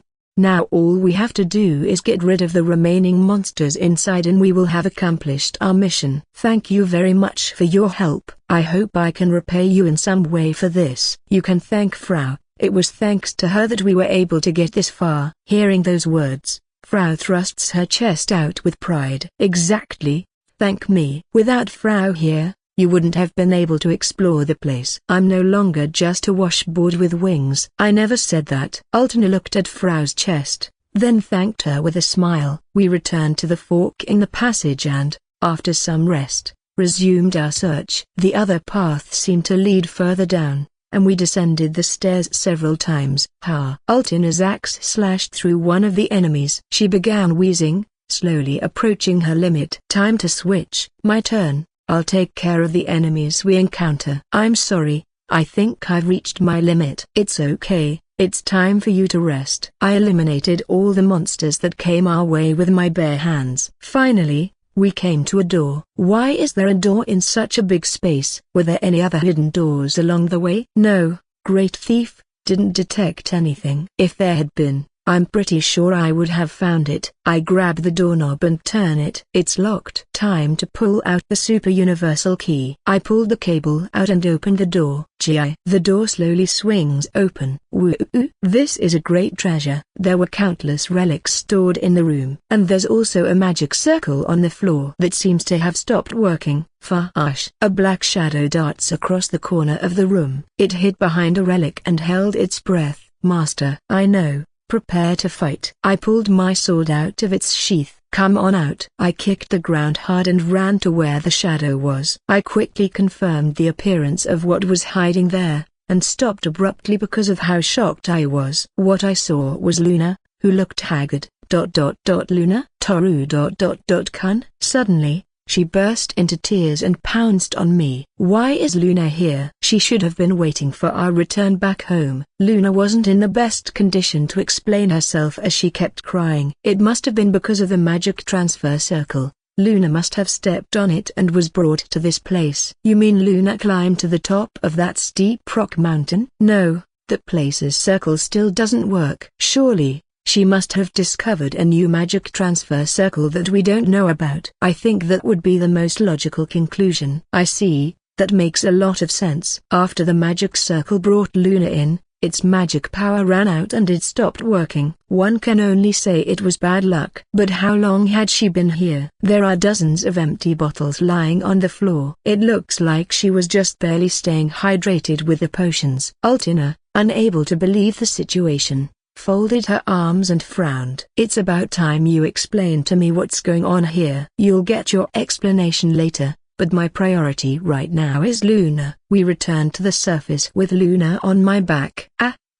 And GGG. Luna nearly choked as she rapidly gulped down a glass of water in one go. The plates piled up on the table, and Frau and Altina were stunned at the scene. The speed with which she ate was very fast. I feel like she's thrown away her pride as the Princess of Greyfield. Even in this restaurant, where there are few customers, Luna's voracity made the waitresses rush back and forth between the kitchen and our table. That was delicious. I'm completely satisfied. You've eaten too much. I really thought I was going to die. If you hadn't arrived in a couple more days, I'd probably be dead by now. What do you mean by that? Luna was happily rubbing her stomach. As for me, I was relieved to be able to help her. I've already heard Luna's story and the reason she was there. There are some ruins just below the mansion where Marianne lives, and there is a magic transfer circle there that no one had discovered. And the 4 other people who she knows were also transported by the magic circle were Sora, Alushua and Lin. As for Pian and Marianne, Luna cannot state if they were also transported since she was caught in the circle before that happened. The question is, why is Luna alone? If they jumped through the same magic transfer circle, they should all be in that place. I was thinking the same thing while I was in that place. Why was I alone? Maybe that magic circle transports to different places as long as they are connected. So they are all in different places. Luna nods with a relieved smile on her face. That's not good. Without knowing where the girls are,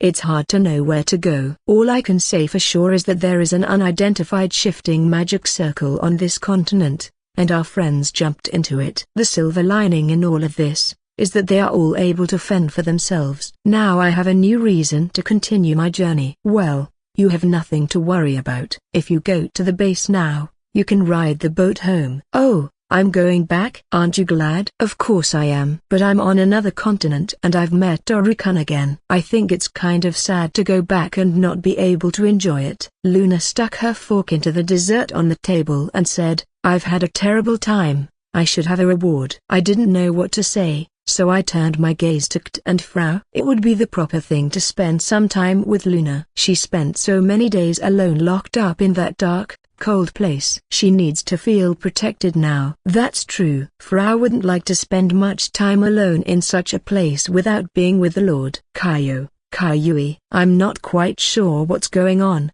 but it's not right for a man to crush a girl's feelings. You should take responsibility properly. Well, and Frau have a point. And there's also no way to know how to find the other girls for now. So I should worry about Luna's mental health first. Would you like to do some sightseeing together? Just the two of us, right? Yes. Perfect. It's a date. A date. I went to a cafe Altin recommended. But Luna hadn't arrived yet. Was it necessary to set up a meeting place and go out separately? I think it would have been more efficient if we both came here together. After all, we are staying in the same inn. I order a cup of coffee and take a seat. The clothes and Frau have prepared for me are strangely billowy and uncomfortable. It even has a cloak. I look like some kind of nobleman. A date. Speaking of which, when was the last time I had one? I was a little nervous. Sorry I'm late. That's okay, I just got here. Luna was wearing a very beautiful white dress. She sits down and orders a drink from a nearby waiter. She stands in front of me and stares at me. You look beautiful in that dress. Is something wrong? Did I do it right? I don't know how women think, so I don't know if I messed up. And since I put down my great sword, my back feels really weird. Where are we going next? According to what Altina told me, there's a good section of stores on the main street. Toru-kun, a smart man, guides the lady without telling her his plans. Oh right, Sora had warned me about this before. Dating is very complicated. After a brief chat, the two of us left the cafe. When we reached the main street, we looked for a store that would interest us both. Toru-kun, how about a home decor store? Fine by me. In that case, I'd like a pillow with Toru-kun's scent. Can I give you a new one and you give me your current one? I immediately said yes to Luna's request with my gaze lowered. No, that's mine. ? I heard a voice behind me, so I turned my head but saw no one there. Could it have been my imagination? I went to the store and bought a fluffy pillow for myself. Of course, I paid for it myself. I kept walking around the store to see what products they had. Luxury cushions that are useless. Luxury pillows that useless. A luxury futon that is useless. A luxury sleeping bag that would get ruined after its first use on an adventure. All are fluffy and comfortable to the touch. It seems that the Dark Elf's passion for sleep goes beyond my imagination. The pajamas here are so soft. I wish I could take one. I'll buy it for you if that's what you want. Really? Sure. Thank you so much. Luna begins to happily search for a pair of pajamas to her liking. Toru-kun, I'd like to know what kind of sheets do you like? Why are you asking me that? Well, someday we'll get to sleep in the same bed? Luna smiled at me and pinched my right cheek. What does she mean by that? Why will we sleep together? Does she mean that we... No, I don't think so. It must be a joke. Once I bought Luna her pajamas, I put them in my magic storage and we left the store. It's a beautiful sunset. Yes, Altina said this is the most beautiful place in town. The view of the sunset and the city from a small hill on the outskirts was a sight for sore eyes. The two of us sat at the foot of a large tree and huddled together to watch. Slowly the sun was setting on the horizon and the sky behind us was turning a dull orange-purple mix. I wish time would stop right now. Yes, Luna leaned her head and rested it on my shoulder. She murmured, keeping her gaze fixed on the setting sun. Toru-kun, you're very clueless and insensitive, so I'll be sure to say things clearly. I like you, Toru-kun. I love you. Since the day I met you, I fell in love at first sight. That's why I'll be waiting for your return, to be with you forever and ever. Luna. She gave me a kiss on my cheek. This was so unexpected. She stood up, turned around and walked, giggling like a naughty little girl. We knelt before Her Majesty the Queen. I was able to hear about the various circumstances occurring from the Spirit Queen, and as of this moment, I hereby declare that the wise sword of the sacred forest shall defeat the existence known as the Demon King Rudra.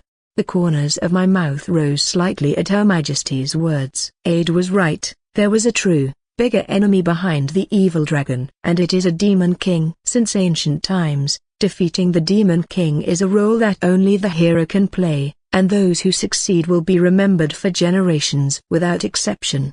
I am not interested in history, but I do want to be better known and pampered. It will increase my chances of building a solid position and living the rest of my life as happily as possible. It is a great opportunity for me, who could not defeat the evil dragon. It will also restore the queen's reputation. I am sure Monica will regret her choice and come back to me. Kyukaku. From the beginning, it was a mistake to have let the Maniou Brigade be the ones to defeat the evil dragon. By defeating the Demon King, all those wrongs will be righted and things will return to the way they should be. There is something I must tell you as you embark on this journey to defeat the Demon King. Zig, you are the hero of our country. You must take the initiative to solve the problems occurring in neighboring countries. The goal is to advance diplomacy, right? Exactly. Make sure to help the beastmen and dwarves who ask for your help, even if they are inferior races. We can't allow them to rebel against us. So you are forcing me to take orders from those savages. I am a noble. This is aberrant. Well, if that's the job of a hero, I'll do it. This time you will do great things, and if someone asks for your help, or orders something of you, you must accept it, both in public and in private. I'm well aware of that. Are you trying to intimidate me? Miserable wench. I hope you haven't forgotten that your body needs me. I'll make you remember your place. The bed shakes violently. Zig. Forgive me. Shut up. How dare you talk to me like that in my courtroom? I hit the queen repeatedly until her body turned red and swollen. You are my bitch. A bitch I will use to vent my stress. You may be the queen in the eyes of the public, but behind closed doors, you are nothing more than my slave. There's a servant-slave contract with me on your leg. She is inexplicably obsessed with me, and no matter what I do, she is always happy. By the way, I did not manipulate her in any way. After all, she was the one who proposed this relationship to me. The other day I passed her husband in the hallway and he looked like he was about to jump me with a knife. I hear they no longer sleep in the same room since I showed up. I understand your stress and anger. After all, your wife has been taken away by my noble self. Ha ha ha, I take pleasure in taking things from others. Zig, you have to get rid of the Maniou Brigade. I will gladly do so. But may I ask why? The Spirit Queen is always talking about that human. She looks at him like he's a close friend. You understand how dangerous this is. The Spirit Queen is, as they say, the god of our country. Although she is not involved in politics at all, the hearts of the people are centered on her. If the Spirit Queen were to say something like I am going to make this person king, this country would instantly move in that direction. Even the law obliges the Spirit Queen. The Queen's concern, however, is not the Spirit Queen, but that human. However, in a long history of the world, there has never been a time when the Spirit Queen has interfered in politics. I think you are thinking too much. The Spirit Queen would not be so interested in a human who killed an evil dragon on a whim. There must be some mistake. And that man who took Monica away from me. If I defeat the Demon King, and the Maniou Brigade members, do you promise to give birth to my child? Of course I will. I'd rather have a baby with you than with my useless fool of a husband. You're such a sweetheart. I hugged the queen and kissed her. After leaving the capital, we arrive in Jorn, where the Dark Elves rule. There is no information about the Demon King, so we must first gather information in the neighboring countries. Besides, I have to improve my reputation as a hero. The more famous I am, the easier it will be to gather information. I have only met the Queen of the Dark Elves once. Let's just say that if I do a good job here, it would be beneficial to spread my name to all corners of that country. Zig, you smell like the Queen. Don't tell me you slept with that old lady Agana. What's it to you? If you have a problem, you can get off. We're hundreds of feet off the ground. Come on Aid, say something. Leave Keltina alone. Zig. That's right. Aid is always on my side. Aid folds his arms. His sword is wrapped in bandages, with no gaps between the hilt and the scabbard in sight. It's as if he doesn't want anyone to see it. I've always wondered, why do you always wrap your sword in those bandages? It makes it more intimidating. Don't you think? Foo. I agree with Aid. It looks greater. Still, he seems to want to hide something. I've never seen someone do that. As for breaking the seal on my abilities, I've already said no to that. Oh, right. Sorry. Aid apologized and fell silent. Upon arrival in the capital, we had an audience with the Queen. It's been a long time, Hero Zig. Your Majesty. I'm glad you're healthy. I appreciate your concern. Now then, what brings you here? The Dark Elf Queen responded by lazily leaning back on her throne, which was an almost couch-like armchair that is too big to be called a throne. The heart-shaped cushions embroidered with cats were so out of place that it created a surreal atmosphere. Do you have any information about the Demon King Rudra? Rudra. Yes, I can provide you with information, but I won't do it for free. Damn, I knew you would do this. The Dark Elf Queen likes to put conditions on things. No. She likes to test people and play games with them. What is your request? I want you to investigate the Dark Passage. There are still unidentified ruins in it. We don't even know where that pathway leads to, much less know what its internal structure is like. I want you to find out if it is possible to travel to the city of Sapphiroth through it. The Dark Passage. How annoying. Wasn't there a reason why that place remains unexplored? Damn, I at least have to try. A man in armor then entered the room, his cape billowing. As I recall, this guy was a general. Why did he come at this time? He knelt before the Queen. Your Majesty, I have something urgent to report. You have permission to speak. The Manu Brigade has completed the exploration of the Dark Passage. Are you serious? What was the result? Just as we had thought. It is indeed a shortcut to Sapphiroth. Well done. Now we can go there whenever we want. Please, Your Majesty, behave yourself. There are outsiders present. As soon as I heard the name of the Manu Brigade, I was filled with rage. They are interfering again. Not once, not twice, but 3 times. What's wrong with those people? Do they have a grudge against me? This is not good. I won't be able to get any information at this rate. I need to get a new task. Before I could say anything, Her Majesty spoke. Do you still want information about Rudra? Of course. Well then, I'll have to make you a good offer. Her Majesty lifted the corners of her mouth sharply. How long is this going to last? I don't think I can go any longer.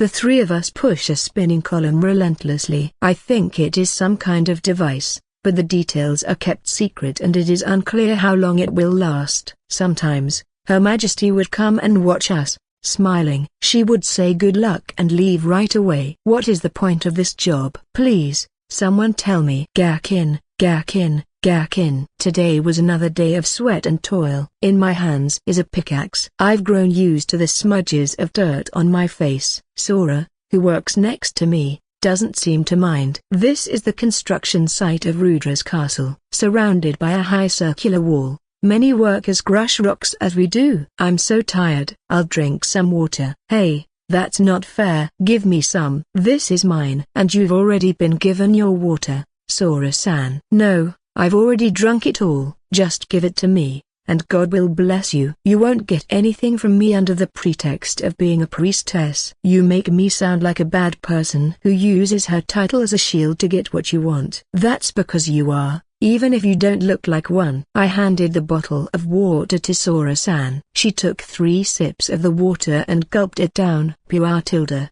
You have God's blessing. She handed the almost empty water bottle back to me. How awful. She drank more than I thought she would. The next water ration is in the evening. Sora-san and I were sent to this place a week ago. We have been transported to a magic circle that was deep within the forest. After that, the magic circle stopped working and we were left completely unable to return. We somehow managed to find our way to civilization, as we went through the forest in the direction Sora indicated, but we were unfortunately caught by the servants of the Demon King Rudra, and now we are here.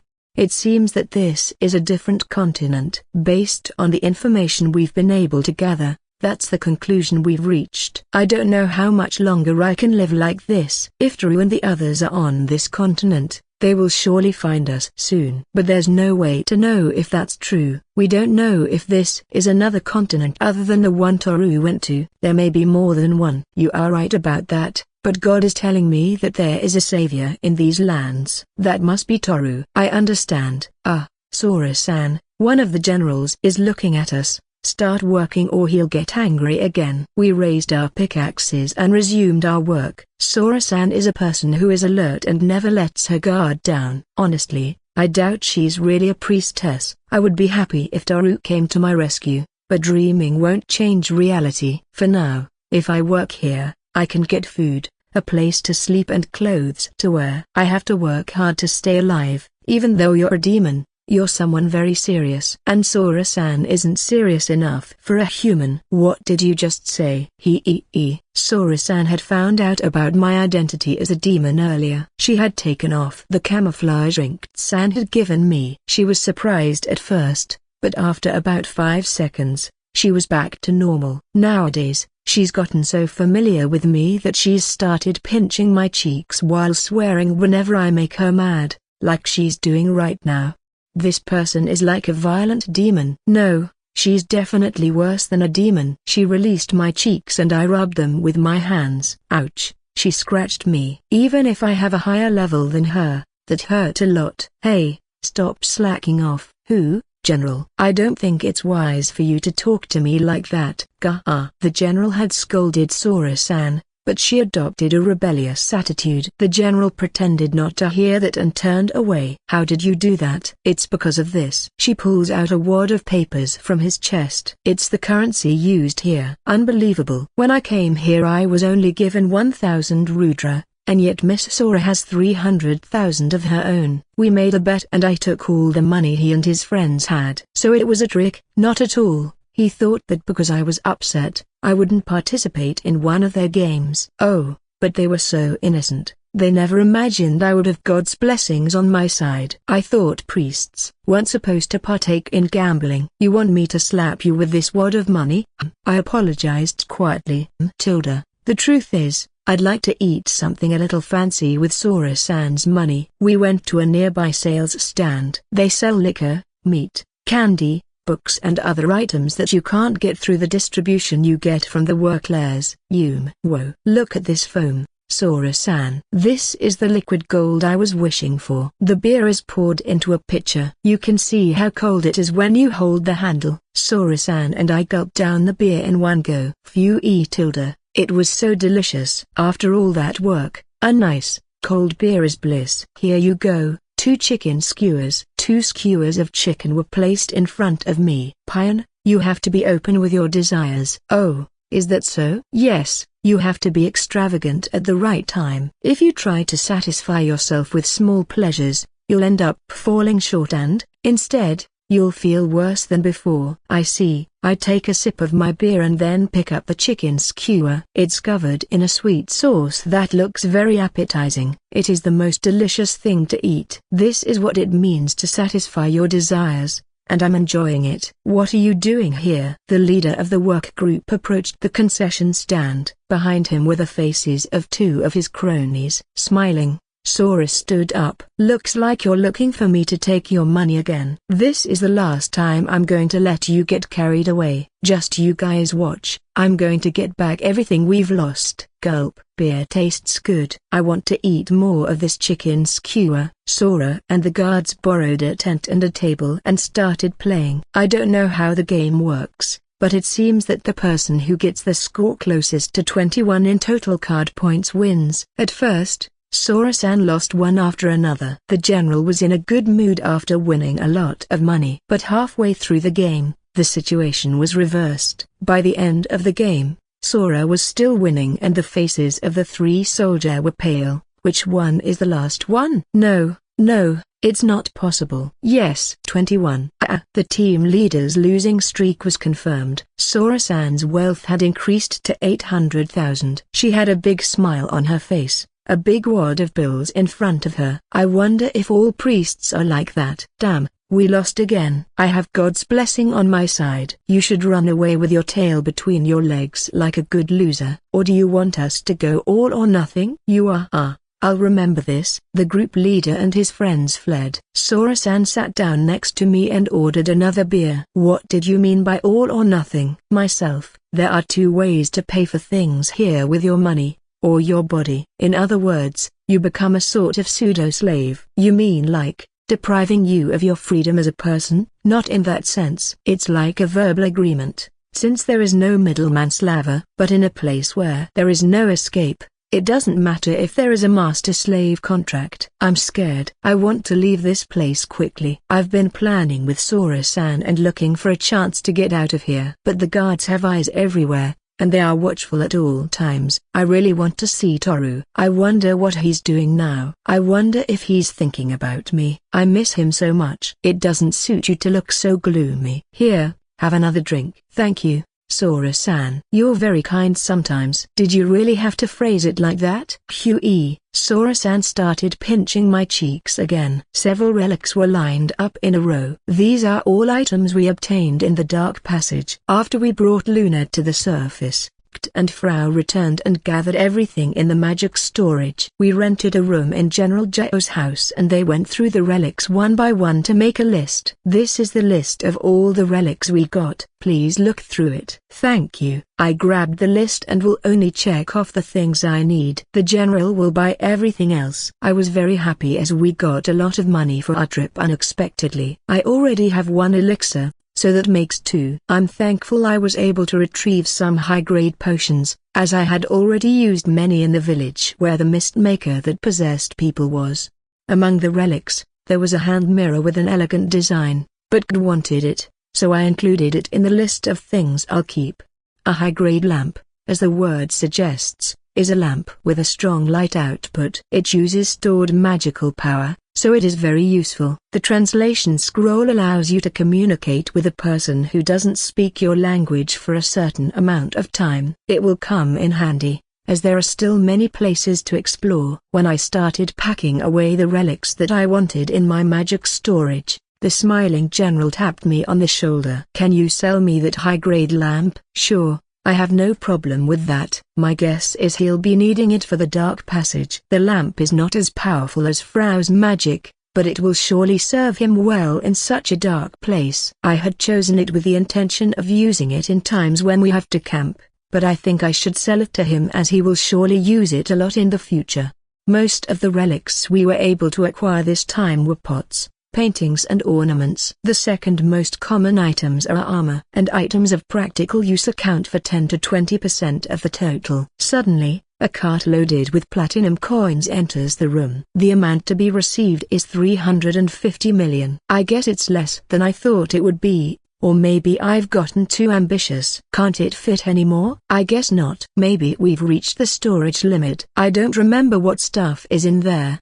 100 items is quite a bit of space. The magic storage stopped accepting items when there were 50 platinum coins left. It's my fault for continuing to travel without first stopping to empty it a bit. I can't even get back to the dungeon where my room is, so maybe it's time to look for new magic storage. We stood watching the 2 monsters running down the road. The closer we got, the bigger they became. They were both behemoths, running furiously. On top of them were Levue and the vice captain. Toru-kun, what are those scary creatures, and why are they coming this way? It's okay, those are my pets. Your pets? I don't think that thing is a pet. Don't waste your time, Luna. My lord has been very strange since we got here. When he met them, it was like he saw some cute dogs. Some dogs? You've got to be kidding. Looks like Ichiro and Bekjiro have come looking for you. How cute. Kid-chan? Luna is making a lot of noise, but I'm sure she'll change her mind once she sees the behemoths up close. They've been lonely. They must want me to spoil them. I'm going to give them some of the meat I've prepared. I'm sure they will love it. By the way, Altina is not here. She's finished her job as a guide, so she's probably drinking alcohol with her share of the job's reward. The behemoths slowed down in front of me. It's been a long time, Toru-dono. I didn't expect you to send me a message. So the day I received your letter I couldn't help but write in the research journal Toru-dono has proposed to me today. Love-you-sama, that message was not a proposal, and it's not appropriate to write something like that in the research journal. You're going to have to erase it later. Love-you-sama and the vice captain got off the behemoths. It's been a long time since I left the base, and I'm very glad to see that they're okay. A few days ago, I used a message scroll to ask Love-you and the vice captain to come and get Luna. They came faster than I thought they would. Huey, Ichiro Luna. They seem to be trying to get along right from the start. If they can make it to the base in time, there's still a chance you can make it back to the island. I wish I could accompany you, but given the circumstances, I want to prioritize finding the girls. I'm sorry I got carried away when everyone else was having trouble. Luna apologizes for some reason. When I ran into you again in that passage, I thought it was a miracle, as I was almost on the verge of death. I was so happy when you came to save me. But I'm not the only one who was in trouble. The other girls must be going through the same thing too. I'm so sorry, Luna-san. When I get back home, I'm going to ask my father for help assembling a search team as quickly as possible. I'll do everything I can to help you find the others. Tears began to slip down her face. She thinks she was being selfish. That's not true. You don't have to blame yourself like that. You were stuck in a cold, dark room for days. It's normal to want someone else's warmth and to feel protected. I hugged Luna and stroked her head. Luna, you didn't do anything wrong. But if one of them were to die, because I'm going to find them all, and they'll be fine. You just have to trust me. Toru-kun. Luna got on the behemoth. I looked at Livu and said, I'm counting on you. The two behemoths set off again towards the base. Did you see the look in Toridono's eyes as he looked at me just now? It's like he was saying I love you.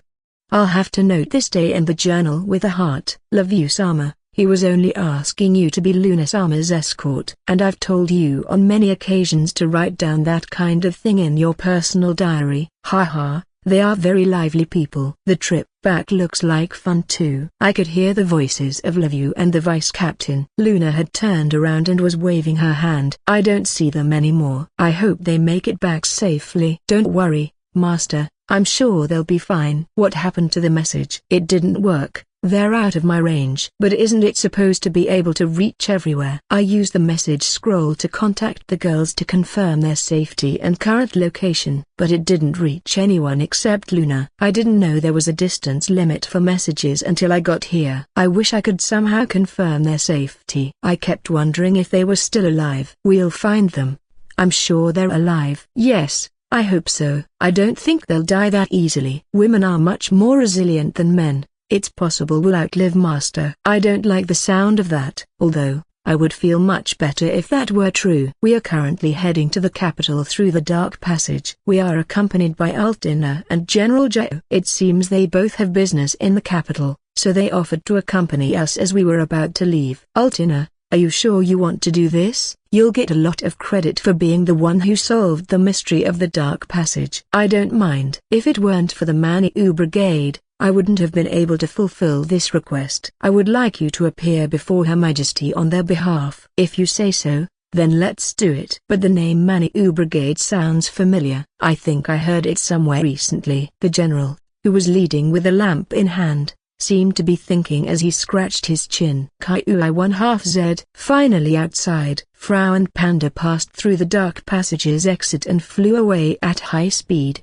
After a while, we also left the dark passage. The general, who turned off the lamp's light, turned towards us. Well, it's time for us to part ways. From here on out, you guys continue on your own. I shook the general's hand, and with a flip of his cloak, he headed for the capital. I made a deal with General Joe to help me find the girls in exchange for him having the lamp for free, and he agreed to do so. I was very lucky to meet General Joe here. It's been a pleasure working with you. Be very careful. You too, Altina. I shook Altina's hand. She was a really reliable guide. I had proposed that she accompany us on our trip as a party member, but she refused, saying she likes to travel and work alone. Goodbye. Good luck. Caillou. After parting with Altina, we continued heading west. We arrived at a village near the border. A high mountain range separates us from the rest of the country, and we are told that it is impossible to go west without crossing that mountain range. There are no houses in sight. Hey, maybe that's the town. Caillou. Really? We looked up into the large trees and saw lights coming from some houses. A suspension bridge stretches from house to house, and we could see residents walking nonchalantly up in the air. I wonder if they aren't afraid of falling. I've heard that this is a village where people live the old-fashioned way, but it's interesting to see that they live in trees. It's cozy and pretty, and it's nice to see the lights shining like stars. We stopped and looked toward the dark elf village. My lord, quickly. Caillou 1/2Z. Frau seemed somewhat excited. We climbed the creaky wooden stairs, walked past the inhabitants in the narrow pathway, then went over a suspension bridge made of vines, and finally came to a place like a square. It's bigger than it looks from down here. There are lots of tents. What are those shiny things? From below, they look like sails, but looking close, they aren't. Actually, they're a bunch of shiny, round leaves. Kayui, I asked a dark elf who seemed to be a resident of this place. That's a Morphosi mistletoe. It collects light during the day and emits it at night. It's the only plant in this area and it's the only tourist resource we have. Morphosi mistletoe is an unusual plant. The round clumps of mistletoe attached to the branches of largest trees glow a vague orange color. It's easy to lose track of time when looking at these natural ornaments. It looks like it's your first time around here. If you walk with me to the bar, I'll show you around. The man invited me to follow him so I could get to know the place, so I decided to do so. I love drinking alcohol. It's a good way to lighten up the trip. Caillou. Last time? I don't remember anything. Did something happen? Panda was complaining to Frau about her hangover, but she doesn't seem to remember anything. On the other hand, Ed refuses to drink while smiling bitterly. I think I'd rather just drink water this time. I won't be drinking for a while. I'm glad to hear that. I'll just have one drink. A tavern is a great place to gather information. I want to ask about the White Wolf Beastkin and the other girls. When I opened the tavern door, I heard a beautiful sound. The minstrel is here. The man and I parted at the entrance. As I took a seat, I took a moment to look around. I saw a man who caught my attention. He was playing a stringed instrument in the corner of the tavern, with those ears and tail. He must be of the wolf tribe. He notices me looking and stops playing. Is something wrong? No, you simply look like a type of beastkin I'm looking for. The wolf race is a very common thing. Yes, but the tribe I'm looking for is called White Wolves. He was about to resume playing his instrument when he stopped. The White Wolves? I know I'm a human, but, even if you were to ask me, I'm looking for my mother's house. Elohim, the Spirit Queen, told me they know where it is. The Spirit Queen. So you are friends with someone very powerful. The man took a seat next to me. Then he taps his finger on the table. He tapped his finger on the table, as if to say, bring out the liquor. The waiter put a glass in front of him. I'll sell the information. What do you want to hear? I want to know where they are. If you go west from here, there is a mountain range. In the middle of it, there is a small wolf tribe village, and there is a custom to worship the White Wolf tribe as a god. However, only a limited number of people can directly meet the White Wolves. I handed him a gold coin. The man took it and slightly lifted the corner of his mouth. Sora, Elisha, Lynn, Pion, Marianne, have you heard those names? Number. I am disappointed. We will have to continue our search steadily. I'll head to that town, then. Thanks for the information. Wait a minute. How are you going to get there?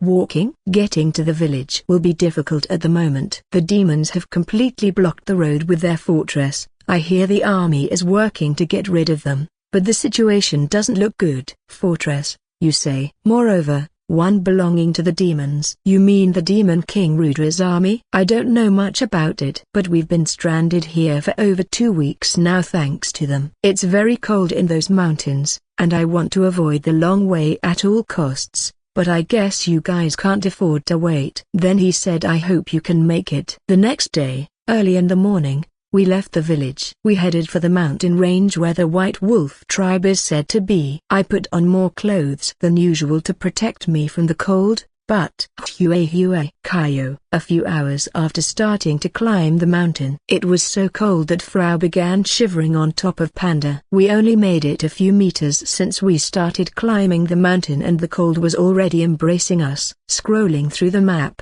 we could see that the mountain range was deep and would take us a long time to cross. In addition, it looked like snow was falling on the summit, and it was expected to get even colder. Something gently wrapped around my neck. Here you go, Master. Did you make me a scarf? Yes. I still don't know how to do it very well, but I made it to keep you warm, Master, if only a little. The scarf was very long. Well, it's the first time she's made one, so I can't really blame her. I don't care if it has imperfections. I'm so happy that Kid cares so much about me that I can't describe it. No fair. Frau wants one too. Here you go. Kt wraps a scarf around Frau's neck as well. Thank you so much, Kt Fufu. I'm glad you like it. It was smiling, but I guess she didn't have her own scarf, since she wasn't wearing one. But then I remembered something. Now that I remember, I had this cold-resistant cloak. Oh, is it one of the relics we found in Inuk? I pulled out a hooded cloak from my backpack and put it on Kt. Then I lightly unrolled the scarf I had and wrapped it around her neck as well. It's long enough to protect us both from the cold. Master, don't worry about me. What matters is that you're warm. Don't be shy, Ho. I grabbed her hand. I tried to hold her as close to me as possible so that the scarf wouldn't come loose. Master's hands are warm. It has been a few days since we entered the mountain range. The area is dyed white with snow, in which my feet sink up to my ankles. My lord, where are you? Over here. Oh, there you are. Let's go, Panda. Kaiyui, Frau and Panda, who went on a reconnaissance mission, have just returned. They seem to have gotten used to the temperature in the mountains, and Frau looked fine even in light clothing. I envy the high body temperature of the fairies. But still, when she stops moving, she seems to feel the cold, and sometimes she dips into my scarf for warmth. It can be very annoying for me. I'm going to make some hot tea, so please rest. Sorry. Kt took out a kettle from her luggage and put water to boil. I sat under a tree and listened to the report. And how is the fort? There are about 50 soldiers who look to be demons. The fort also acts as a prison,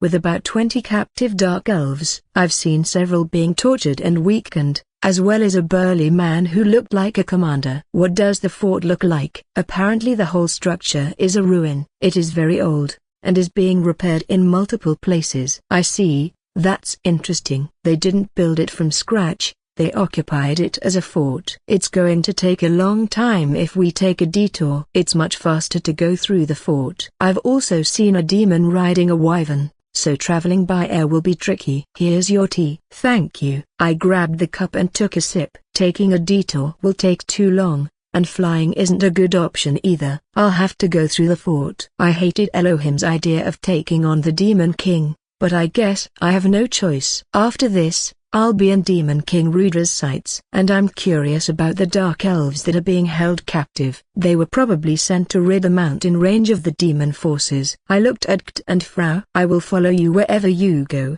Master. I will do as you wish. Frau is the Lord's slave. It was decided. We headed straight for the fort. The demons who were standing guard were the first to notice and ready their bows. This road is blocked by order of Demon King Rudra. No one is allowed to go further. If you don't want to die, turn back now. I have no intention of dying, but I won't leave. Foolish human, do you think you can beat us? Kill him. More than 10 arrows were launched at us. But Kt intervened and shot them down with her iron fans. Damn it, don't let them enter the fort. Call the mages, otherwise Arkansama will kill us. The mages lined up on the outer wall. They chanted a spell and used ice magic. A fierce wind of cold air rushes down from the fort. You think they're going to defeat us with cold air? Don't make me laugh. You guys are no opponent for my master. Frigid fire. The blue flame cuts the enemy's magic in half and hits the outer wall where the mages are. The outer wall instantly froze and countless ice-encased mages came into view. Kt,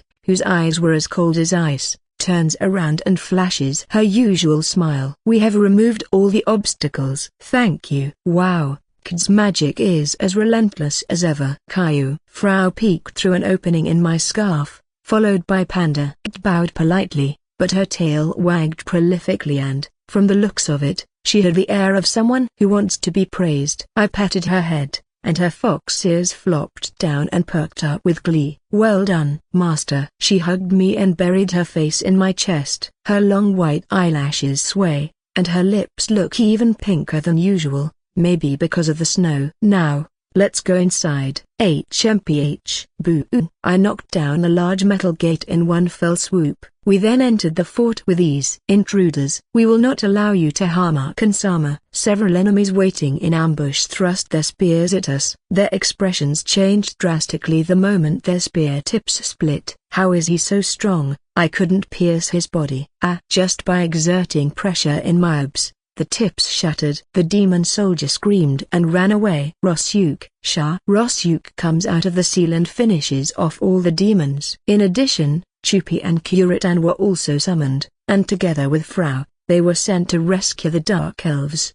And I headed to the center of the fort. Before us stood a large, armed man. My name is Arkan, one of the 3 demon generals serving the demon king Rudra. My name is Toru, of the Maniu Brigade. Toru of the Maniu Brigade. I don't know you. I don't think you're the hero. Arkan holds up a 2-meter-tall iron club. It seems to have been stained with the blood of many opponents, as its tip was reddish-black, giving it an intimidating air. I drew the greatsword on my back and pulled Kt and Rosyuk back. I'm just a simple warrior. Ha! A simple warrior you say? Not a heavy warrior, or a warrior of the beast race, or a berserker? You expect me to believe that? Tell me your real job. I'm not lying. If that's true, then I can deduce that your level is above 500. Although, judging by how calm you are, you seem to have a lot of confidence in yourself, so I'd hazard a guess that you're above level 1000. This will be interesting. The aura surrounding Arkan becomes more intimidating. He gives off a murderous air. This guy is just as intimidating as Pan's grandfather. I don't know his level, but he's definitely very strong. What's this guy's level? 1217. So you have a beast possessing appraisal. What a cheater. Level 1217. Huh. That number is bad without any armor upgrade. The Demon King here is definitely stronger than Lisa. Speaking of which, I hope that club he's holding is normal and doesn't help him level up. I've been thinking about this for some time now, but I haven't heard anything related to sacred arms since I got here. Maybe it was considered common knowledge and they just didn't talk about it. I could be wrong though. Ha! Arkan and I cross weapons. A violent metallic crash echoes through the air, and the snow beneath our feet is swept away in a shockwave. We shoved each other off, and as soon as our feet touched the ground, our weapons crossed again. Great fire dance? The now flaming iron club swung in front of my face. He used the momentum to unleash a series of even more powerful blows that pushed me over the edge. Don't tell me a broken bar you're a magic swordsman. My job is dancer. The more I dance, the faster and more powerful my attacks will be. Dance. I've never heard of that job. Maybe it's a special one that only exists here? His attacks won't be as predictable as I thought. The blow can come from anywhere. I have to find an opening somehow. Arkan raises his iron club with a single strong swing. I pushed my head forward and the iron club made contact with my skull. The next moment, the club shattered. What? My weapon. Goodbye. With one swift movement, I swung the greatsword towards Arkan's neck. Seconds later, Arkan's body falls to the ground, cut diagonally.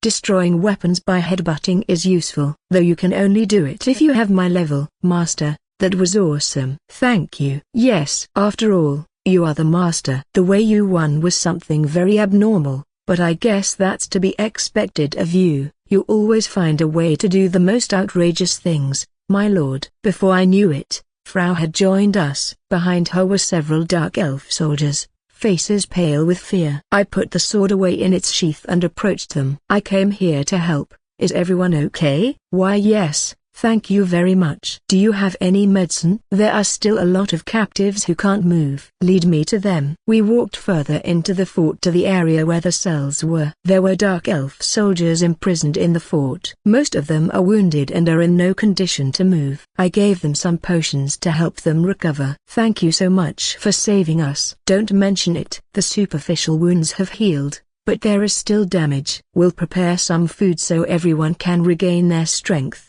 So rest for now. The dark elf then lies down. Is this everyone? Fortunately, no one died. After they rest and eat, they should have enough strength to return to their respective homes. My lord, I found a room with a bed. Thank you. Let's take him there. Yes. Following Frau's directions, we made our way to a place where the soldiers could rest. 5 days have passed since we arrived at the fort. Thanks to the warm bed, the food and Kid's healing waves, the soldiers' strength was recovering quickly. Some of them have now fully recovered and are helping with the maintenance of the fort. It's snowing again. As I stand guard at the outer wall, a fluffy snowflake flutters down onto my head. Panda, who had peeked his head through the opening in my cloak, looked at the snow curiously. "He's been hiding in my cape a lot lately." "Well, it's warm, so I don't mind." However, Frau, who was always by my side, doesn't seem too happy about it. "Toru-sama, I brought you some tea." "No need to attach there, Sama." "Are you kidding? I owe you my life. I can't call to you in a disrespectful manner." "Well, that's fine. You can call me whatever you want, and thank you for the tea." I took a sip of the tea. The man who appears to be the unit commander sits next to me. "Will you leave here when we recover?" "Well, I've already sent word to the general. I'm sure reinforcements will be here soon." "Would you consider my proposal again?" "Please. I'm sure they'll welcome you with open arms. And if that doesn't turn out to be the case, I'll do something about it." Yesterday the guards were talking about whether I should become their country's hero. They may be trying to repay me for rescuing them, but it's an idea I'm not thrilled about. As I said before, I don't like to stand out at all. I'm not the kind of person who can carry the burden of being a hero or a heroic figure. I want to live a simple and free life without being tied down by anything. So I can't accept his proposal. My answer is the same as yesterday. I appreciate the offer, but I can't accept it. I see. I'm sorry to hear that. Oh, she's back already. I could see Chupi in the sky approaching us. The little bird found me and landed on the outside wall. Chupi then relayed the words she had received. "Greetings. I am General Jao. Thank you very much for saving our soldiers. I shall send a division to your location immediately to provide assistance." "Oh, wait, this animal is going to record the message?" "What a fascinating creature, and it's very cute." Anyway, Her Majesty wishes to reward you for your deeds. She would like you to come to the palace. That was the end of the message. I ordered Chupi to go to the capital of the Dark Elves and relay a message for me to General Jai asking for support for the soldiers. The mission was a success. Chupi was too smart to deliver this message. Even though I showed her where to go on the map, she still doesn't know these lands. I patted her on the head and she turned to face me. I could have used the message scrolls, but I wanted to save them because their number was limited. Besides, it's great that I was able to test Chupi's skills here. Caillou. Chupi, Panda looks a bit frustrated, but Chupi just spares him a glance before ignoring him. Apparently, he didn't like what Chupi just did, so I put her back in the seal and stood up. "What can I do for you, Toru-sama?" "The general said that a group of soldiers are on their way to pick you up. And here, you have food, shelter and weapons. You'll be able to hold out here until they arrive." "So, you'll be leaving already?" "Yes." "Oh come on, don't look at me like that. I'll leave you with a trusted companion just in case." The soldier bowed his head. "We wish you safety on your journey." "You too." The soldiers who came to say goodbye knelt down. "You have saved us from terrible danger. We will never forget this kindness. We will surely repay you one day." "It's all good. That won't be necessary." I waved my hand and walked out of the fort. I left Chupi and Rosyuk as guards in case something happens. Since I have a contract with them, they will know where we are and can meet us later. Up ahead is the White Wolf village. I hope it's safe. I'm certainly worried, especially considering Rudra's objective. War. We received information about the demons thanks to the Dark Elves held captive in the fort. Rudra's goal is to expand his war arsenal. He wants to incorporate elves and Dark Elves into his ranks to destroy the existence of nations on this continent that take pride in their power. This seems to be part of the reason why the Spirit Queen was neutralized. The soldiers also speculated that the reason the demons occupied the fort was to invade Jorn. It seems that the White Wolf tribe's settlement is in a hard-to-find place, but not necessarily out of Rudra's reach. That's true. We should hurry up a bit. The celestial beasts are a powerful race. If the demons were to come face to face with them, they would be taken down with ease. But there's always a chance that this might not be the case. They may still end up fighting against the demon race in a drawn-out battle. "My lord, I have found a village over there." Frau returns after doing some reconnaissance. Panda peeks through my cape and flies toward Frau. "Show me the way." "Yes, my lord." Off the road and deep into the mountains, There was a small village there. There were many old brick buildings and the people seemed to live the same life as before. All the humans we see are members of the wolf tribe. Many of them stare at us as if observing something unusual. The quickest to react are the children. They are young and curious, and they follow us. Master, what do we do now? We have to find someone who knows about the white wolves. In situations like this, the quickest thing to do is to ask the boss. That's true. But I don't know where their leader is. I'd ask someone, but they'd run off before I could ask any questions. The atmosphere is unwelcoming to travelers. Hey, where are you from? I was approached by a boy covered in scrapes. His face was very cocky and he had a smirk on his face. Behind him were many similar kids, all with black or brown wolf ears and tails. I'm searching for the white wolf.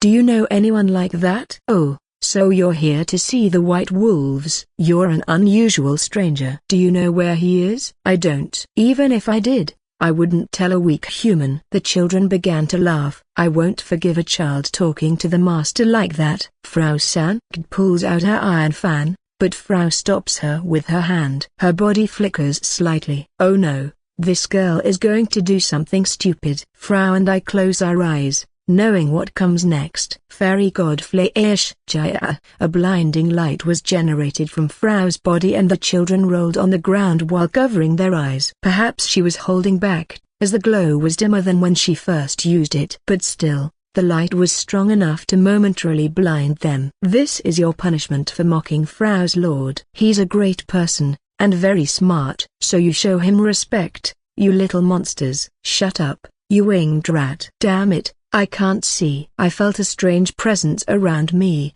so I looked around. As I did, I saw that we were surrounded by angry adults, growling angrily. They think we attacked the children. A man quickly closed the distance and brandished his sharp claws. I ducked just in time, and almost immediately tripped him over with my foot. How dare you? Don't let them get out of here alive. Kill him. Kill him. That's when all the residents rushed at me at once. I don't want them to get hurt if I can help it, otherwise we won't be able to get the information we need if we cause a misunderstanding.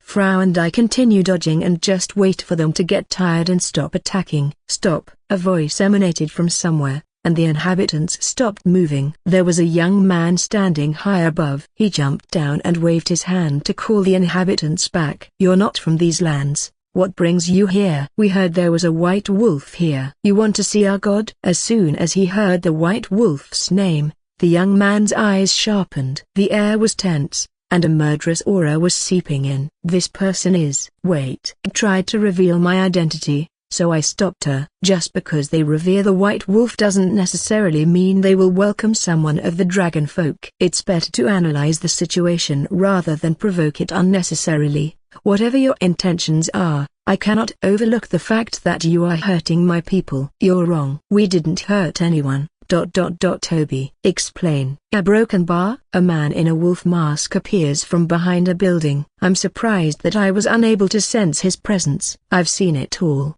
and I sense no hostility in these people's actions, and the act that started it all seemed to be just a distraction.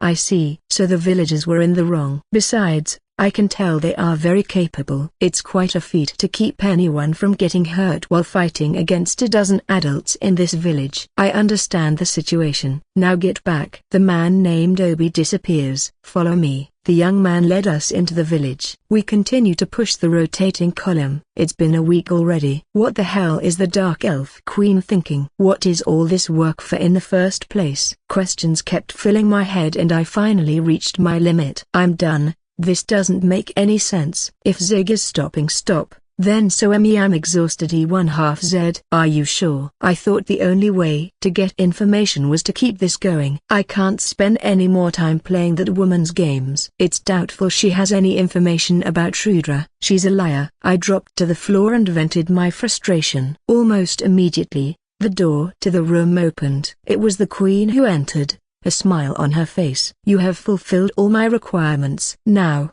as promised, I will give you information about Shrudra. It's about time. I stood up and took a deep breath. Honestly, I can't believe I wasted my time. But that doesn't matter. This bad experience will disappear once I get the information I seek. We move into the audience chamber and the queen sits on her throne. You are surprisingly steadfast. Most people give up after the first day. HMPH, you must feel very satisfied, making the hero twirl a pointless column for a week. Oh, on the contrary, it did serve a purpose. You guys used that device to grind flour. Can you imagine it? Making delicious bread with flour that was ground by the elf hero. Huh? Flour? Damn, you're a crazy bitch. There's no reason to do that with such a big device. In any case, she forced us to do something we had no business doing. I want to kill her. I want to kill this woman. My hand unconsciously reaches for the hilt of my sword. Zig.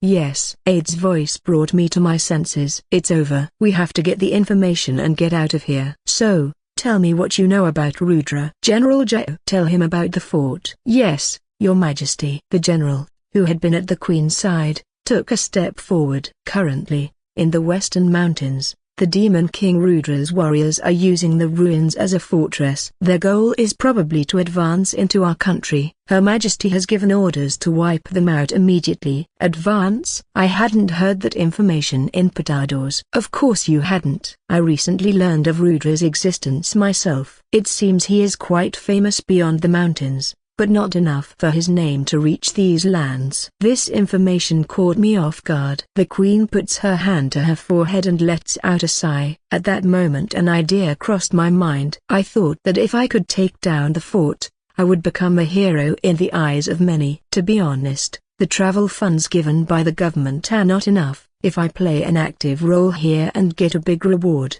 I will be able to travel elegantly. I will take care of them and don't worry, Zigdono. The Maniou Brigade has already reclaimed the fort, and my army is already on its way. Maniou Brigade. Not you again. You keep getting in my way again and again. I was so angry that I was about to cry. I will have to give the Maniou Brigade a handsome reward. They were able to conquer the Dark Passage and eliminate the demons in the fortress. I should bestow upon them the title of heroes. With all due respect, Your Majesty, I think it is too early to bestow something like that upon them. I have no doubt that each of their exploits have been accomplished flawlessly, but certain conditions must still be met before they can be heroes of our country.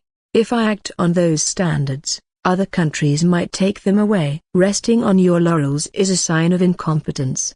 I will miss a great opportunity if I don't act fast. Your Majesty, please show a little more restraint. TCH. Are you planning to turn those guys into heroes? That jerk who stole Monica and took credit for defeating the evil dragon. He's a mere human. Zigdono, there's still time for you to head to the fort. The soldiers who were captured by the demons might have some information about Rudra. I see. Alright, I'll head out. We arrived at the fort in the mountain range. Jorn's army has already arrived and we enter without any problems. One by one, the knights join the general ahead of us. My lord, there are several demons in the dungeon.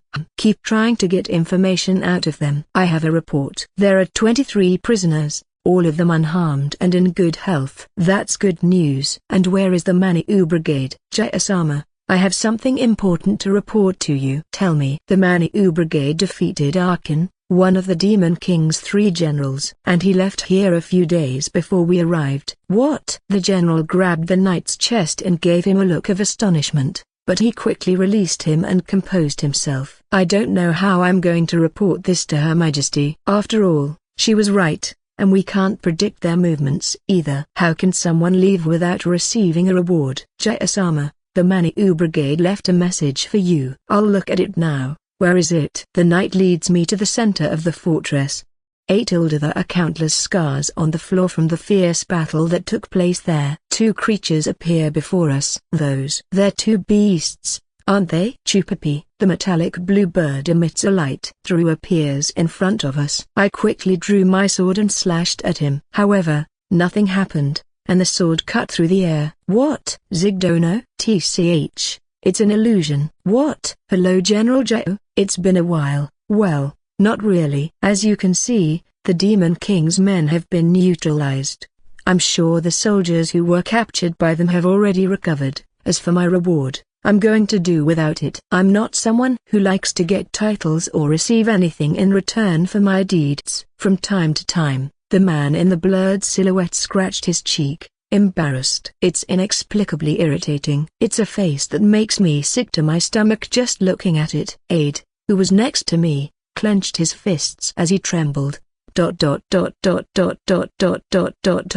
A strong murderous spirit emanated from Aide. There was a chilling and evil presence seeping from his sword and armor. Aide, just who the hell are you? I'm going to head west. I have to do something about this Demon King. I can't guarantee anything though, so don't get your hopes up. Also, there's a research group that might come to visit you, so please don't turn them down. Just listen to them. Toru disappears at the same time saying take care of them. Chupi, Chupi, sha. The bird and the snake-like beast flew off to the west. If we can contact that research team, or any of those people, there is a high possibility of us cooperating with the Manu Brigade in the future. Their abilities in taking down demonic fortresses, healing dying soldiers and long-distance communication would be beneficial to our nation. I must inform Her Majesty immediately. The general called the knight and asked him to deliver a message. In a whisper, it seems he doesn't want us to hear what he has to say. The knight mounted a wyvern and flew away. So what are you going to do now? We will gather information about Rudra and then head west. We need to get to Rudra as soon as possible. Well, then,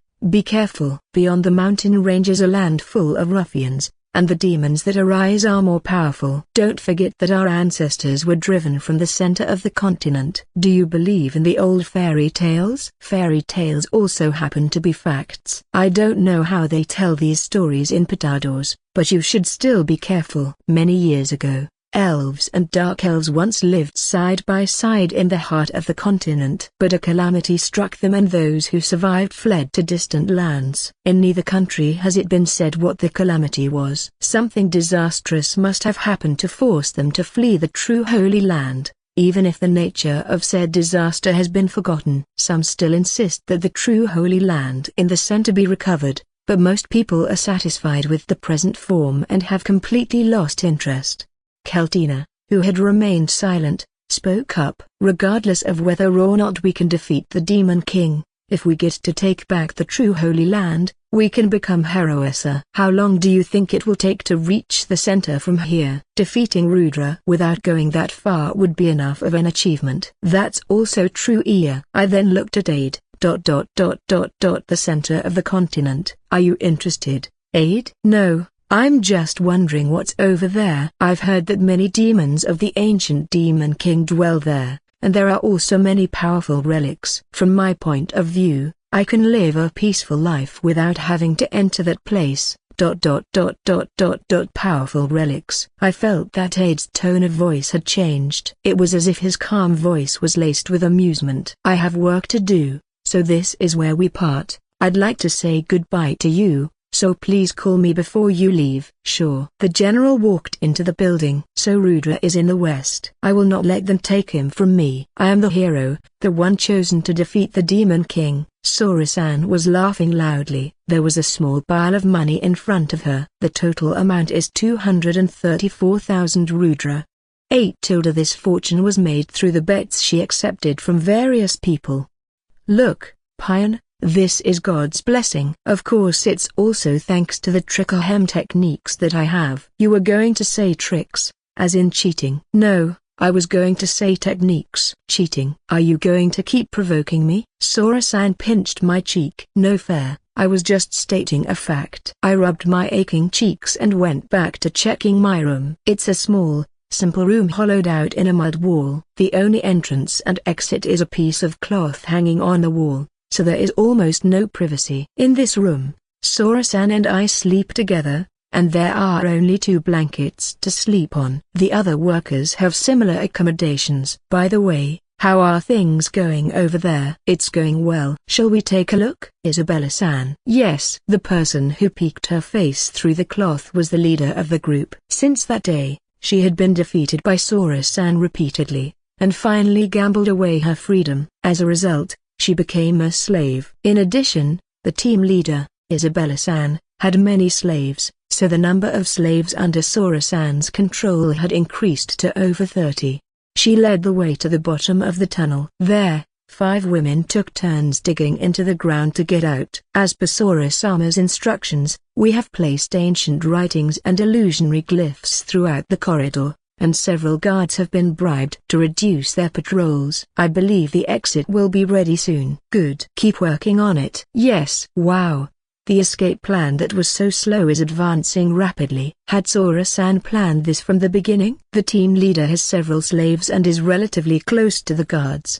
The bets were just a way to create this situation. I think we can get out of here sooner rather than expected. I turned to look at Sora-san. I had been curious about Isabella-san's words. What are these glyphs? Don't they teach you about such things in the Dark Kingdom? There is a specialist researching them, but I wasn't interested, so I don't know anything about it. Your nobility, you're supposed to know these things. Han-ha-fu-fu-ho. Sora-san pinched my cheeks again. Ouch. Glyphs are special symbols that contain a power of their own. The reason why the magic circle is activated by magic power is because you use this kind of writing, using something so powerful just to create illusions. I think that's a far-fetched thing to do. Sora-sama, it's about time. Good. Only the finishing touches are missing. The finishing touches? Sora-san attracted the attention of nearly 100 people. She held out her hands and declared loudly, "Tonight, we will escape from here. The time for liberation has finally come. It is no longer necessary to toil away in construction work. Let us return to our homes." The women began to talk among themselves. They seemed perplexed at the enormous invitation to escape. One woman raised her hand. "My husband is here. Can you help him escape too?" "Don't worry, we have already made contact with the men and they are preparing to escape as well." As I said, we'll go tonight, when security is at its lowest. At that moment, I realized that Sora-san is doing this to get as many people involved to serve as a distraction. Surely only 30% of us will escape. Rudra's men are all high level and have powerful skills. But there is no other choice. I don't want to die here. I want to see Toru. This is a proposal I will not make again. We won't come back to help you either. So, you have to decide now. Will you come with us to escape and be with your loved ones? Or will you stay and continue working for the Demon King? One person raises their hand, and another one too. One after another, they began to raise their hands, and the room is filled with dirt-stained hands. They won't manage to catch us. If you wish to get out of here, have a good meal and sleep with a good man, then show your resolve. Sora-sama and Payan-sama, we won't let you down. We'll use the strength we've massed here to escape from this place. The leader of the group raises her fist. All the women raise their fist in the air. They're not waiting for me to do that too, are they? Yes. Thank you very much. The women exit one by one from the hidden hallway. Once outside, they each plan to run in a different direction. It's the only way to avoid the eyes of Rudra's men. Sora-sama, they're all out now. Good, then it's our turn. Yes. Sora-san, Isabella-san and I were the last ones out. When I climbed out of the hole, I was met with an intense darkness. There was no moon in the sky. I don't think the soldiers would notice what was going on. I immediately used my disguise ring to darken our figures. Actually, the escape plan required that the ring reach level 3. When we were brought here, its level was still 2. The disguise ring can disguise your status at level 1. Disguise your appearance at level 2 and disguise the status or appearance from any opponent at level 3. In this situation, you should be able to disguise your state and appearance, even if the opponent has the ability to see through you. By the way, the disguise ring cannot be made invisible. It would have been more convenient if you could. The construction site of Rudra's castle is located in a deep forest. We ran incessantly to the west. It's time to start moving. It's been a long time. God, please save us. Hide, both of you. At Isabella-san's words, Sora-san and I hid behind a tree. Whoosh! A wyvern flew overhead. Looks like the search has already begun. Even if we get caught, we won't be killed, but the security will become even more intense. It will be impossible to escape a second time. This is the only chance we'll get. This way. You know the way? I can smell the wind from my hometown on the other side. Are you of the Beastkin race? Foo-foo. It was all part of the plan, Pion. We needed a beast that could guide us through the forest without getting lost. Isabella-san is from the leopard tribe. She has a slender but toned body and long bangs that cover one eye. Unlike me, she has a lot going for her, and she is very attractive. Her leopard ears and tail were also really cute. When we get to a safe place, I wonder if I can touch her tail. Oh no. They're lapdones. We lay down on the grass. There were 2 areas in front of us. They were wild monsters that inhabit these woods. These monsters have a keen sense of smell. They are known to hunt in packs. We've run into them at a bad time. It seems that they have noticed us. Pion-sama, watch our backs. Sora-san, don't make any moves. Sorry. My level is too low. My level is currently 85. Isabella-san is 573. Sora-san is 48. Isabella-san's strength is extraordinary. And even with such strength she can't take on Rudra. What kind of horrible place is this? Isabella-san uses her sharp claws to claw and kill the 2 monsters in an instant. Suddenly, another 2 jumped out of the bushes, stalking towards us from behind. After all, it was a decoy. Were they going to launch a surprise attack? I picked up some rocks and shoved them into each of their mouths. Gaga. Even if I have no weapons, I'll do my best. Don't underestimate a demon of nobility. I hit them with all my might, and the 2 laptones ran away with staggering steps. Phew. That it was close. I feel like my life has been cut short. Pion, that was awesome. After all, you're just a simple PO warrior. You were going to say I was a pawn. It's your imagination. No, it's not. You were going to say it. You are persistent. QEE. A tilde that hurts. Don't pinch me. Look, you've dug your nails into me. I'll tell Toru and Kid later. I hope you're both alright. Yeah, that it was close. Luckily they ran away. Isabella came back and we started running again. I have to stay alive if I want to see you again. Toru. After receiving the report, I was so shocked that I could say I lost my mind. The ruins were in the basement of the mansion. It is said that there was a magic transfer circle that stopped working. There was no trace of the girls anywhere, and given the circumstances, it was concluded that they were transported to a remote location. Of course, we sent a team of experts to find out where they went. But all they discovered was that the magic circle sent them to random places. The more I knew, the more desperate the situation became. The research done by the magicians was not perfect, but many things was useful information that he did not know, to the point of how to create a magic circle. The amount of magic power used is enormous, and the magic circle itself is made up of many layers of plates, composed of ancient characters so tiny that they can only be seen with a microscope.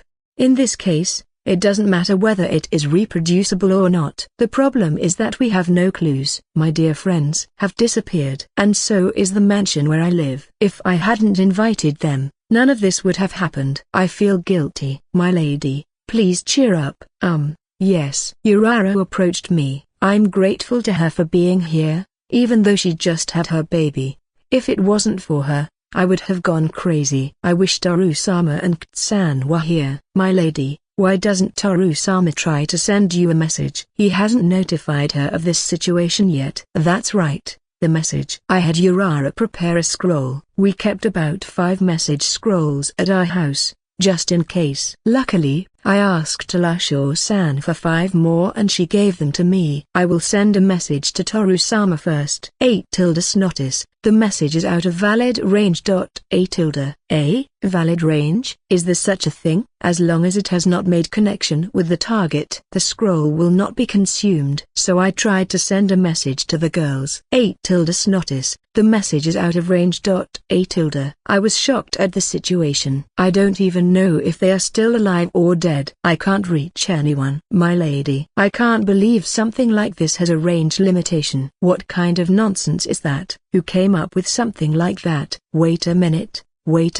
Does that mean they're too far away to receive the message? The only place far I can think of is where Toru-sama is. Messages could get through even if that person is dead. So there is no possibility that they are here, let alone dead. In other words, they are not on the island. That's right. They are all on the other continent with Toru-sama. Now that I've come to this conclusion, I can't just sit idly by. I have to go there myself. Urara, Inform my father that I will cross the open sea. I will board the archaeological ship as soon as I return. But my lady, it will do no good to stop me. I have no time to cower when my dear friends are in danger. I was to blame for everything that happened, so as Toru-sama's wife that I am, and a member of the Maniu Brigade, I have to act, even if there is little chance.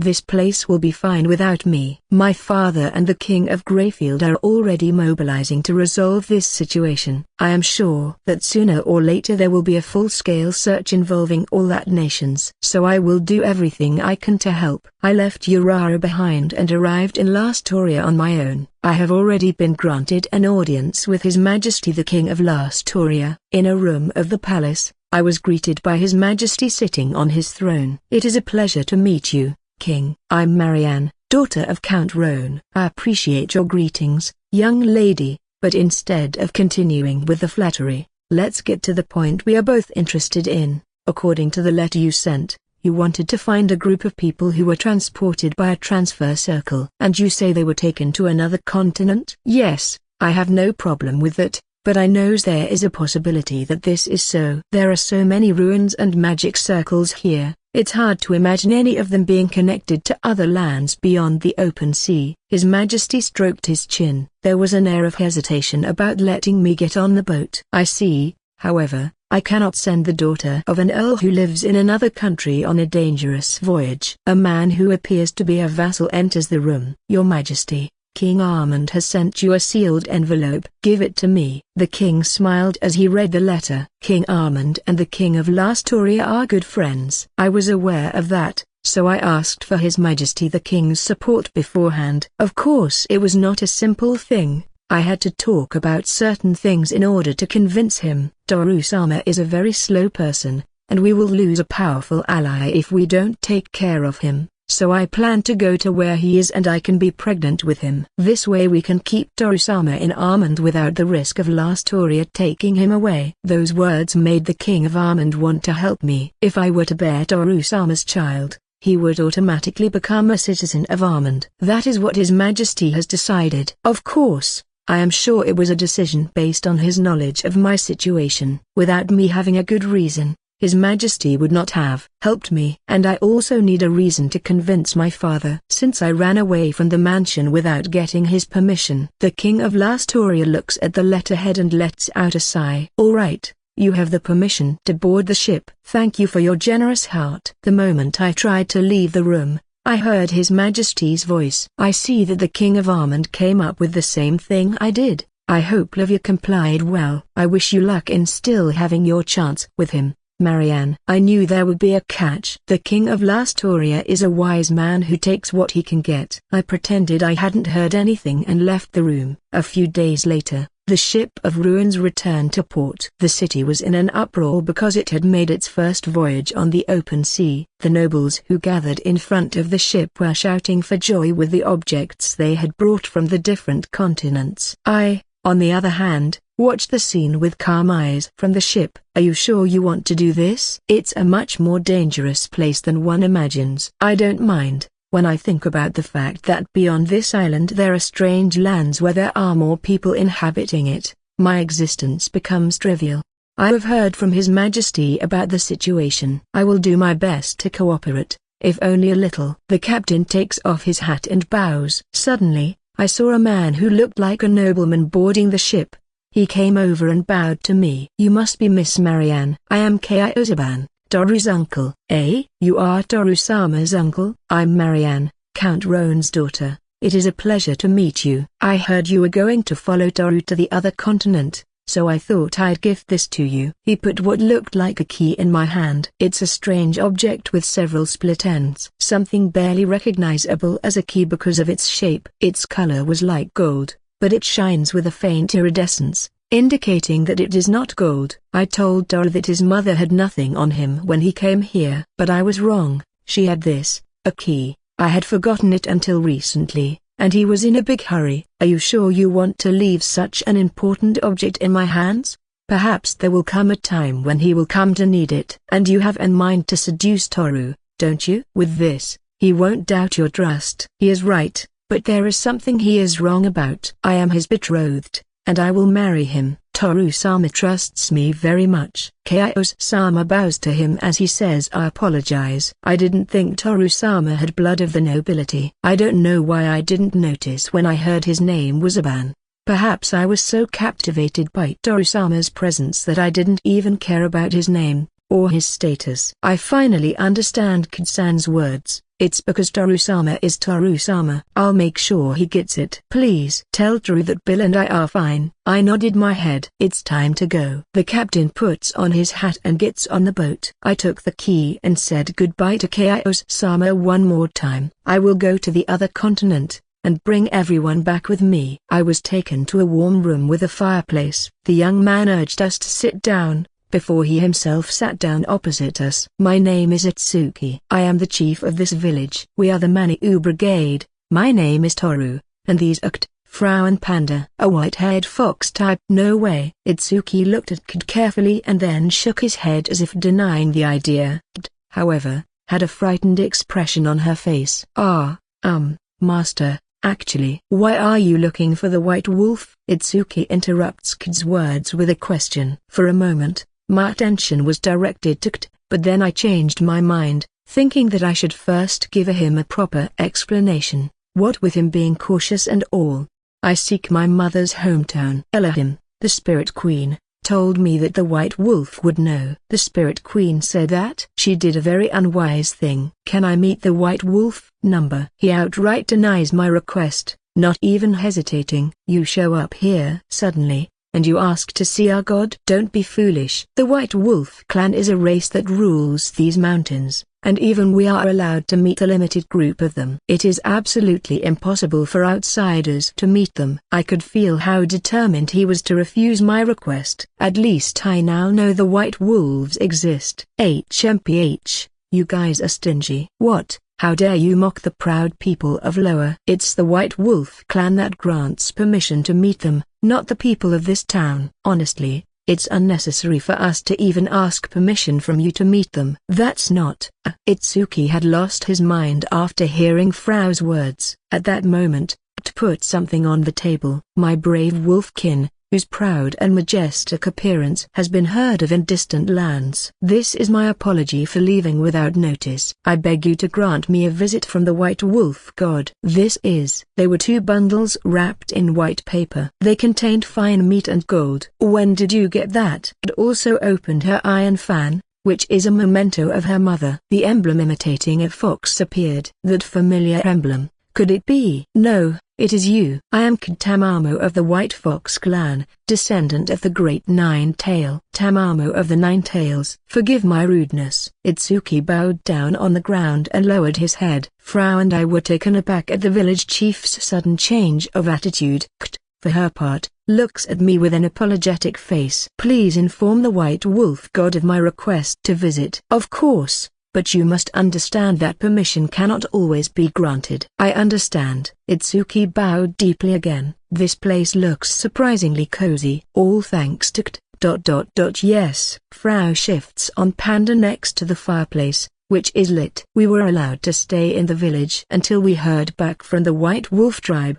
Besides, Itsuki had offered to rent us a house and even prepare a meal for us. It is too extreme a welcoming gesture for someone who showed such a hostile attitude upon first meeting us. After that, I sat down in a chair to listen to what Kt had to say. I'm sorry for hiding my identity until now. Can you tell us who you are? I'm a member of the White Fox Celestial Beast clan, who lives far away from here. Actually, I wasn't trying to hide it. I just couldn't find the right time to tell you, Master. I really wanted to tell you. Gazed down, looking very sad for some reason. As I told you before, my hometown was in danger.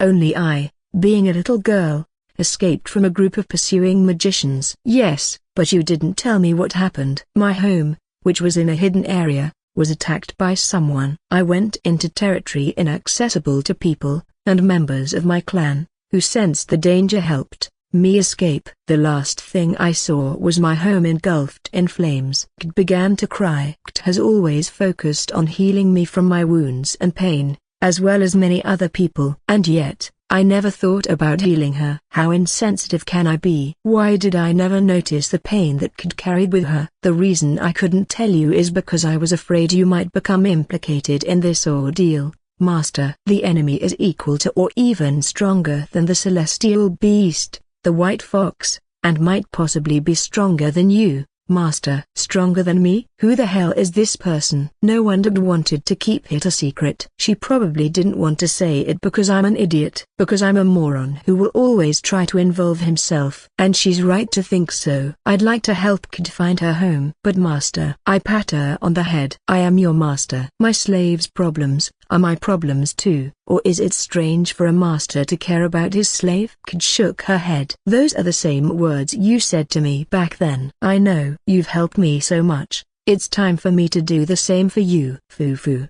That's very nice of you, Master. It's because I'm a fool. No, it's because you're kind. I got up from my seat and held her in my arms as she cried. The anxiety that weighed on her from this situation must have been great. She must have thought she would never see her family again. I still don't know how to help her, and I can't say anything concrete until I go to her hometown. But I'm sure her family is still alive. The celestial beasts are very strong, so they must have survived somehow. I had already been aiming to head there. This just makes it a higher priority. By the way, will the white foxes know anything about my mother? I don't know. Maybe the wise old lady knows something. Makes sense. There's no choice but to ask the white wolf tribe about it. Suddenly, I noticed that there is a strange smell. I looked in the direction of the fireplace and saw that Frau's dress was on the floor. How about this taste? Is it bad? Caillou, why are you making that face?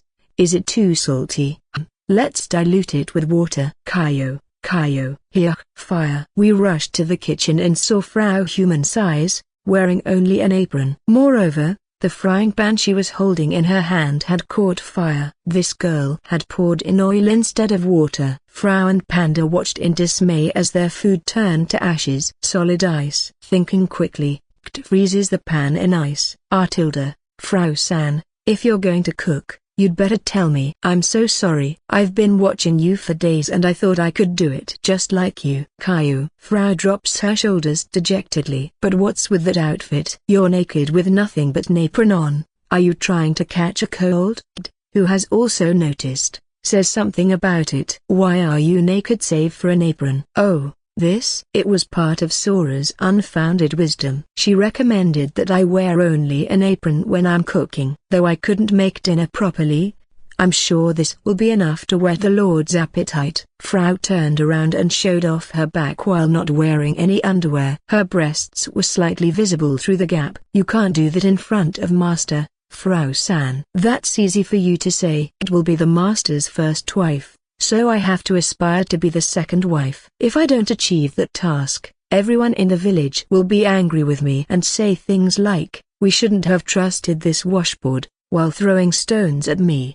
What's with this obsession you have with breasts? Kt snorted at her response. Go put your clothes on. I can't. Even if it's too cold and I'm almost naked, Sora said this attire is a favorite of men, especially my lord. After those words, Frau was pulled by the arm into the room. I must admit, that outfit of Frau's got me a little excited. Being naked with only an apron on is clearly one of my favorites. I can see Sora knows me very well. Although if it had been Kt in that outfit, my heart would have stopped for the gap between the eroticism and tenderness. I'd better get rid of this charred food. Master, Itsuki-sama has arrived. Oh. Yes. I head to the front door and see Itsuki. He looked at me and bowed. I have received word from the White Wolf God that your request has been granted, provided you meet certain conditions. And what are those conditions? That the messenger be recognized for his performance.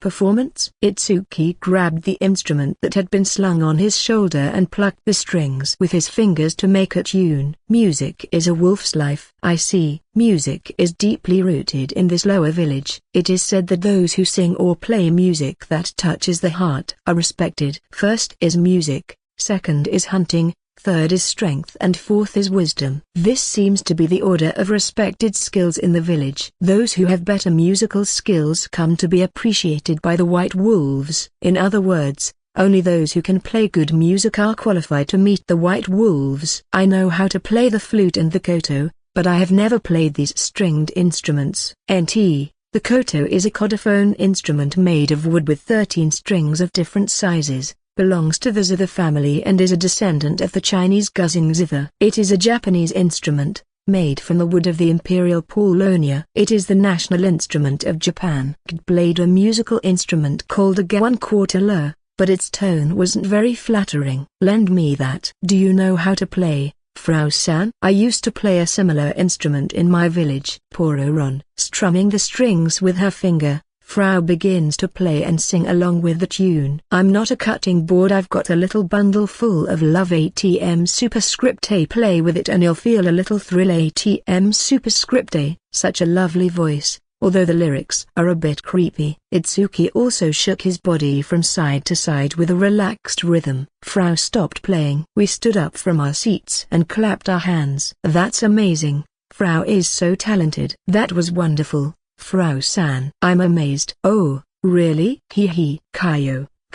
Panda started flying around Frau as if he was praising her. That was impressive, but it wasn't enough to satisfy the messenger. There are many untalented folks in town who have that level of skill. Itsuki also applauded, but his words were harsh. Frau grew dissatisfied and puffed out her cheeks. I thought Frau had done very well, but it seems that meeting the requirements won't be so easy. The presentation will be in 2 nights. If you think it's impossible, you can back out now. I won't back out after I've come this far. I will. I hope that confidence doesn't turn out to be baseless, because we'd hate it if the White Fox were to leave here without a good memory. Itsuki opened the door. If you want guidance, let me know and I'll send you to an expert and get you the instruments you want. I have work to do. After saying those words, he left the house. The instruments we want? I took the instrument from Frau and lightly plucked the strings while thinking about what I was supposed to do. Master?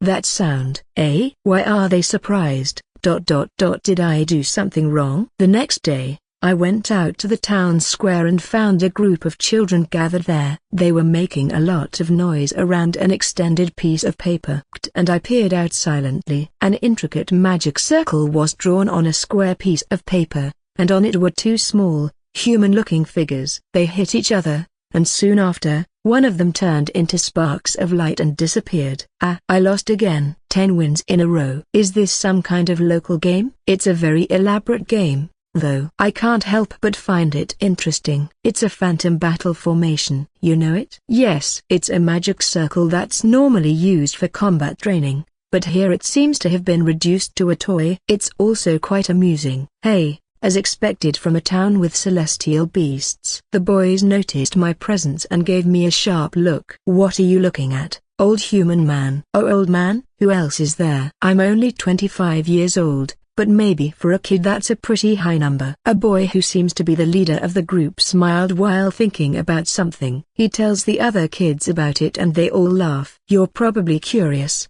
old man. If you want, you can join us. But I don't know the rules. It's easy. You just have to defeat your opponent with the illusion you have created. Just be warned that this is a game where your strength comes out. A weak player can only create a weak illusion. It's a game, but it also serves to measure your strength. It's very interesting. I'll definitely try it. The boy and I set up the phantom fighting team and sat on the floor. We both touched the magic circle and poured magic power into it. My illusion is the strongest of everyone here. Light particles gather and a white figure with a sword appears. How do you know if you are good enough? It depends on several factors: the size of the soldier, the weapons he carries, his appearance and the skills he uses. The soldier of a wolf tribe has fangs and claws? Yes. What a surprise, old man. Even though you're a human, you're smart. This kid is really underestimating me. The boy's soldier had wolf ears and a tail. Surely your magic power is too weak for the magic circle to even manage to make one for you, old man. The children began to laugh. It became very angry. Beastkin have high physical abilities from an early age. They have absolute confidence that they will never be defeated by a human. In fact, even on the island where humans rule, I have seen many Beastkin with high confidence in their skills. Quite often, 8 No wonder that belief is reinforced here, where only the wolf tribe lives. BBBB. The phantom battle circle trembles minutely, and particles of light begin to gather. The boy's phantom form shrinks and shrinks until it is too small to be seen as my phantom enters the field. What? It looks like it took a while because it was so big. My ghost grabs his great sword and swings it forward in preparation for battle. He then checks his surroundings, looking for enemies. It's impossible. Finish it. The phantom lifts his foot and stomps on the boy's phantom. The battle was over. The boy stood and clenched his eyes so tightly it looked like he would burst into tears at any moment.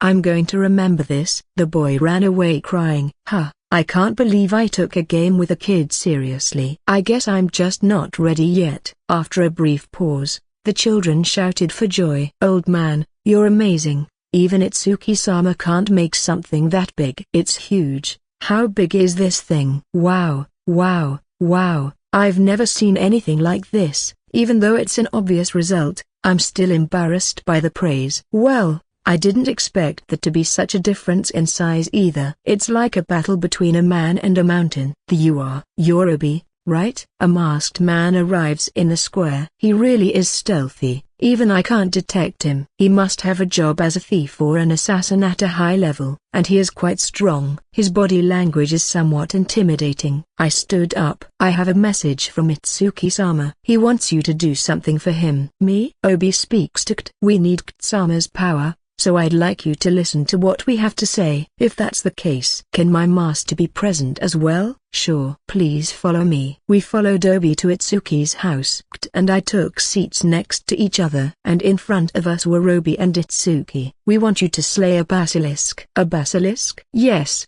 It has been living in the fenced-off ruins of our village for a few months, and it has killed many of our people, and even when we tried to get rid of it, the results have been nil. Kt asks, what is a basilisk? It's a monster that petrifies everything it sees. It's a very nasty creature that has a wide range of petrification. It moves quickly and the scales that cover its body are quite tough. I wonder if it's a monster that only exists here. I've never heard of it before. A monster that can petrify you with a single gaze. It certainly is very dangerous. We of the wolf tribe are not good at magic, but hand-to-hand combat is also tough against such an opponent. We will pay you handsomely for your help. What do you think, Master? We will. The people of this village are in trouble. I don't think it's the best thing to stand idly by. Besides, if we kill it, Chief Itsuki might give us a delicious meal. Of course, we'll prepare a huge feast. Perfect. Even if that monster has the ability to petrify, Kid's magic would probably kill it instantly. Besides, if we kill the basilisk, we'll be able to visit the ruins. By the way, Kt-sama, are you sure you want him to accompany you? What do you mean by that? It's not that I doubt his abilities as your master, but I'm afraid it will be somewhat difficult for a human. Don't worry about that. The master is the master.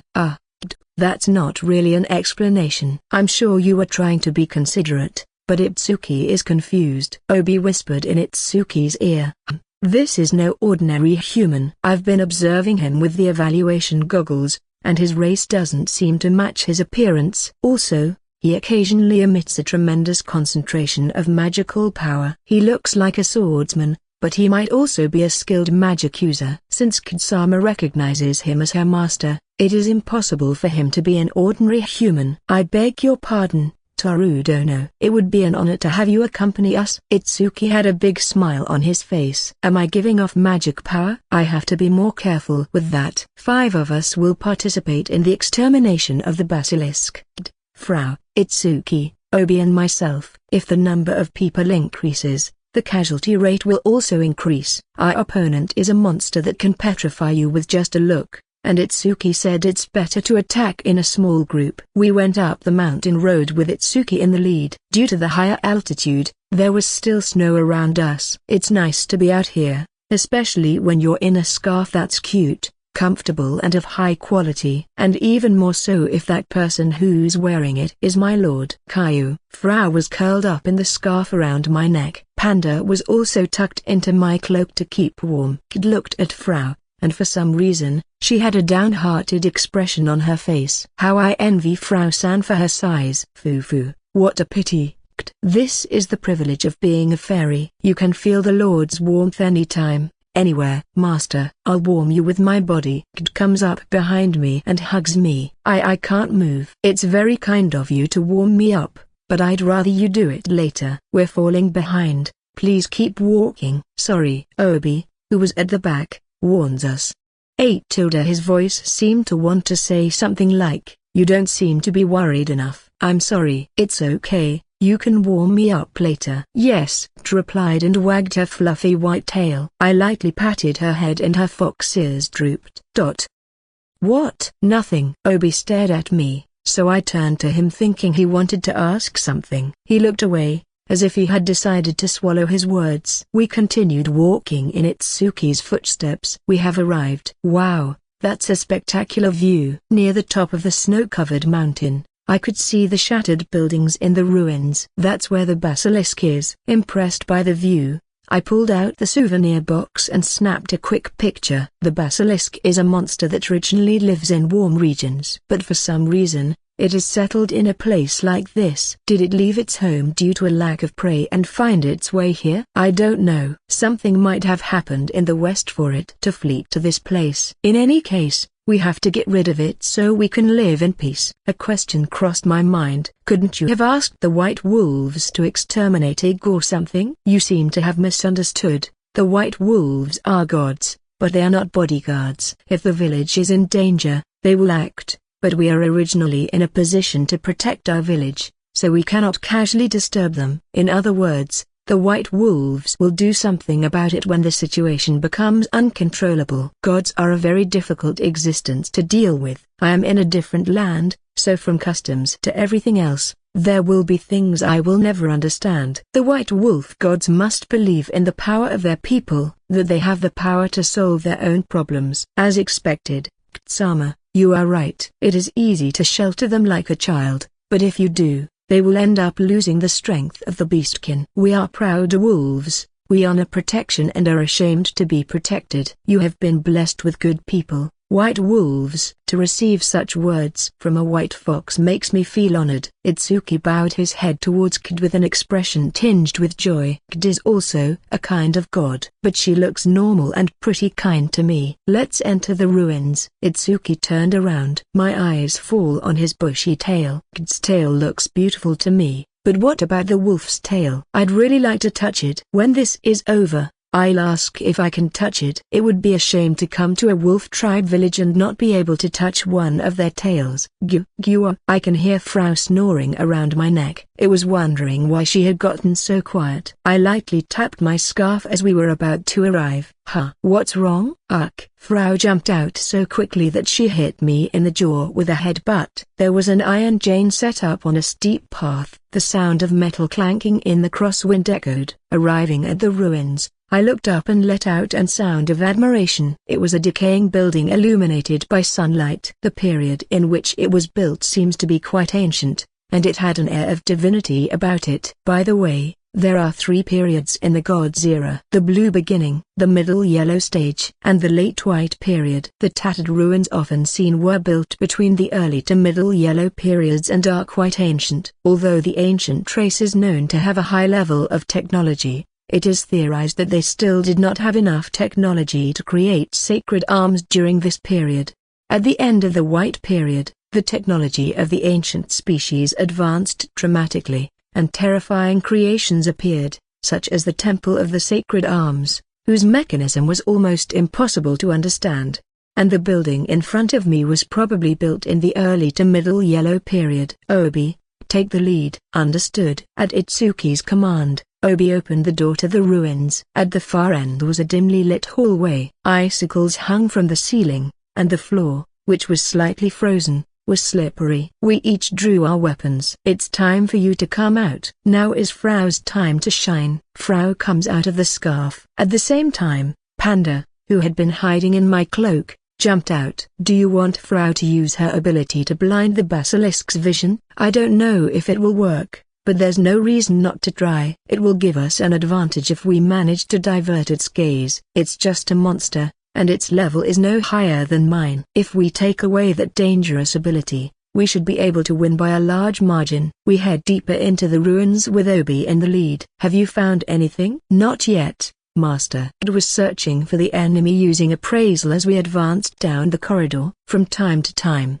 a part of the wall would collapse and the wind would blow from the opening. Zuzuzuzuzu. A sound like a heavy object being dragged resounds from somewhere. Something's nearby. HSSSSSSSSSSS. A familiar sound reaches my ears. Itsuki, is the basilisk by any chance a giant snake?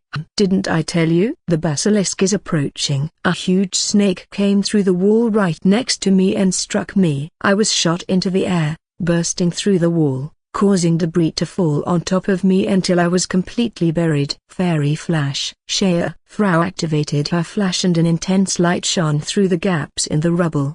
That snake is really fast. Even though K detected it in front of me, it attacked me from the side. I pushed the rubble aside and stood up. Shea, G-R-R-R-R. The basilisk and Itsuki faced off against each other. Even though its vision has been weakened, it can recognize its enemy using its other instincts. Master, you're okay? Yes, and I'm glad you're not petrified. It caught me off guard. Sorry.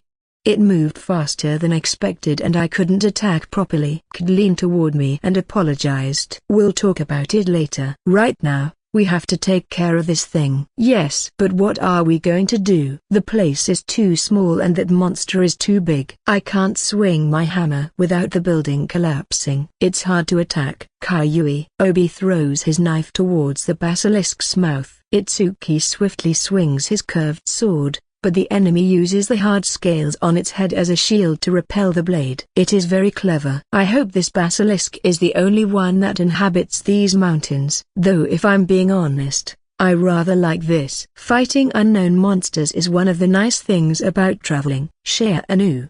8. I tightly closed the large snake's mouth with both hands, and then I slipped an arm around its neck and squeezed with all my might. Impossible. How can he do that? Itsuki and Obi are shocked. I dragged the giant snake outside. Shasha, Shia. Don't be scared. The snake's body was writhing. Well, I guess we can get rid of it out here. I have to get this over with before its vision recovers. I still had my hands around the snake's neck and began to press harder. After a few seconds, the basilisk opened its mouth and fell limply to the ground. It's defeated. While standing at the entrance, I showed Itsuki the dead snake with a big smile on my face. That human is a monster. His face went pale with shock at what his eyes were seeing. I brought the basilisk back to the village. As my magic storehouse is at full capacity, I was forced to have to drag it back to town. When the massive snake was brought to the village square, the children watched with wide eyes. According to Itsuki, the basilisk is not poisonous and its meat is delicious. The skin can be processed, and the fangs and bones can be used in many ways. Itsuki stepped forward and attracted the attention of the villagers. The basilisk has been eliminated. Now everyone in this village will be able to live in peace again. Also, tonight we will have our first feast in a long time, so whoever is available, please help prepare the food. Itsuki looked at me as if trying to say follow me. He still wants to talk. I told Kt and Frau to go home. As we walked deeper into the village, Itsuki looked around. I know it's late for this, but I want to thank you for everything you did. There's no need to thank me. No, I have to, because without you, slaying the basilisk would have been an almost impossible thing to do. Besides, you have extraordinary power, as well as the strength of a majestic wolf warrior. Why yes, perhaps wolf is a compliment to them. I've never been used to compliments. I think it's because I hardly ever received any. So this is new to me. May I ask who you are? I'm just an ordinary warrior. You don't have to hide it. Are you the hero of some country? Number. Trust me, I'll keep it a secret. Itsuki nodded his head, as if he understood everything. I don't know what he expects me to tell him. I'm just an ordinary warrior. By the way, today the White Wolf God's messenger came. Have you made any progress? There's still time before the banquet. If there's anything bothering you, don't hesitate to tell me. Yes, everything is in order. Are you sure? I can't wait to hear your performance. I think I should rehearse a bit. Depending on Itsuki's reaction, It will be decided if we can see the White Wolf God. Actually, I could use some help. Okay, I'll help you. The sun began to set and gradually night embraced the sky. One after another, people gathered in the banquet hall at the back of the village. A bonfire was lit and dishes made from the basilisk's corpse were served. 2 large stone statues of wolves were placed facing each other in the hall, and further inside was a hut with an unusual design. I wondered if it was some sort of temple dedicated to the White Wolf. The inhabitants prayed in the hut before eating. I looked around and searched for the White Wolf's messenger. I don't see anyone new here. I'm starting to get nervous. Me too. I've never done anything like this in front of so many people. Caillou, you'll do well. Itsuki already praised you. Kt and Frau were nervous. I don't blame them. There are almost 1,000 people present. It's natural to feel uncomfortable when you know everyone is looking at you. Even though I look calm, my hands won't stop sweating. I'm starting to feel like running away. I hate doing this. I don't like drawing attention to myself. Please give me a break. Itsuki, dressed as a priest, appears in the hallway and knelt in front of the hut. White Wolf God, we thank you for giving us the opportunity to enjoy a great feast and live another day. Please listen to our guest's song. The 2 stone statues glowed slightly. All the people kneel and bow their heads in unison. In addition, Itsuki lets out a howl, and the inhabitants also direct several howls towards the sky where the full moon is shining. After that, the light from the stone statues disappeared. Everything is ready now. Please, you may begin. What about the messenger? He hasn't arrived yet. Don't worry, he's already here. I glanced around the place again. But again, I didn't see anyone new. Does that mean he's watching us from afar? We go up to the stage and each take an instrument. It will play the flute, Panda the drum, Frau will sing and I will play the guitar. I activate my imitator and copy Itsuki's musical skills. In addition, I activate my newly acquired job, illusionist. I lightly touched the strings. This was the signal for Panda to hit the drum with the stick in his mouth. Taking advantage of the rhythm, I played the guitar vigorously. The soothing sound of its flute joined the tune, making the melody more harmonious. Their small breasts, but I don't know if that's bad or what's really stuck in my chest. ATM superscript. It doesn't matter if they swell or deflate. ATM superscript A, but I wouldn't mind if they had more weight. ATM superscript A times can't catch up with these small breasts. ATM superscript A. I played the guitar madly to the sound of Frau's singing. The sound was a shriek and a pop inside me. With a snap, the performance ends. I looked up and saw that the people in the room were frozen in place. Itsuki and Obi were standing there without moving a muscle. An uneasy feeling quickly came over me. I wonder if the music I played with my illusionist job was not well received here, where people like relaxing music. What kind of music was that? It was amazing. You're great, old man. Someone raises his voice and starts clapping. It was the boy I had made cry. Seconds later, a wave of cheers swept through the crowd. They were screaming for more and more. Our gazes met and we began to play the next song. 8 Some began to dance with uncontrollable impulses. Other wolves began to howl as they danced. We played 5 more songs and when we finished, all the residents of the place surrounded us while praising us. I guess it's true, wolves really love music. Quiet, all of you. We have guests here. The villagers regained their composure at Itsuki's words. Follow me. He leads us inside the hut. We enter and for some reason Obi is sitting there waiting for us. So what did you think? This is the first time I've heard such novel, innovative and truly enthusiastic music. I have already obtained Yatsufusa-sama's permission. He will admit the entry of the White Fox God Tamamo. I am relieved to hear those words. Itsuki ducked his head and Obi nodded. The roles between them had reversed. I thought Obi was Itsuki's subordinate. I'm sorry for misleading you. As you may have guessed, I'm part of the White Wolf clan led by Yatsufusa-sama. I will be the next chief of the White Wolves. Obi takes off his wolf-shaped mask. A young man with a fearless face appeared from below. The mask must have also had a disguising function. His hair, wolf ears and tail had changed to a beautiful white color. You're the next chief of the White Wolves? I apologize for our rude attitude earlier. No need. It was I who deceived them. Obi responds politely to Kid's apology. Itsuki, for his part, remains silent and then bows softly before leaving the hut. Frau, Panda and I just stand and watch. What kind of function does this hut have? There's nothing special about it compared to the rest of the houses in this village. It is too simple. I dare say it would be better to live outside. Obi stands up and touches the large mirror at the end of the hut. Immediately, the mirror ripples like water, and his arm sinks into it. What is that? It's a portal to the realm of the celestial beasts. What does that mean? On the other side is where the white wolves live.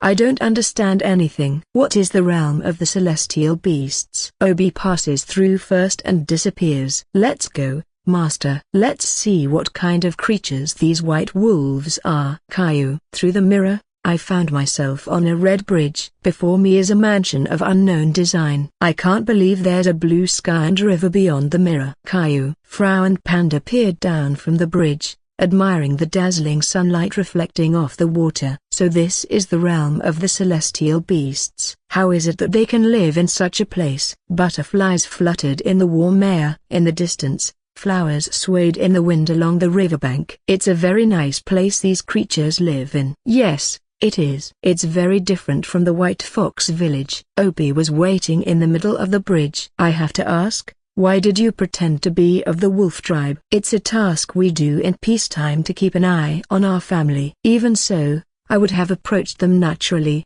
but it's still better to act in the shadows. So he takes it upon himself to watch over the people of that village without their knowledge. Obi bows slightly before me. I know it's late, but I want to thank you for slaying the basilisk. I'm sure you'll be pleased to know that the damage was kept to a minimum thanks to you. That enemy was a bit of a nuisance to us as well. No problem. I'm glad I got to eat such delicious meat like that. Obi heads towards the mansion. I'll take you to Yatsufusa-sama. Obi's tail began to sway, followed by Panda coming over and biting it. Yuya. Obi fell face first to the ground. He then glared at me. Excuse my pet. Obi takes us to the mansion. What welcomed us was a group of beautiful white wolf women. Welcome, young master. Where is Yatsufusa-sama? He's waiting for you in the dragon room. The woman raised her voice after seeing my feet. What's wrong? Why is everyone staring at the feet? Kid sheepishly spoke up.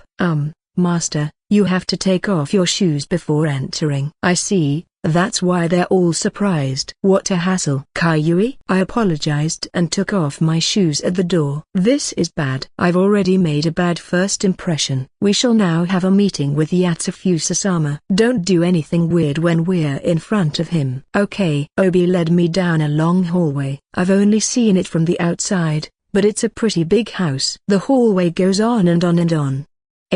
Also, the wooden floor is so smooth that I'm afraid my feet will slip. The building has a strange design, with unfamiliar pictures and masks hanging on the walls, and the occasional bright fluorescent sign. It's written in old handwriting that I can't read. This reminds me of the room at Chaos's home. White wolves like to collect unusual things. This is Yatsufusa-sama's hobby. He misses the ancient culture he was exposed to when he was young, so he finds these rare relics and collects them. How old is Yatsufusa?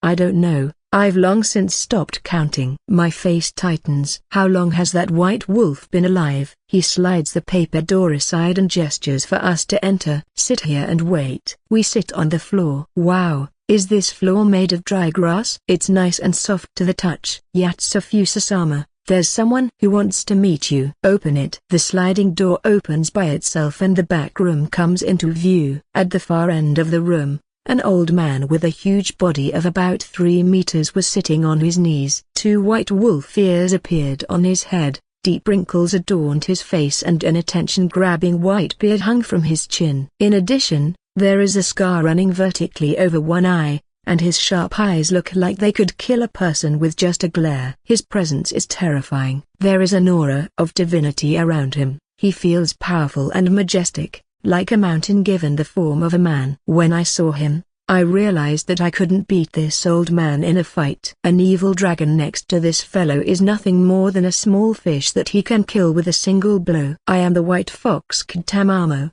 and I thank you for accepting my request to visit on such short notice. Kid puts her hands on the ground and bows her head deeply. Tell me at once what you want. I don't have time to play with foxes. I had to postpone trimming my bonsai tree because of your visit. I'm sorry, though I must admit you were well received by the whole wolf family, so I want you to show me what you're capable of. Do you want us to play a song? Come to think of it, Itsuki said that someone who plays good music is qualified to meet the white wolf. Well, in any case, we prepare for our demonstration. Durin, I strummed the strings of my instrument. At that moment, Yatsufusa's eyes, which had had a dull look, widened. When our performance ends, Yatsufusa lets out a howl. I'm incredibly moved. This is exactly the kind of music I used to listen to in my distant youth. Energetic and tough, splendid music. Thank you. Oyuyu. Did you listen to music like this in the past? I'm surprised. At least Yatsufusa's mood improved. He stood up and slipped his arm around my shoulder. Not bad for a mere human. It's been a long time since I've been excited about a song. Would you like to be my exclusive musician? By the way, who are you? It was then that Yatsufusa became aware of my existence. He stared at me and then narrowed his eyes. Obi,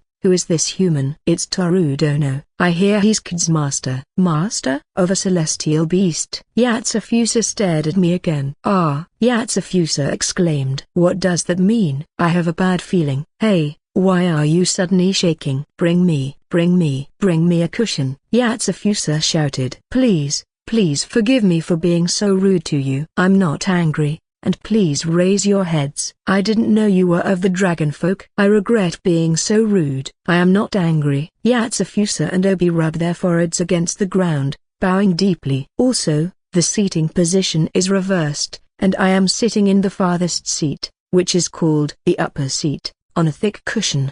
Frau and Panda are sitting next to me and look very happy. I really wasn't sure when I was going to tell them. It's strange, whichever way you look at it, that my lord who comes from a great race would be treated so rudely. I was also thinking of telling Yatsufusa-sama, but since master didn't want me to tell him, I was really worried about when I should tell him.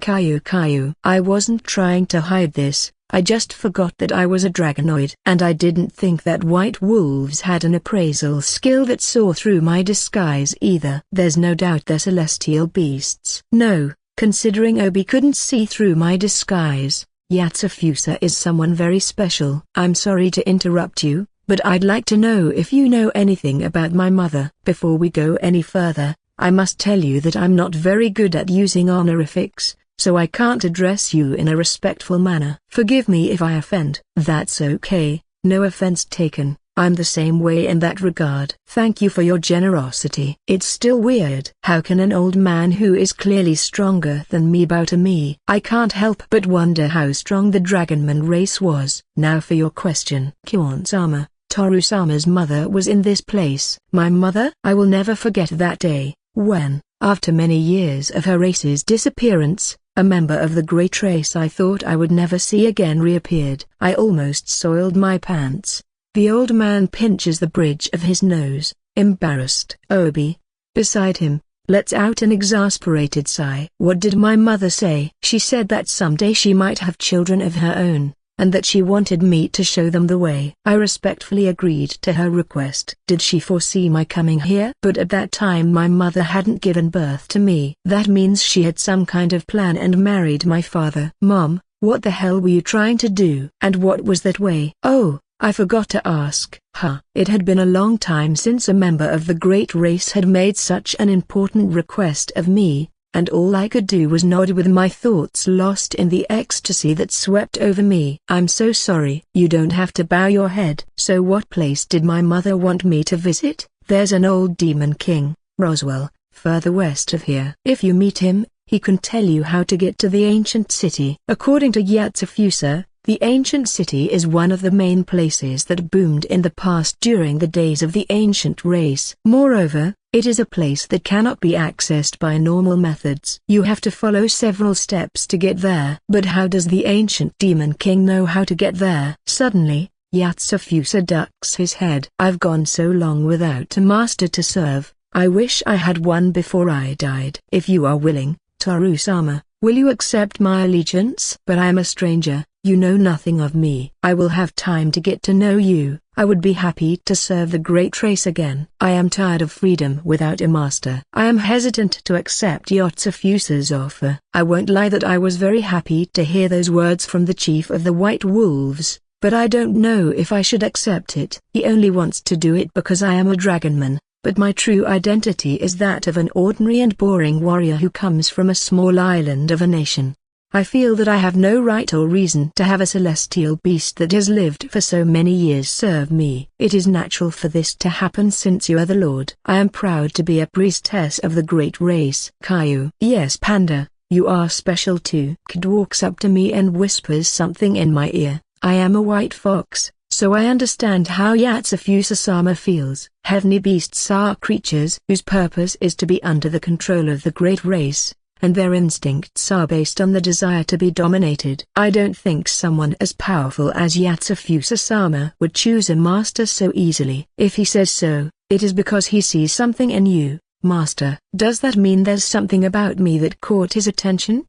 But still, it doesn't make sense. Maybe I should ask him directly. Why do you want me to be your master? There was once a man I was loyal to. He was foolish, lecherous, thoughtless, insensitive, but also kind, strong and unwavering. And I loved him. Toru-sama has a similar aura to my former master. Sounds like he was a good master. Yes, and I am proud to have served him. So I look like his old master. I'm still not entirely convinced, but you can tell he's serious. Very well then, I will accept your loyalty. I am deeply grateful. Both myself, my family and all my relatives numbering over 3,000, we all offer our life and pride to the great Toru-sama. I was not prepared for this kind of loyalty. But there's no turning back now. It wags her tail and smiles. After all, the master is the master. I still don't understand what that means. And I dread the day when I finally do know the meaning of those words. 3 days have passed since we arrived at the White Wolf Lord's mansion. Day after day,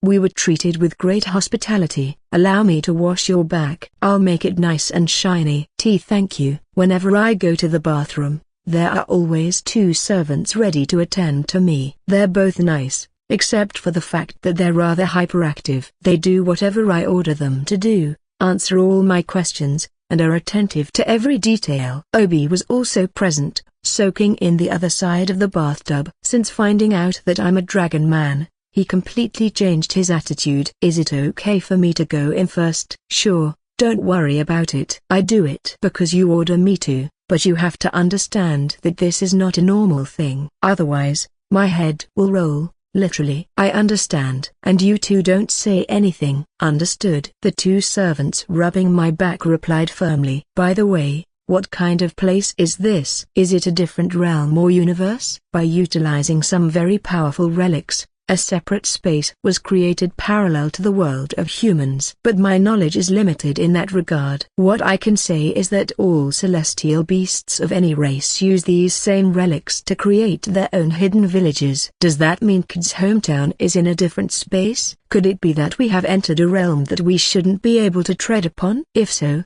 the enemy that attacked the White Fox tribe could be a great connoisseur of relics or have some special power that allows them to enter other spaces. I finished washing my body and then got into the bathtub. It feels good. Since we've been staying at this place, I've been coming here every day. I heard from Yatsufusa-sama that you are leaving tomorrow. I was actually going to leave yesterday, but the old man insisted that I stay one more day, so I had no choice. If it hadn't been for the fact that he was going to give us something special, we would have gone west by now. I've never seen him so excited, and I'm sure he'll be very sad when you leave. Thank you so much for giving us a turn in our lives again, Toru-sama. The wolves bowed their heads. I've gotten used to this by now, and responded with a smile. 2 objects were placed in front of me. These are the tools Yatsufusa has prepared to help me on my journey. The first object is a magic storage with a capacity of 10,000 items. Wow! I spread out the cloth I received. I never thought that a storage with a capacity of 10,000 really existed. With this, I'll never have to worry about storage again. Is a 3rd grade scroll. The guide needle. Third grade scroll? I tilted my head in disbelief, and Frau also looked doubtful. My lord, don't you know the grade of a scroll? I've never heard of it. Scrolls are classified according to their effectiveness and rarity, from top to bottom, special, first, second, third, fourth and fifth grade. The way to distinguish them is by their color. In front of me is a copper-colored scroll, also known as a third-grade scroll. The third-grade scroll is permanently usable,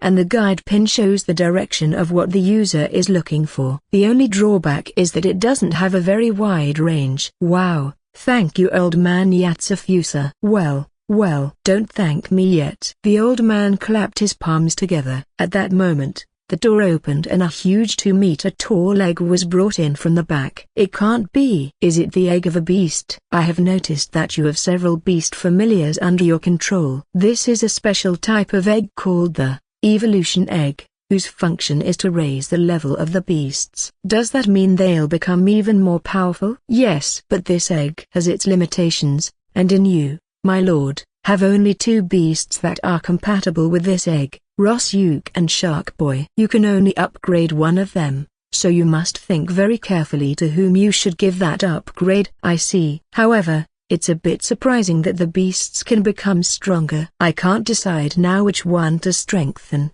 so I've decided to keep the egg in a magic storage. What about the white foxes? It's been 1,000 years since anyone has attacked the celestial beasts. As such, I don't yet possess any information regarding this matter, but we will work together with the White Fox tribe to find out who is behind all this.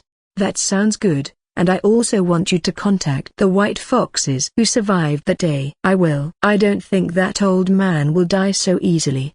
8. Apparently old man Yatsufusa and Kid's grandfather were good friends in the past. Although judging by his expression after mentioning it, something must have happened that caused a rift between them. We said our goodbyes to the white wolves and left the hidden village. We traveled all the way to the other side of the mountain range. We sat down to eat next to a winding hill road. This thing is unresponsive. Apparently, you can only use it if what you're looking for is within 30 kilometers. The needle has yet to respond. I thought this would help in the search, but I guess the world isn't that easy. We have to keep looking steadily. The onigiri are delicious. I'll never get tired of the beef miso in it. It's irresistible. Caillou, you want me to give you one? HMPH, don't be silly. You can just eat the grass over there. Onigiri is too extravagant for Panda. Caillou Fuge. Angered, Panda hit Frau, and the rice ball she was holding fell on the grass. Panda then quickly swooped down and ate it. Caillou,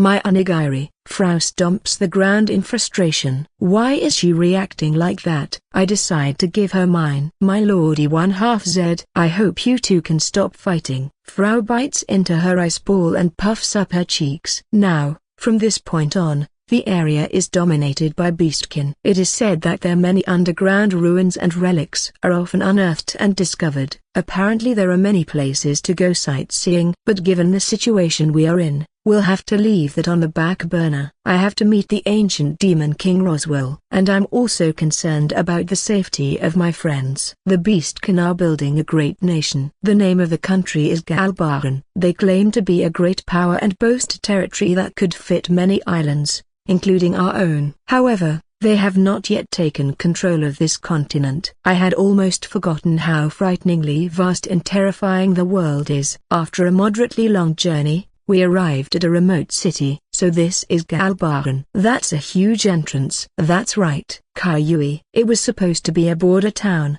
but it was as big as the royal capital of Armand. At the entrance to the city, a muscular soldier dressed in a tight-fitting uniform was admitting travelers. I took a look, and immediately I could tell he was someone very strict. Demons. Damn it. They're demons. Catch them. Glory to Lord Rudra. A group of demons whose true identity was revealed by a soldier are stopped before they could escape. We, who were at the end of the line, shudder at the sight of the scene. Master, the soldiers have a seeker and an evaluator. What are we going to do? This is not good. Our levels will be relieved. Hey, Aren't those demons Demon King Rudra's minions? Looks like it. I'm not sure if Rudra knows about us yet. Surely many demons escaped from the fort when we attacked, and most likely Rudra has been informed. I don't want to get involved with the Demon King if I can help it, especially with Rudra, who seems to be troublesome. It was our turn, and I slyly took off my disguise ring. You have to go with the flow in these cases. There's a chance we won't be evaluated. I handed the soldier my adventurer's card. You seem to be an ordinary adventurer. What brings you to town? We are looking for a place to sleep after a long journey, as well as food and water. The soldier quickly ran a pen across the paper. Apparently this place doesn't seem to discriminate against humans, but they don't show any favoritism either. I think they're pretty neutral.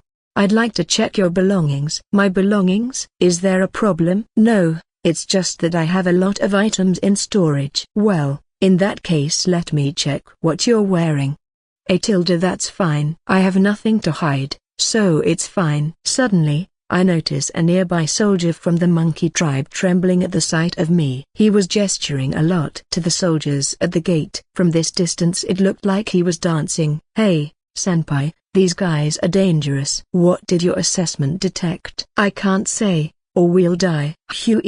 Oh, so he saw my level. That's why he's so nervous. Kt had already realized this, and rushed to handle the situation. If you keep quiet, nothing will happen to you. Yes, I won't say anything. Good, I like smart people like you. Thank you. The soldier turned around and shouted at the monkey. What are you mumbling about? Get out of my way and stay back. Yes, sir. The monkey who had checked my stats looks at me, salutes and then backs away. Poor thing, I think he got really scared. He thinks I'm a monster. I think it was a bad idea to take off my ring. I don't see anything strange. You can come in. Thank you. As we passed through the door, the frightened monkey bowed to us. The Beastkin city is very clean, without even a single piece of garbage on the streets. The streets themselves are picturesque, and even the small decorations are intricate and impressive. Occasionally, you can see people from the dwarf race. I've heard they are expert craftsmen, be it blacksmith work and even carpentry. They can make and or fix anything. The appearance of the dwarves seemed to be very different between men and women. The men were a little shorter than humans, but still muscular and bulky, with a dark, masculine face and a face covered with abundant hair, as if it was a habit to keep such a large beard. The women are even shorter, and many of them are slender, and their lovely appearance catches the eye. I saw a father with his son walking down the street and for a moment thought they were brothers. I heard that there is a nation of dwarves in the neighboring countries, so they must be visiting these parts. Master, I heard that the coffee shop over there is all the rage. Let's go. Okay. Kid grabs my hand and puts it on her head for some reason. Her face is very red. Are you okay? I'm sorry. I just wanted you to pet me a little. No, I'm sorry. I didn't mean to treat you like that. It's okay. It's just that I've been feeling a little lonely. I see. Kid always feels happy when I pet her head. I've hardly done that lately, and I haven't given her the attention she deserves either. She's meticulous and careful, but she's also very reserved. Even if she feels lonely, she will probably end up suppressing her moods and desires because of her character. Frau, on the other hand, folded her arms and kept silent. Frau, have I told you how pretty you are yet? Hilda. I patted her on the head and a smile broke out on her face. After watching Frau so many times in these situations, I could tell exactly what she wanted. Frau pressed her head against my hand while flapping her wings and saying, "Stroke me more and more." Then she sniffed my finger several times and bit it sweetly. "Why are you biting me? It helps to relax me. I like the taste of my lord." She has a curious habit. What did she mean by liking my taste? However, Kid began looking at the situation with unusual eyes. Master, don't even come close. Kid, you want to bite him too, don't you?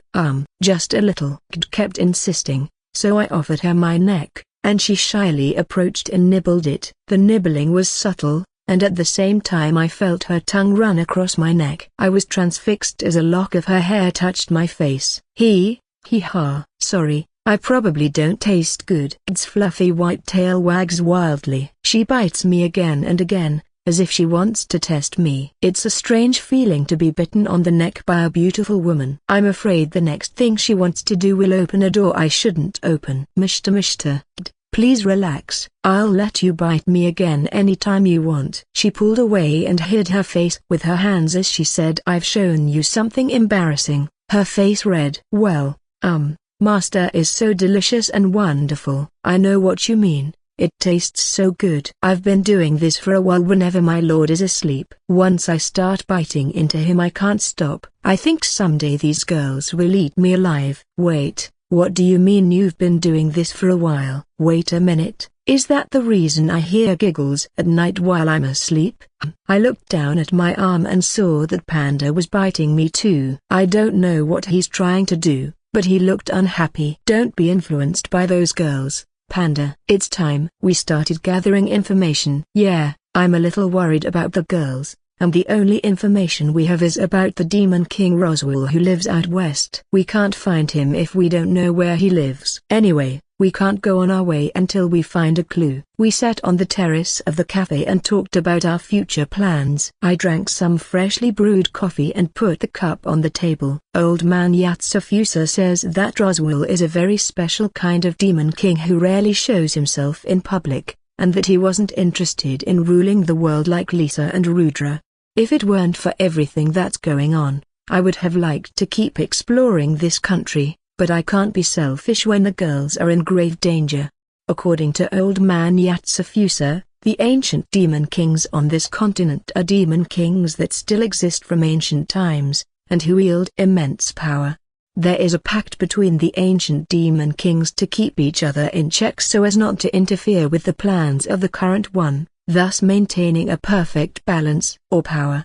In other words, they are very dangerous. Even for him, a white wolf god, Old Man Yatsufusa is wary of approaching these demons. To be honest, I don't want to meet Roswell. Ever since I came to this land, I was afraid to use my full power for fear of attracting attention. But after meeting Grandpa Yatsufusa, those thoughts vanished. This place is crawling with monsters and individuals that even I can't defeat. Anyway, Frau is right. It is essential to gather information. Isn't there a place where we can gather valuable information? It'll be very difficult to randomly canvass this big country. I wish there was something like an auction or a place where great people gather and swap stories that ordinary people can't hear. That's it. That's the solution we need. It was an eye-opening idea that would never have occurred to me. But do auctions even exist in this country? Sorry to keep you waiting. Here are your pancakes. Wow. That looks delicious. It has a nice presentation. A maid brings Frau her dessert. This is the opportunity I need to get some intel. Excuse me,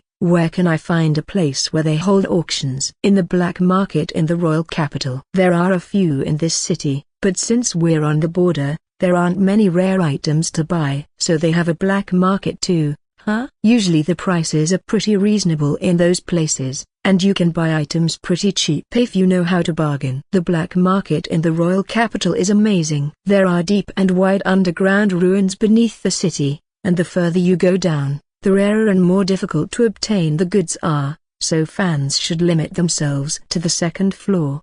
Thank you very much for this information. I tipped the woman. Well, I think it's settled. Let's go to the black market. Yes, we'll be able to kill two birds with one stone, plus see valuable and rare things. Maybe we'll find a treasure like Frau. Why do you refer to yourself that way? Frau had a slender body and a beautiful face. Well, in a way meeting Frau was a treasure. I don't know if they sell slaves on the black market, but I'd rather not have a second Frau. One fairy is more than enough. My lord, you don't think I'm a nuisance, do you? Frau shoots me an angry glare. Oh number. This fairy is reading my mind. We crossed the mountain range and arrived at Galbaran. Galbaran is a great country formed by the Beastkin race. The reason is evident. It is said that their country was able to achieve peace and tranquility thanks to its strategic location, the mountains providing natural protection. In addition, this place protects the rest of the countries located further away from the center of the continent, as the Beastkin stops the demons that try to infiltrate. but that doesn't mean we are grateful to them. These savage beasts will take advantage of us if we show them leniency. Noble elves should not have to share a table with such filthy beasts. Though it would not be wise to provoke them either. They have too much power. Though if we were to go to war, we would probably win against them, but there is no reason to take that gamble. Above all, it would be a loss for us if this nation falls. We ceremonially salute the 35th King Gorio A. Biscant, hero of Patados. What a sudden visit. I thank you for granting me an audience despite my sudden visit. Good, because I'd like to see an elf's face once in a while. What's it like to live in such a remote place? You must be tired of all that fish. Ha ha ha. Yes. I am thankful every day for the fruits of the sea. I clenched my fists. They think they are better than us because their lands are more inland than ours. That's why I didn't want to visit this place. In the past, the elves lived near the center of the continent, and the beastkin were a race they had no right to address us. I think it's about time we reclaim our true lands. Now why did the hero of his country come here? It's about the demon king Rudra. As soon as I mentioned the name, the king's expression changed. I guess he would know something about him. I am rather concerned about this matter. Recently, there has been an upsurge in the demons' activity. Not only have they sent letters demanding total surrender, but they have also sent soldiers into our country in an attempt to start a civil war. Several remote villages have been attacked and countermeasures are being rushed. It looks like we are being attacked by Rudra more than we thought. That's very convenient. If I show these beasts how good I am, and gain strong support, the defeat of the demon king Rudra will be imminent. We elves also want to defeat Rudra. I would like to ask for your support. So your goal is to defeat Rudra? Yes, Patados sent me for that purpose. Unfortunately we have no one with the job of hero in our country, and even if we can repel their attacks, we still need someone with a lot of. Well, you have my support, Hero Zig. Thank you, Your Majesty. I raised my head expectantly, but the king lifted the corners of his mouth sharply. But I don't like elves. They are proud,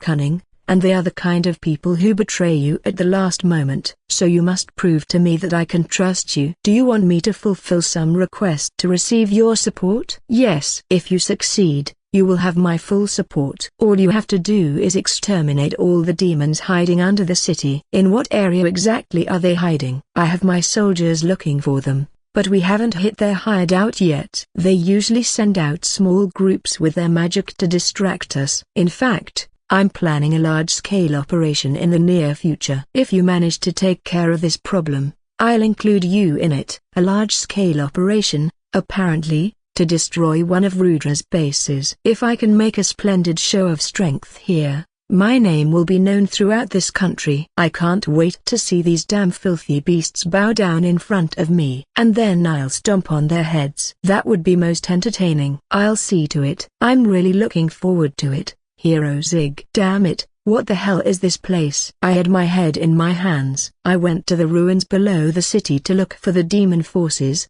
but this place is so confusing I have no idea where I am. Keltina and 8 have split up, so now I'm alone and lost. I looked to my right and left, but there were no signs to guide me. Many people were coming and going through the streets, and endless vapors were coming out of the stalls. In addition to the beasts that lived in this place, other races such as dark elves and dwarves were mingling, and I could also see some dangerous-looking races. I accidentally bumped into a man from the tiger tribe. Hey kid, you better watch where you're walking. You better watch where you're going. Ho? Are you trying to say it was my fault? Typical rude elves who can't apologize after bumping into someone. We should teach this boy some manners. A man from the bear tribe and another from the monkey tribe stepped forward. Both had intimidating looks on their vicious faces. I got a strange feeling of unease, so I walked away as fast as I could. Hey, wait, I haven't received an apology yet. Don't run, elf. The two men chase after me. I am afraid. It's an instinctive fear of what they might do to me. I kept running down the dreary road, squeezing through the crowd. I managed to duck into an alley and dropped behind a garbage can. Ha ha ha. Did you see how fast that lousy elf ran? He's probably a sergeant somewhere since he was wearing really good clothes. He probably makes money by threatening people. Can I attack first? That's how I like it. Don't even think about it. You wrecked the last one and we didn't even get to play with it. Those guys are having a conversation right next to me. Hi 2. Please go away. I'll go that way. Fine, I'll go that way. The two men split up and ran off. You are. Where have you been, Zeke? Did you get lost? Shut up. What do you care? I rejoined Keltina and Aid. What's the matter, Zeke? You look so shaken. Why is there no glow on your face? He looks like he's in a bad mood. Leave him alone. We can go out if you want, Zeke. We can go on a date if that makes you happier. Shut up, you're annoying. I want to find the demons and get out of here. I pushed away Keltina, who clung to my arm. Do you think the woman who started following me just because I casually saved her from being attacked by a demon can ever be something special to me? I'm quite annoyed. Aid walked up to me and spoke to me. Don't you think you're being too hard on her? I don't care. She's half elf, half human. I'm not interested in dirty mixed bloods like her. Then can I have her? What? I'm kidding. Someone who genuinely cares about you is very valuable, and, whoever you are, you should value those around you before you regret your shallowness. I turned to look at Keltina. She had tears in her eyes. I never imagined I would see her that way. She always acts so cheerful. Aid is right. There is no one else who loves me as deeply as she does. There is no other woman who is as good to me as she is. I'll be a little nicer to her. If this girl walks away from me, I'll have a problem. Well, we can walk holding hands once in a while. Yes sir. Keltina approaches Aid and whispers thank you. Thank you. Ha. For a moment I thought Aid had laughed,